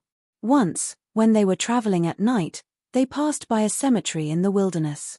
The senior suddenly stopped the carriage and called Sui Jingcheng out of the carriage. Then, he gently tapped her eyebrows with 2 fingers and asked her to focus on a certain spot. Sui Jingcheng lifted the silk fence and saw a white fox carrying a skeleton on its back on the grave. It was worshipping the moon. She asked why, but the senior said he did not know. He had seen many fox spirits transforming into beautiful figures to bewitch traveling scholars. It was also his first time seeing a fox spirit worshipping the moon with a skeleton on its back. The carriage continued on its way. Hearing the noise, the white fox carrying the skeleton on its back flashed away. A moment later, a graceful woman on the road in front of them stroked her hair coquettishly. Chen Pinggan ignored her. Sui Jingcheng, who was sitting outside the carriage, was a little annoyed. She removed the fence and revealed her true appearance. The woman looked as if she had been struck by lightning. She muttered and cursed and turned to leave. Sui Jingcheng raised her eyebrows and put on the fence. Her legs dangled outside the carriage and swayed gently. Chen Pinggan laughed and said, "Why are you angry with a fox spirit?" Sui Jingcheng said, "It transforms into a woman and seduces men. No wonder people like to call it a coquettish fox. When I have mastered the celestial way, I must teach them a lesson." Chen Pinggan laughed and said, "Not all fox spirits are like that. Some are naughty but also kind. I also heard that there is a celestial fox worshipped in the Taoist master's mansion on Mount Longhu in the Central Plains. It was grateful that the old Taoist master used the Taoist master's seal to imprint on its fox skin to help her escape the mighty heavens tribulation to reach the upper 5 states. Therefore, it has been protecting the disciples of the Taoist master's mansion ever since. It even helps to train the Taoist heart." Sui Jingcheng silently remembered this incident on the mountain that was even more unbelievable than the supernatural beings. Her last thought was that the fox spirit might not be as good-looking as she was. One day at dusk, they passed by an ancient temple. It was said that the waves were turbulent all year round, making it impossible for people to cross the river even if they had boats. Therefore, ancient immortals drew talismans on paper, and stone rhinoceroses jumped out of the white paper and into the water to suppress the monsters. Since then, everything was peaceful. Sui Jingcheng and Chen Pinggan entered the temple to burn incense. They asked the incense shop for a young couple. Later, when they arrived at the ferry, Sui Jingcheng found that the young couple had followed the carriage. For some reason, they began to kowtow to them, saying that they were begging the immortals to give them a ride so that they could cross the river together. Chen Pinggan nodded and agreed. In the end, along with the carriage, Chen Pinggan, Sui Jingcheng, and the young couple boarded a huge ferry to cross the river. After they reached the shore, the carriage slowly traveled for a few miles before the young couple asked to alight. Sui Jingcheng and the young couple sat in the carriage and it was slightly crowded. They discovered even more strange things. When the couple was crossing the river with the carriage and the ferry, they were sweating profusely, as though the boat would capsize and sink at any moment. The two of them leaned against each other and held hands, looking as though they were facing death. This made Sui Jingcheng worried. He mistakenly believed that there were spirits causing trouble in the river and that the ferry would capsize at any moment. However, when he thought of the sword immortal sitting outside, he felt a lot more at ease. After the young couple alighted, they kowtowed again, kowtowing 3 times and kowtowing 9 times. Sui Jingcheng saw that the senior did not say anything. He just stood there and accepted the kowtow. However, when the young couple stood up with tears in their eyes, the senior said softly, "Spirits and spirits, do good deeds and accumulate merit. The Tao is not biased and will naturally protect you." Sui Jingcheng felt that strange things were happening one after another. After the young couple heard this, they felt as though they had been pardoned and were enlightened. They actually knelt down piously again. However, this time, the senior extended his hand to support the young man. "Let's go. The mountains and rivers are far and the Tao is arduous. Do your best." The young couple did not walk on the official road. Instead, they walked off the road. A distance away, the young woman stopped and turned around. One of them bowed with their hands clasped, while the other gave a curtsy. Then, when the carriage drove into a small path, Sui Jingcheng, who was about to ask the couple about their origins, suddenly widened his eyes. He saw ripples appear as a golden-armored deity with a metal spear in hand stood on the path. Chen Pinggan stopped the carriage and floated to the ground. He cupped his fists and asked, "Did we make things difficult for you by acting on our own accord?" The golden-armored deity with a solemn expression shook his head and said with a smile, "In the past, we were bound by the rules. It was my duty and I could not show favoritism. That couple should be blessed to be protected by your merit. They have waited bitterly for 100 years before crossing the river." The golden-armored deity opened up a path and stood to the side. He gently stabbed the ground with his spear and said, "I'll send you on your journey." Chen Pinggan cupped his fists once again and bade him farewell with a smile. He returned to the carriage and slowly drove past the golden-armored deity that presided over the river. Sui Jingcheng fell silent for a long while before asking softly, "Senior, Is this what it means to be successful in cultivation? To be able to make a golden-armored deity take the initiative to open up a path for you. Chen Pinggan did not answer his question. He said slowly, "You have to know that there are not only people like Cao Fu on the mountain. There are also people like Xiao Shuye in the pugilistic world. There are some things that I can't explain to you. It's better for you to experience them yourself." That night, the carriage stopped in a quiet and uninhabited area. The Sword Immortal Senior had spent a rare amount of effort and time to stew a huge pot of bamboo shoots and bacon. Sui Jingcheng could not be bothered to think about why the bamboo shoots were still so fresh despite being in the middle of summer, or why they were not taken out from a bamboo chest. However, Sui Jingcheng felt that the young senior was still in a good mood after crossing the river. Sui Jingcheng had previously asked about the Sword Immortal Senior's age. In the beginning, the senior had ignored her. Later on, she could not hold back her curiosity and asked him twice in a roundabout manner. Only then did he say that he was about 300 years old. Sui Jingcheng became even more determined to pursue the Tao. That day, they passed by a bustling city near Sagu Mountain Manor and happened to see a temple fair. Every so often, there would be similar stalls. The ground was filled with clay dolls and small porcelain figurines. 1 copper coin could be exchanged with the stall owner for a small bamboo ring or 2 copper coins for a large willow ring. It was packed with people. There would also be adults helping the children throw bamboo rings and willow rings. Whenever an adult caught one of those clay dolls or porcelain figurines, the children around them would be overjoyed and dance with joy. Chen Pinggan had laughed and said, "Are there so few Jianghu people in your Wuling country?" At the start, Sui Jingcheng did not know why she had asked such a question. She only said, "Our Wuling country is more literary." So after Elder Wang Dun appeared, everyone in the court, even a civil official like my father, would feel honored and hope to meet Elder Wang Dun through Hu Xinfeng. After the carriage had traveled some distance, Sui Jingcheng finally understood the reason for the senior's question. If there were more martial artists, there might still be stalls like the temple fair, but there would not be so many. Because if one was unlucky, it would be a losing business. It would not be like the merchants at the temple fair now. Everyone just sat there and made money. It was just a matter of how much they made. Sui Jingcheng sighed. This was probably one of the hidden connections in the world. If she had not met this senior, she might not have thought about these things for the rest of her life. If she did not think about it, she would not lose anything. Her days would continue. But if she thought about it, there might not be any immediate benefits. No wonder that senior had once said that thinking about connections, reasoning, and thinking about the affairs of the world were never easy things. Once, when they passed by a watermelon field, the carriage stopped. Chen Pinggan squatted by the ridge of the field and stared dazedly at the green and cute watermelons. Thinking back to the days in the small town, under the old locust tree, there were many people carrying bamboo baskets from the iron lock well.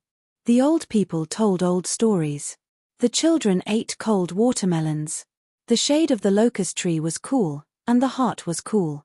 Sui Jingcheng jumped off the carriage and asked curiously, "Elder, you are an immortal of the mountain, do you also want to eat watermelons?" Chen Pinggan was silent for a long time. In the end, he said, "If there is a day when I can do as I please, when I can steal a watermelon and run away, it means that I have truly cultivated my heart. The influence of the Tanghulu in the past on my state of mind will be completely eliminated." Sui Jingcheng felt that this was a sentence even stranger than a strange matter. He could not understand it. On a dangerous mountain and river road near the capital, they met a group of strong people. Sui Jingcheng felt that this group of people who flaunted their strength were really lucky. Chen Pinggan asked Sui Jingcheng to show off his skills casually. A golden hairpin like a flying sword scared them out of their wits. Later, that senior took Sui Jingcheng to sneak into the vicinity of the village. They saw a simple house there. Chickens were crowing and dogs were barking. Smoke was curling up from the chimney. There was a thin child flying a tattered kite. One of the bandits was squatting by the side and smiling. Next to him stood a short old man in a tattered green robe. He was cursing the man for being useless. If there was no harvest, The village would not be able to eat. The children inside were not studying. When they were reciting books in school, their stomachs were growling, louder than the sound of studying. The man scratched his head and said that the woman was extraordinary. She was most likely an immortal from the books. If we did not run fast enough, we would not starve to death. We would have been beaten to death. Chen Pinggan left quietly with Sui Jingcheng. They returned to the carriage and continued on their way. In the night, Sui Jingcheng did not feel sleepy. He sat outside the carriage and looked at the forest beside the road. Sui Jingcheng muttered to himself, "When I first saw them looting, I wanted to kill them all. Senior, if I really did that, wouldn't it be wrong?" Chen Pinggan shook his head and said, "Not wrong." Sui Jingcheng asked again, "But if I met them again on the road after seeing their lives, if I threw a bag of gold and silver to them, would it be wrong?" Chen Pinggan smiled and said, "Not wrong, but also not right." Sui Jingcheng suddenly felt a little guilty. Chen Pinggan said, "We agreed before that I would only lend you the gold and silver. I will not care what you do. So, you can secretly stay outside the village. Don't worry about me holding you accountable." Chen Pinggan finally said, "The affairs of the world are complicated. It is not something that can be casually said. The matter of the meridians that I talked to you about is to look at the meridians of the human heart. Once you have some small achievements, it may seem complicated, but it is actually very simple. As for the matter of order, it may seem simple, but it is even more complicated. Because it is not only related to right and wrong, but also involves the good and evil of the human heart. So, I talked about the meridians everywhere. In the end, it is still for the sake of the order. But as for how to go about it, no one taught me. For the time being, I have only comprehended the method of cutting and defining the path of the heart sword. I have roughly explained all these to you. Since you have nothing to do, you can use these 3 methods to think about what you have seen today. The sun was high in the sky and the summer heat was strong. Even though Sui Jingcheng was wearing a bamboo robe, he still felt very bored sitting in the carriage. He did not expect that dark clouds would soon cover the sky. Then, it rained heavily. The mountain path was muddy and difficult to walk on. Fortunately, there was a residence built by scholars in the forest nearby that could provide shelter from the rain.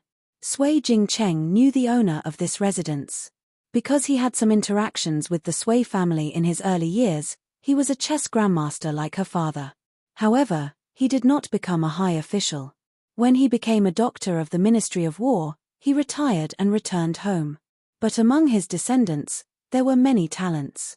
There was a chess player who surpassed his father in chess, and 2 young descendants who had entered the grand exam. Now, they had officially filled the vacancy and become officials. So this mountain, which was originally not very famous, started to have the meaning that it was not the height of the mountain, but the presence of immortals. Even though the residence was located in a secluded mountain, it still had guests coming and going all year round. The old gatekeeper of this family heard that the woman with the hedgerow came from a branch of the Sui family and had married far away. This time, she was returning home to visit her relatives. He was very polite. After hearing that she did not need to stay, he was actually disappointed. After all, Assistant Minister Sui was a pillar of the Wu Ling kingdom. He was also a chess immortal like his master. Therefore, the woman's status in the Sui family was not something that the family of a high official and noble could compare to. While Chen Pinggan and Sui Jingcheng were sheltering from the rain, even though Sui Jingcheng did not take down the hedgerow, the gatekeeper still had servants bring tea. Perhaps a servant girl had leaked the news or something else, but very quickly, an elegant young master came. He said some polite words and asked if the woman was proficient in chess. Sui Jingcheng's response was watertight. That young master was also someone who could sit still. He clearly had nothing to talk about but was still able to find something to talk about. He did not feel embarrassed at all. He even said a few words to the young carriage driver wearing a green robe. Hearing that he was a nephew of the family who was delivering a letter to the madam, he was very warm and did not seem to have the arrogance of a son of a noble family. After the rain stopped, that young master personally sent the 2 to the door of the residence. After seeing them leave, he smiled slightly and said, She must be an unparalleled beauty. In the mountains and wilderness, she is an orchid in an empty valley. It is a pity that I could not see her face. The gatekeeper seemed to be familiar with this young master's temper and joked, "Why did second young master not personally escort her?" The young man shook his head and walked back to the residence to talk to a beautiful servant girl. On the road, Sui Jingcheng sat next to the curtain of the carriage. She took down the hedgerow and gently lifted it. She asked, "Senior, if the other party was lustful and caused a disaster, was I wrong? Would there be a little bit of fault in the end? After all, my beauty was first seen by others and they coveted it." Chen Pinggan sighed. This was the troublesome part of the theory of sequence and sequence. At first, it was easy to make people fall into a mess. It seemed that there were bad people everywhere, and everyone had bad intentions. However, evil people seemed to have some sense of reason. If Chen Pinggan was really her preacher and protector, generally speaking, he would not say it directly and let her ponder it carefully. However, since he was not and she was originally intelligent, she did not have such worries. She said directly, "The sequence of events is not what you said.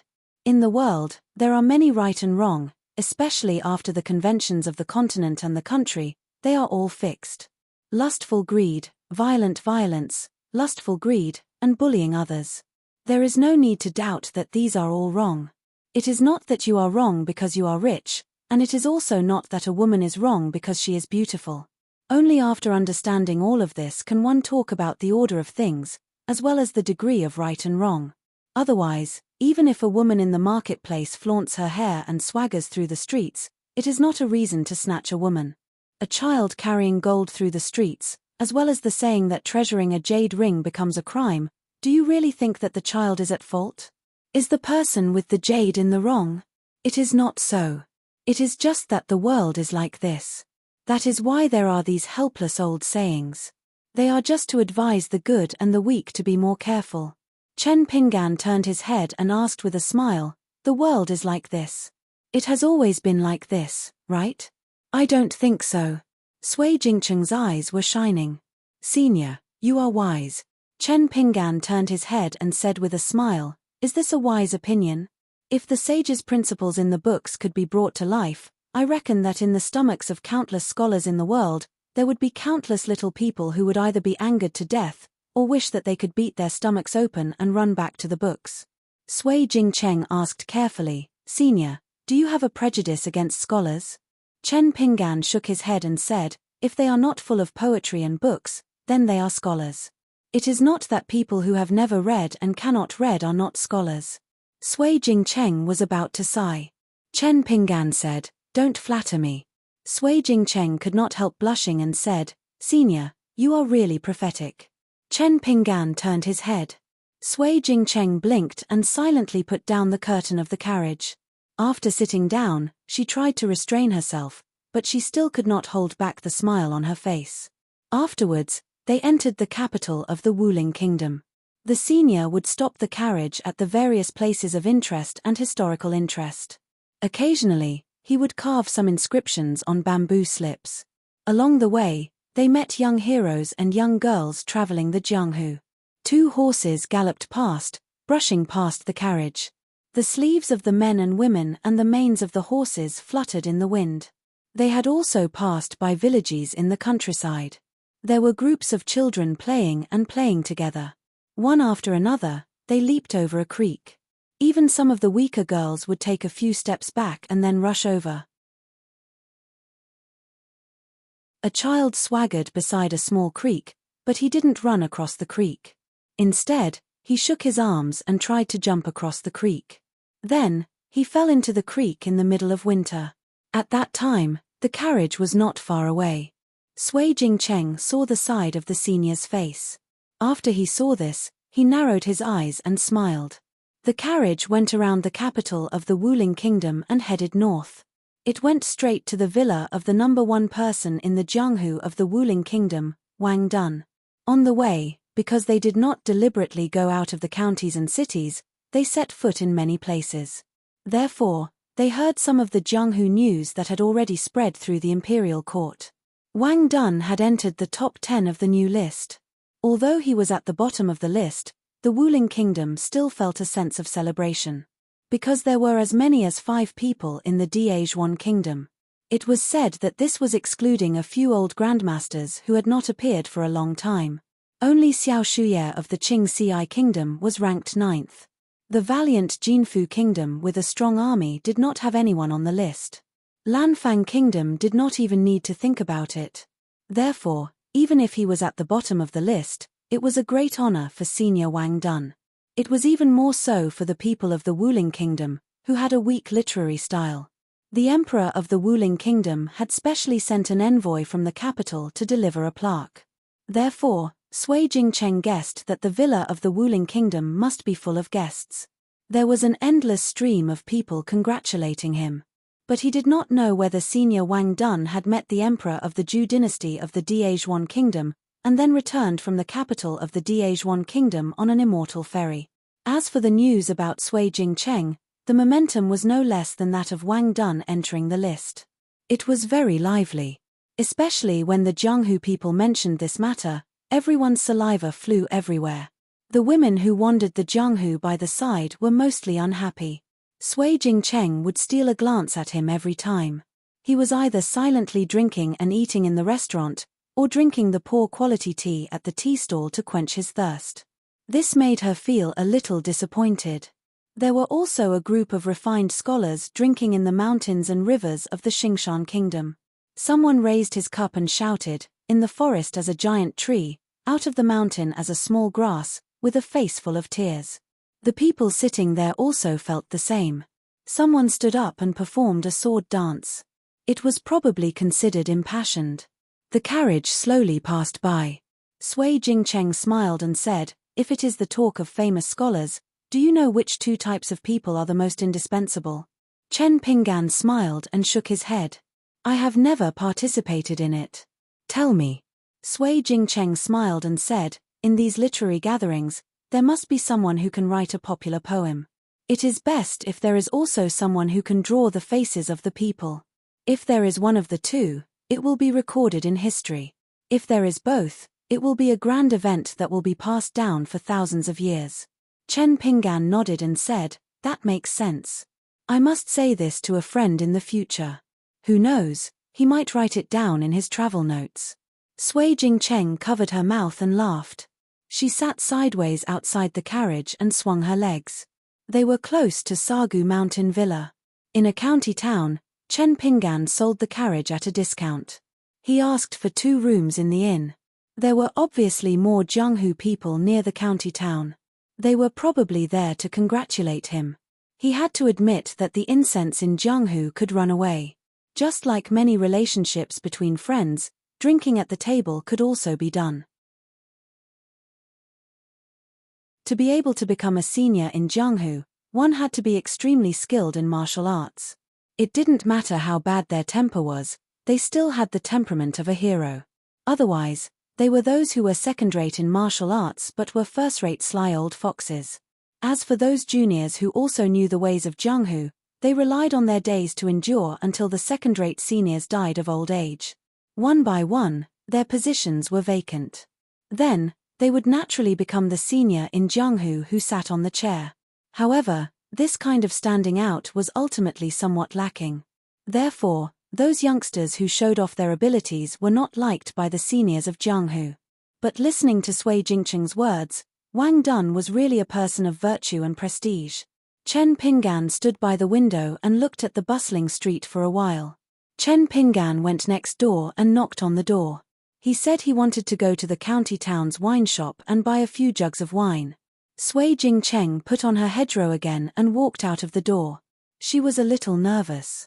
She said she wanted to go to the roadside for a drink. In the past, she had only seen it in Jianghu. In the Jianghu banquet, heroes gathered to eat big pieces of meat and drink big bowls of wine. She was quite curious and wanted to try it. Chen Pinggan did not stop her. The 2 of them went to a lively wine shop at the corner of the street. After a table of people paid and left, Chen Pinggan asked for a jug of wine and poured a bowl for her. Sui Jingcheng had a hedgerow on her head, so when she drank, She could only lower her head and lift a corner of the hedgerow. The tables in the wine shop were not far from each other. Most of the tables were noisy. Some were drinking, some were playing finger-guessing games, and some were chatting about interesting things in Jianghu.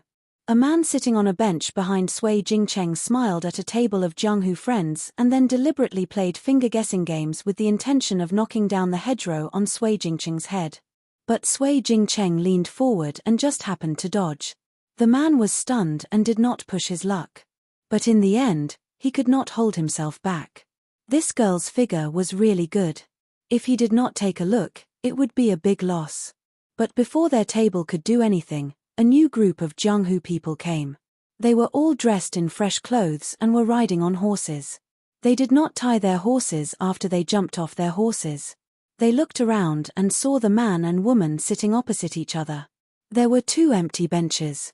And just by looking at the way the girl sat sideways, it seemed that this was the best wine in the county town. A tall and sturdy man sat on the bench between the girl and the man in green.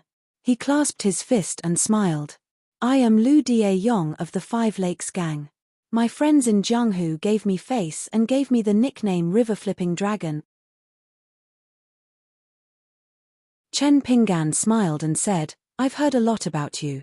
Nice to meet you. This Master Lu came with 4 people. He grinned and said, you don't mind sitting together, right? Jianghu people don't care about trifles. Just squeeze a little. But just as he was about to ask the other 3 to sit down, there was naturally someone who wanted to sit on the bench with the girl. For example, he had already stood up and planned to give the bench under his butt to his friend. He wanted to squeeze with her. People in Jianghu were particular about being bold. They did not pay attention to the rotten rule that men and women should not touch each other. Unexpectedly, the young man smiled and said, I do mind. However, Master Lu obviously did not expect such an answer. He had already stood up. The tall and sturdy man had already smelled a fragrance more attractive than the fragrance of wine. He was about to sit on the bench openly.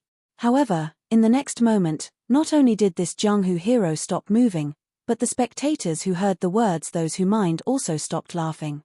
They all secretly swallowed their saliva, and some had already lifted their butts, planning to slip away. Because there was an exquisite pocket-sized dark green flying sword suspended a few inches away from the tall and sturdy man's forehead. The young man in green smiled and said, Now, do you mind squeezing with me and drinking with me? Don't mind. Mind. Why did Lu Deong feel that no matter how he answered, it was wrong? The 3 Jianghu friends behind Lu Deong all stood in place and looked down. They were probably not familiar with the river-churning flood dragon Lu. Chen Pinggan waved his hand. Lu Deong and the 3 people behind him dashed away. The rest of the drinkers also looked frightened and were about to run away. Unexpectedly, the legendary sword immortal said another sentence, It's not too late to leave after paying the bill. As a result, a few tables of rich people directly threw silver ingots at the counter and then quickly left. Except for Chen Pinggan and Sui Jingcheng, there were no other guests. Chen Pinggan pretended to be weak. After looking around, the flying sword hovering in the air swayed and fell on the table. He quickly put it into his sleeve. The corner of Sui Jingcheng's mouth raised. The old shopkeeper inexplicably gained a large sum of money. After seeing the scene, he smiled and said, You're a sword cultivator on the mountain. Are you not afraid of causing more trouble? The heroes of Jianghu hold grudges and are good at forming groups. They like to help their relatives and not reason, and help the weak but not the strong. Chen Pinggan turned his head and smiled. With such an otherworldly expert like the old shopkeeper here, there shouldn't be too much trouble. The old shopkeeper smiled and said, You have a good eye. Chen Pinggan smiled and said, Same to you. Sui Jingcheng asked softly, Can I take down the hedge? Chen Pinggan nodded. Sui Jingcheng took down the hedge. Finally, he could drink leisurely in peace. The old man exclaimed, What a pretty girl. I've never seen a prettier girl in my life. You two should be the so-called immortal couple on the mountain, right? No wonder you dare to roam Jianghu like this. All right, just drink today. You don't have to pay. Anyway, thanks to you, I've earned a lot today. Chen Pinggan was about to raise his bowl to drink when he heard the old shopkeeper's words. He stopped what he was doing and hesitated. In the end, he did not say anything and drank a big mouthful of wine. Sui Jingcheng's limpid eyes were full of smiles. The old man glanced outside and sighed. He looked at the back of the young man in green and said, "I advise you to let your wife wear the hedge. After all, old Wang is not in the village. If something really happens, even if I help you now, I can't help you all the way." Are you going to wait for old Wang to return from the capital city of Daejuan and establish a relationship with him before you dare to leave? I might as well be frank with you. Old Wang comes here from time to drink wine. I know his temper very well. He has always had a bad impression of you immortals on the mountain. He may not be willing to meet you. Sui Jingcheng glanced at the face of the senior opposite him. He held back his laughter and explained to the old shopkeeper, "I'm just a registered disciple. We're not immortal Taoist companions." The old man bent 2 fingers and pointed at his eyes. "Do you think I'm blind?" Sui Jingcheng turned his head and looked at the opposite side with a helpless and pitiful look. However, Chen Pinggan did not seem to care at all. He just turned his head and looked at the old man. He asked with a smile, "Senior, why did you leave Jianghu and hide in the streets?" People were constantly gathering in the streets and alleys, pointing at the tavern and whispering among themselves. The old man laughed, "Of course it's because I can't stay in Jianghu anymore. You're really a living immortal who doesn't know the hardships of the people."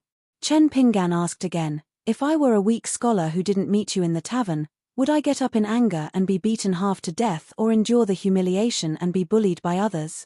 The old man leaned over the counter and took a sip of wine. He scratched his head and gently put down the cup. "Endure it. As long as you're alive, there's always a chance to make up for it from other people, right?"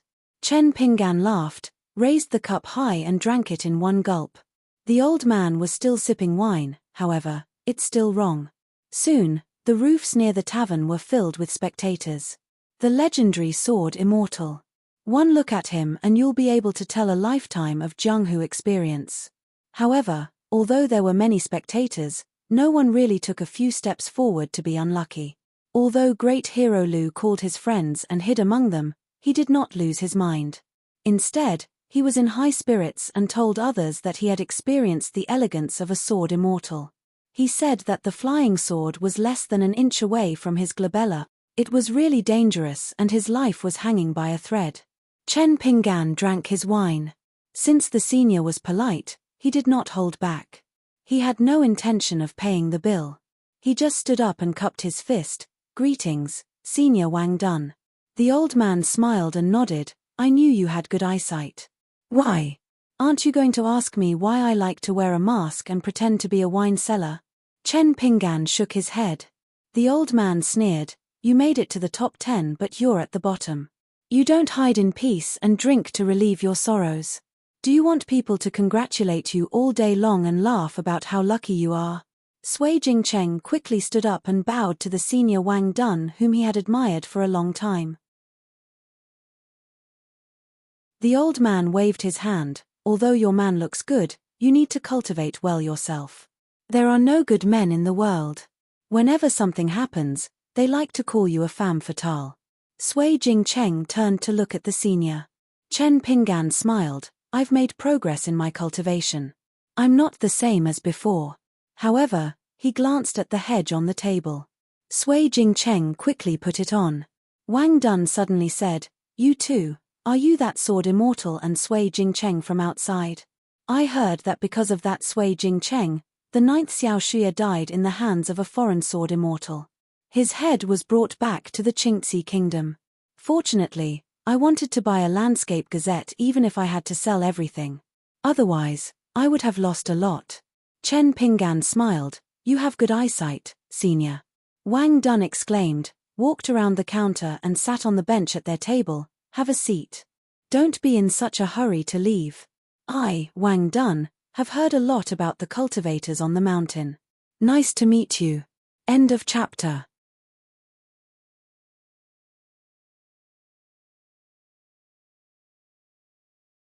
521. Sui Jingcheng was not used to it. In his impression, Wang Dun was the #1 martial artist since the founding of the Wuling Kingdom. He was known as the Grandmaster who could defeat the entire Jianghu of the Wuling Kingdom with one hand. He was well known throughout the court. Whether it was Jianghu martial artists, scholars, or common people, they all said that Wang Dun was an elegant old man in a green robe. He was proficient in zither, chess, calligraphy, and painting. Other than his skills, he was also very concerned about the kingdom and its people. He was once a man in a green robe at the border of the Wuling Kingdom and stopped an enemy cavalry that was attacking the south. He won enough time for the Wuling Kingdom's border army to deploy their troops. Chen Pinggan sat down first, Sui Jingcheng followed suit. Wang Dun got up and went to the counter to get 3 pots of wine, one for each of them. He said generously, "My treat." When Wang Dun placed the wine pot in front of Sui Jingcheng, he whispered, "The daughter of old Assistant Minister Sui Sinew, right? Her appearance is very good. The 4 beauties are equally famous, each has her own merits. She has brought honor to the women of the Wuling Kingdom. Compared to me, who is at the bottom of the Jianghu, she is more worthy of an emperor's plaque. But I have to say something fair. The sword immortal you found, whether it is his master or his husband, is a little stingy. They are only willing to give you a bowl of wine." Sui Jingcheng glanced at Chen Pinggan, who was sitting across the table. He opened the mud seal and poured wine into a large white bowl. Sui Jingcheng smiled at the old man who claimed to be wearing a mask. Manor head Wang Dun was not happy to hear this. He waved his hand and said, "Not old, not old. You can call me Master Wang. You can call me Master Wang. You can call me Wang Dun." Sui Jingcheng nodded. Master Wang, the machete man of the Qingxi Kingdom, Xiao Shuye, is dead. Wang Dun sighed. He understood the meaning behind the words of this beauty of the Sui family. He raised the bowl and took a sip of wine. "But I am still at the bottom. Any old man from the Great Xuan dynasty is more skilled than me." Sui Jingcheng felt that he had nothing to say. Wang Dun chuckled and turned to look at the green-robed young man. He was a sword immortal with the surname Chen, whose deeds had been recorded in numerous mountain and river court bulletins. The earliest record should be when he was on a ferry to the Spring Dew Garden. He did not use his flying sword, but only used his fists to fight a martial artist with the surname Liao from the Great Guan dynasty. Later on, the sword immortal of the Jinwu Palace, Liu Jiqing, passed by on his flying sword. It was said that he had split open the thundercloud protecting the mountain of the Jinwu Palace. Then the two of them, who were supposed to be enemies and kill each other, drank tea together at the jade cliff of the Spring Dew Garden. It was said that they had even become friends. Now, in the Wuling Kingdom, he had taken the head of Xiao Shuye. Wang Dun asked, "You're not going to kill me just because I said you weren't generous enough, are you?" Chen Pinggan smiled helplessly. "Of course not." Wang Dun raised his wine bowl and Chen Pinggan followed suit. They clinked glasses. Wang Dun drank the wine and asked softly, "How old are you?" Chen Pinggan said, "About 300 years old." Wang Dun put down his wine bowl and touched his chest. "Now I feel a little better. Otherwise, I'd feel that I've lived for so long in vain." Sui Jingcheng smiled. Although he was totally different from the old senior Wang Dun in his impression, it seemed that sitting at the same table as this old manor head and drinking wine made him feel better. Wang Dun lowered his voice and asked, "Did you really just use your fists to fight that Liao from the Ironmang mansion and make him fall off the ferry?" Chen Pinggan smiled. "I was a little careless. It was very dangerous." Wang Dun smiled. "Then let's exchange some pointers. The kind that doesn't overdo it. Don't worry, it's just that I drank some wine and saw a real expert. My hands were itchy." Chen Pinggan shook his head. Wang Dun said, "You drank 2 pots of wine for free and you're not willing to do such a small thing?" Wang Dun saw that the man showed no signs of changing his mind. "Then I'm begging you." Chen Pinggan thought for a moment and nodded. "Let's do as Senior Wang said. Fist against fist, don't overdo it." Wang Dun stood up and looked around. He seemed to have picked a table nearby and pressed his palm lightly. The 4 legs of the table turned to dust and the table quietly fell to the ground. Chen Pinggan said, "If you think that the 2 of you jumping on the table and sparring looks like a game to others, Then we can just move the table away. Wang Dun paused. I'd like to do that, but I don't want to embarrass a sword immortal like you. The two walked up to the table almost at the same time. Sui Jingcheng wanted to get up and leave the tavern, but Chen Pinggan gestured her not to. Wang Dun stood still and gave a fist salute. Wang Dun of Sorosan Villa of the Wuling Kingdom. I've mastered fist techniques. Please enlighten me. Chen Pinggan returned the salute but did not say anything. He extended his hand and opened his palm. Please. It was not appropriate to say his real name. He was not willing to say that he was Chen Hao. The spectators in the distance were in an uproar. How did the old wine seller become Senior Wang Dun? But when the old man tore off his mask and revealed his true face, the crowd was excited. It was indeed the mysterious Senior Wang Dun. Wang Dun's fists were like rainbows, aggressive but without any killing intent. The green robe was more defensive than offensive. When the two stood next to each other, Wang Dun smiled. Now that we know the general situation, can we go all out? Chen Pinggan nodded. In the streets, on the roofs, on the walls and on the trees, the Jianghu martial artists were all excited. This kind of battle between two peak experts was not seen in 100 years. Senior Wang Dun is indeed the #1 person of the Wuling Kingdom. He met a sword immortal. Not only did he dare to punch, he did not lose. Even though that sword immortal had not taken out a flying sword, but just like that, to be honest, Elder Wang Dun had already put his life on the line, and the dignity of a martial artist who had never been defeated in his entire life. He had won a great deal of face for the Jianghu people of Wuling country. Senior Wang Dun, you really have the guts of the Wuling Kingdom. Those Jianghu martial artists who only dared to watch from afar, first, did not have a true martial arts grandmaster, second, they were far from the wine shop, so naturally they could not see as clearly as Sui Jingcheng. For example, she saw that when the senior was about to end the battle, he suddenly moved faster. He took a step forward, twisted his wrist, and slapped away Wang Dun's fist. His palm continued forward, about to slap Wang Dun's face. He should be able to slap Wang Dun out of the table. Unexpectedly, Wang Dun hurriedly signaled with his eyes. The senior nodded lightly, and Wang Dun's fist, which was originally a little slower, hit the other almost at the same time as the senior's palm. The two of them slid back 2 steps. Both of them had a tacit understanding, and landed on the edge of the table. Sui Jingcheng saw that Wang Dun started to signal again, and the green-robed senior also started to signal. Sui Jingcheng was confused. Why did it feel like they were bargaining? However, although they were bargaining, the speed of their attacks was getting faster and faster. Every time they exchanged blows, they were almost evenly matched. Neither of them had the upper hand. In the eyes of outsiders, this was a battle between grandmasters with no clear winner. Finally, the two of them should have agreed on the price. One of them punched the other's chest, and the table under their feet split into 2. They stomped their feet and stood still, and then cupped their fists. After finishing the fight, it was time to pack up. Wang Dun laughed loudly. I did not expect a sword immortal to have such good fist skills. The other party said loudly. Your fist skills are stronger, and more flawless. At most 10 years, at least 5 years, I will come back to this manor again to spar with you, Wang Dun. Sui Jingcheng rubbed her forehead, lowered her head and drank. She could not bear to watch. As for the two of them flattering each other, she felt that the real Jianghu was like wine mixed with water. If Hu Xinfeng or Xiao Shuyi were like this, Sui Jingcheng would not mind.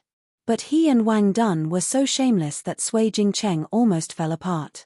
She did not want to touch the Jianghu for the rest of her life. Wang Dun walked to the door of the wine shop, cupped his fists, and greeted everyone. Then he waved his hand. Disperse. Cheers and applause rose and fell one after another before gradually dispersing. Since Wang Dun had said so, the crowd naturally did not stay. When Wang Dun returned to his seat, the green-robed sword immortal had already picked up the 2 halves of the table and stacked them on another wine table. After Wang Dun sat down, he drank a mouthful of wine and sighed. Since you have such high cultivation, why did you take the initiative to find me, Wang Dun? Is it for the family behind this Sui family girl? Do you hope that I can take care of the two of you when you leave Wuling country and go to the mountains to cultivate? Chen Pinggan shook his head and said, I don't have such a request.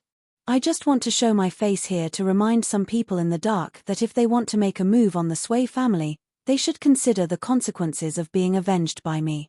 Wang Dun nodded. The deceit of the cultivators on the mountain is actually just a Jianghu feud caused by the lengthening of the lifespan of both sides. Fundamentally, there is no difference, there is no meaning. But you should be a young sword cultivator, and not like the immortals on the mountain I have seen before. So I don't feel that treating you to wine is a waste of wine. Don't you think I'm being too arrogant? Chen Pinggan smiled. Martial cultivation is most about being down to earth. There is no shortcut. If one's ambition is not high, and sees further, how can one climb to the top step by step? Although Wang Dun sold wine, he did not seem to have much of an appetite for drinking. He mostly drank slowly, and never drank heartily. He said sadly, this wine shop can't continue to operate. I won't be able to hear the sincere words of many Jianghu people. Chen Pinggan smiled. Heights Lord Wang, you don't like to hear good words. Wang Dun pursed his lips. I like it too. When I was young, I especially liked it, and now I like it even more. But if I don't listen to more sincere and unpleasant words, I'm afraid I will float into the cloud sea. When that happens, I will fall to my death without the skills of the cloud sea immortals. Chen Pinggan looked at the sky. Wang Dun smiled. According to our agreement, other than a dozen jars of good wine, what else do you want from the villa? Chen Pinggan said, 2 fast horses, and an address at the immortal ferry of the Green Oriole Kingdom. Wang Dun was puzzled. That's it. Chen Pinggan said, that's already a lot. Wang Dun pointed to the counter. The lower the shelf, the richer the taste. Sword immortal, take whatever you want. Chen Pinggan got up and went to the counter, and started pouring wine into the blade-strengthening gourd. Jars after jars were opened. After 5 jars of aged wine were opened, Wang Dun could no longer sit still. He leaned on the counter and advised softly, on the road to Jianghu, drinking will make things worse. Don't drink too much. The young sword immortal in green had his back to Wang Dun, but he did not stop pouring wine. It's okay, just put in more wine. We can still drink sparingly. Wang Dun hesitated. I can change my face and continue to sell wine in another place. The young sword immortal looked up and smiled. Then let me congratulate Heights Lord Wang in advance. Wang Dun saw that he did not take the bait and had to continue. The next few jars of aged wine are too strong. It's called thin plum wine, but it's actually from the old cellar of the villa. Most Jianghu people who come here don't know the wine's name. Even if they can afford it, they don't dare to drink more than 2 bowls. It's just too strong, so it's called 2 bowls shake or 3 bowls topple. The young man shook his head. It's okay, drinking wine is not drinking tea. There's no need to pay attention to the lingering aftertaste. It's only right to drink to get drunk. Wang Dun could not hold it in any longer. Today, there are many distinguished guests in the manor. The officials' family members, Jianghu friends, famous figures in the literary world, they cannot wait any longer. The 30 jars of lean plum wine stored in the manor are probably all gone by now. The reason why I came here to seek some peace and quiet is because I want to keep a few jars of lean plum wine. The young man had already opened the last jar of thin plum wine. He said in annoyance, why didn't you say so earlier? Once the seal is opened, the taste can't be hidden. We've already drunk enough at the table. Otherwise, we could have had a taste of this wine. It's a pity that I didn't put it in my jar. Well, since Heights Lord Wang wants to keep a jar for himself, then I'll let it go. I'll leave this jar for Heights Lord Wang. Wang Dun waved his hand and laughed. No, just pour the wine. I, Wang Dun, am not that kind of person. Giving good wine to sword immortals, storing wine in the sword-nurturing gourd, it's a wonderful thing in the world. So in the end, not a single jar of thin plum wine was left. Wang Dun turned around. It was as if he was looking at his daughters getting married far away. He felt a little sad and didn't want to look anymore. Wang Dun turned his back to the counter and sighed. When are we leaving? It's not that I don't want to be hospitable, but it's better not to go to the villa. It's mostly boring. Then Wang Dun told him the exact location of the Immortals Ferry in the Green Warbler Kingdom. Chen Pinggan walked out of the counter and smiled. Then I'll have to trouble Heights Lord Wang to get 2 horses. We won't be spending the night in the small town. We'll leave immediately. Wang Dun waved his hand and called over a disciple of the manor who had rushed over after hearing the news. It was a middle-aged swordsman with a face as clear as jade. Wang Dun's martial arts were diverse. No matter if it was fist skills, lightness skills, or swords and spears, he was the undisputed #1 person in the Wuling Kingdom. Therefore, among the group of direct disciples, there were some who were proficient in each. The person who had rushed over to the wine shop was one of Wang Dun's most prized disciples who had received Wang Dun's sword skills. You're tuning in to the Celestial War YouTube channel. Don't forget to subscribe and join us on this journey to catch the most captivating stories,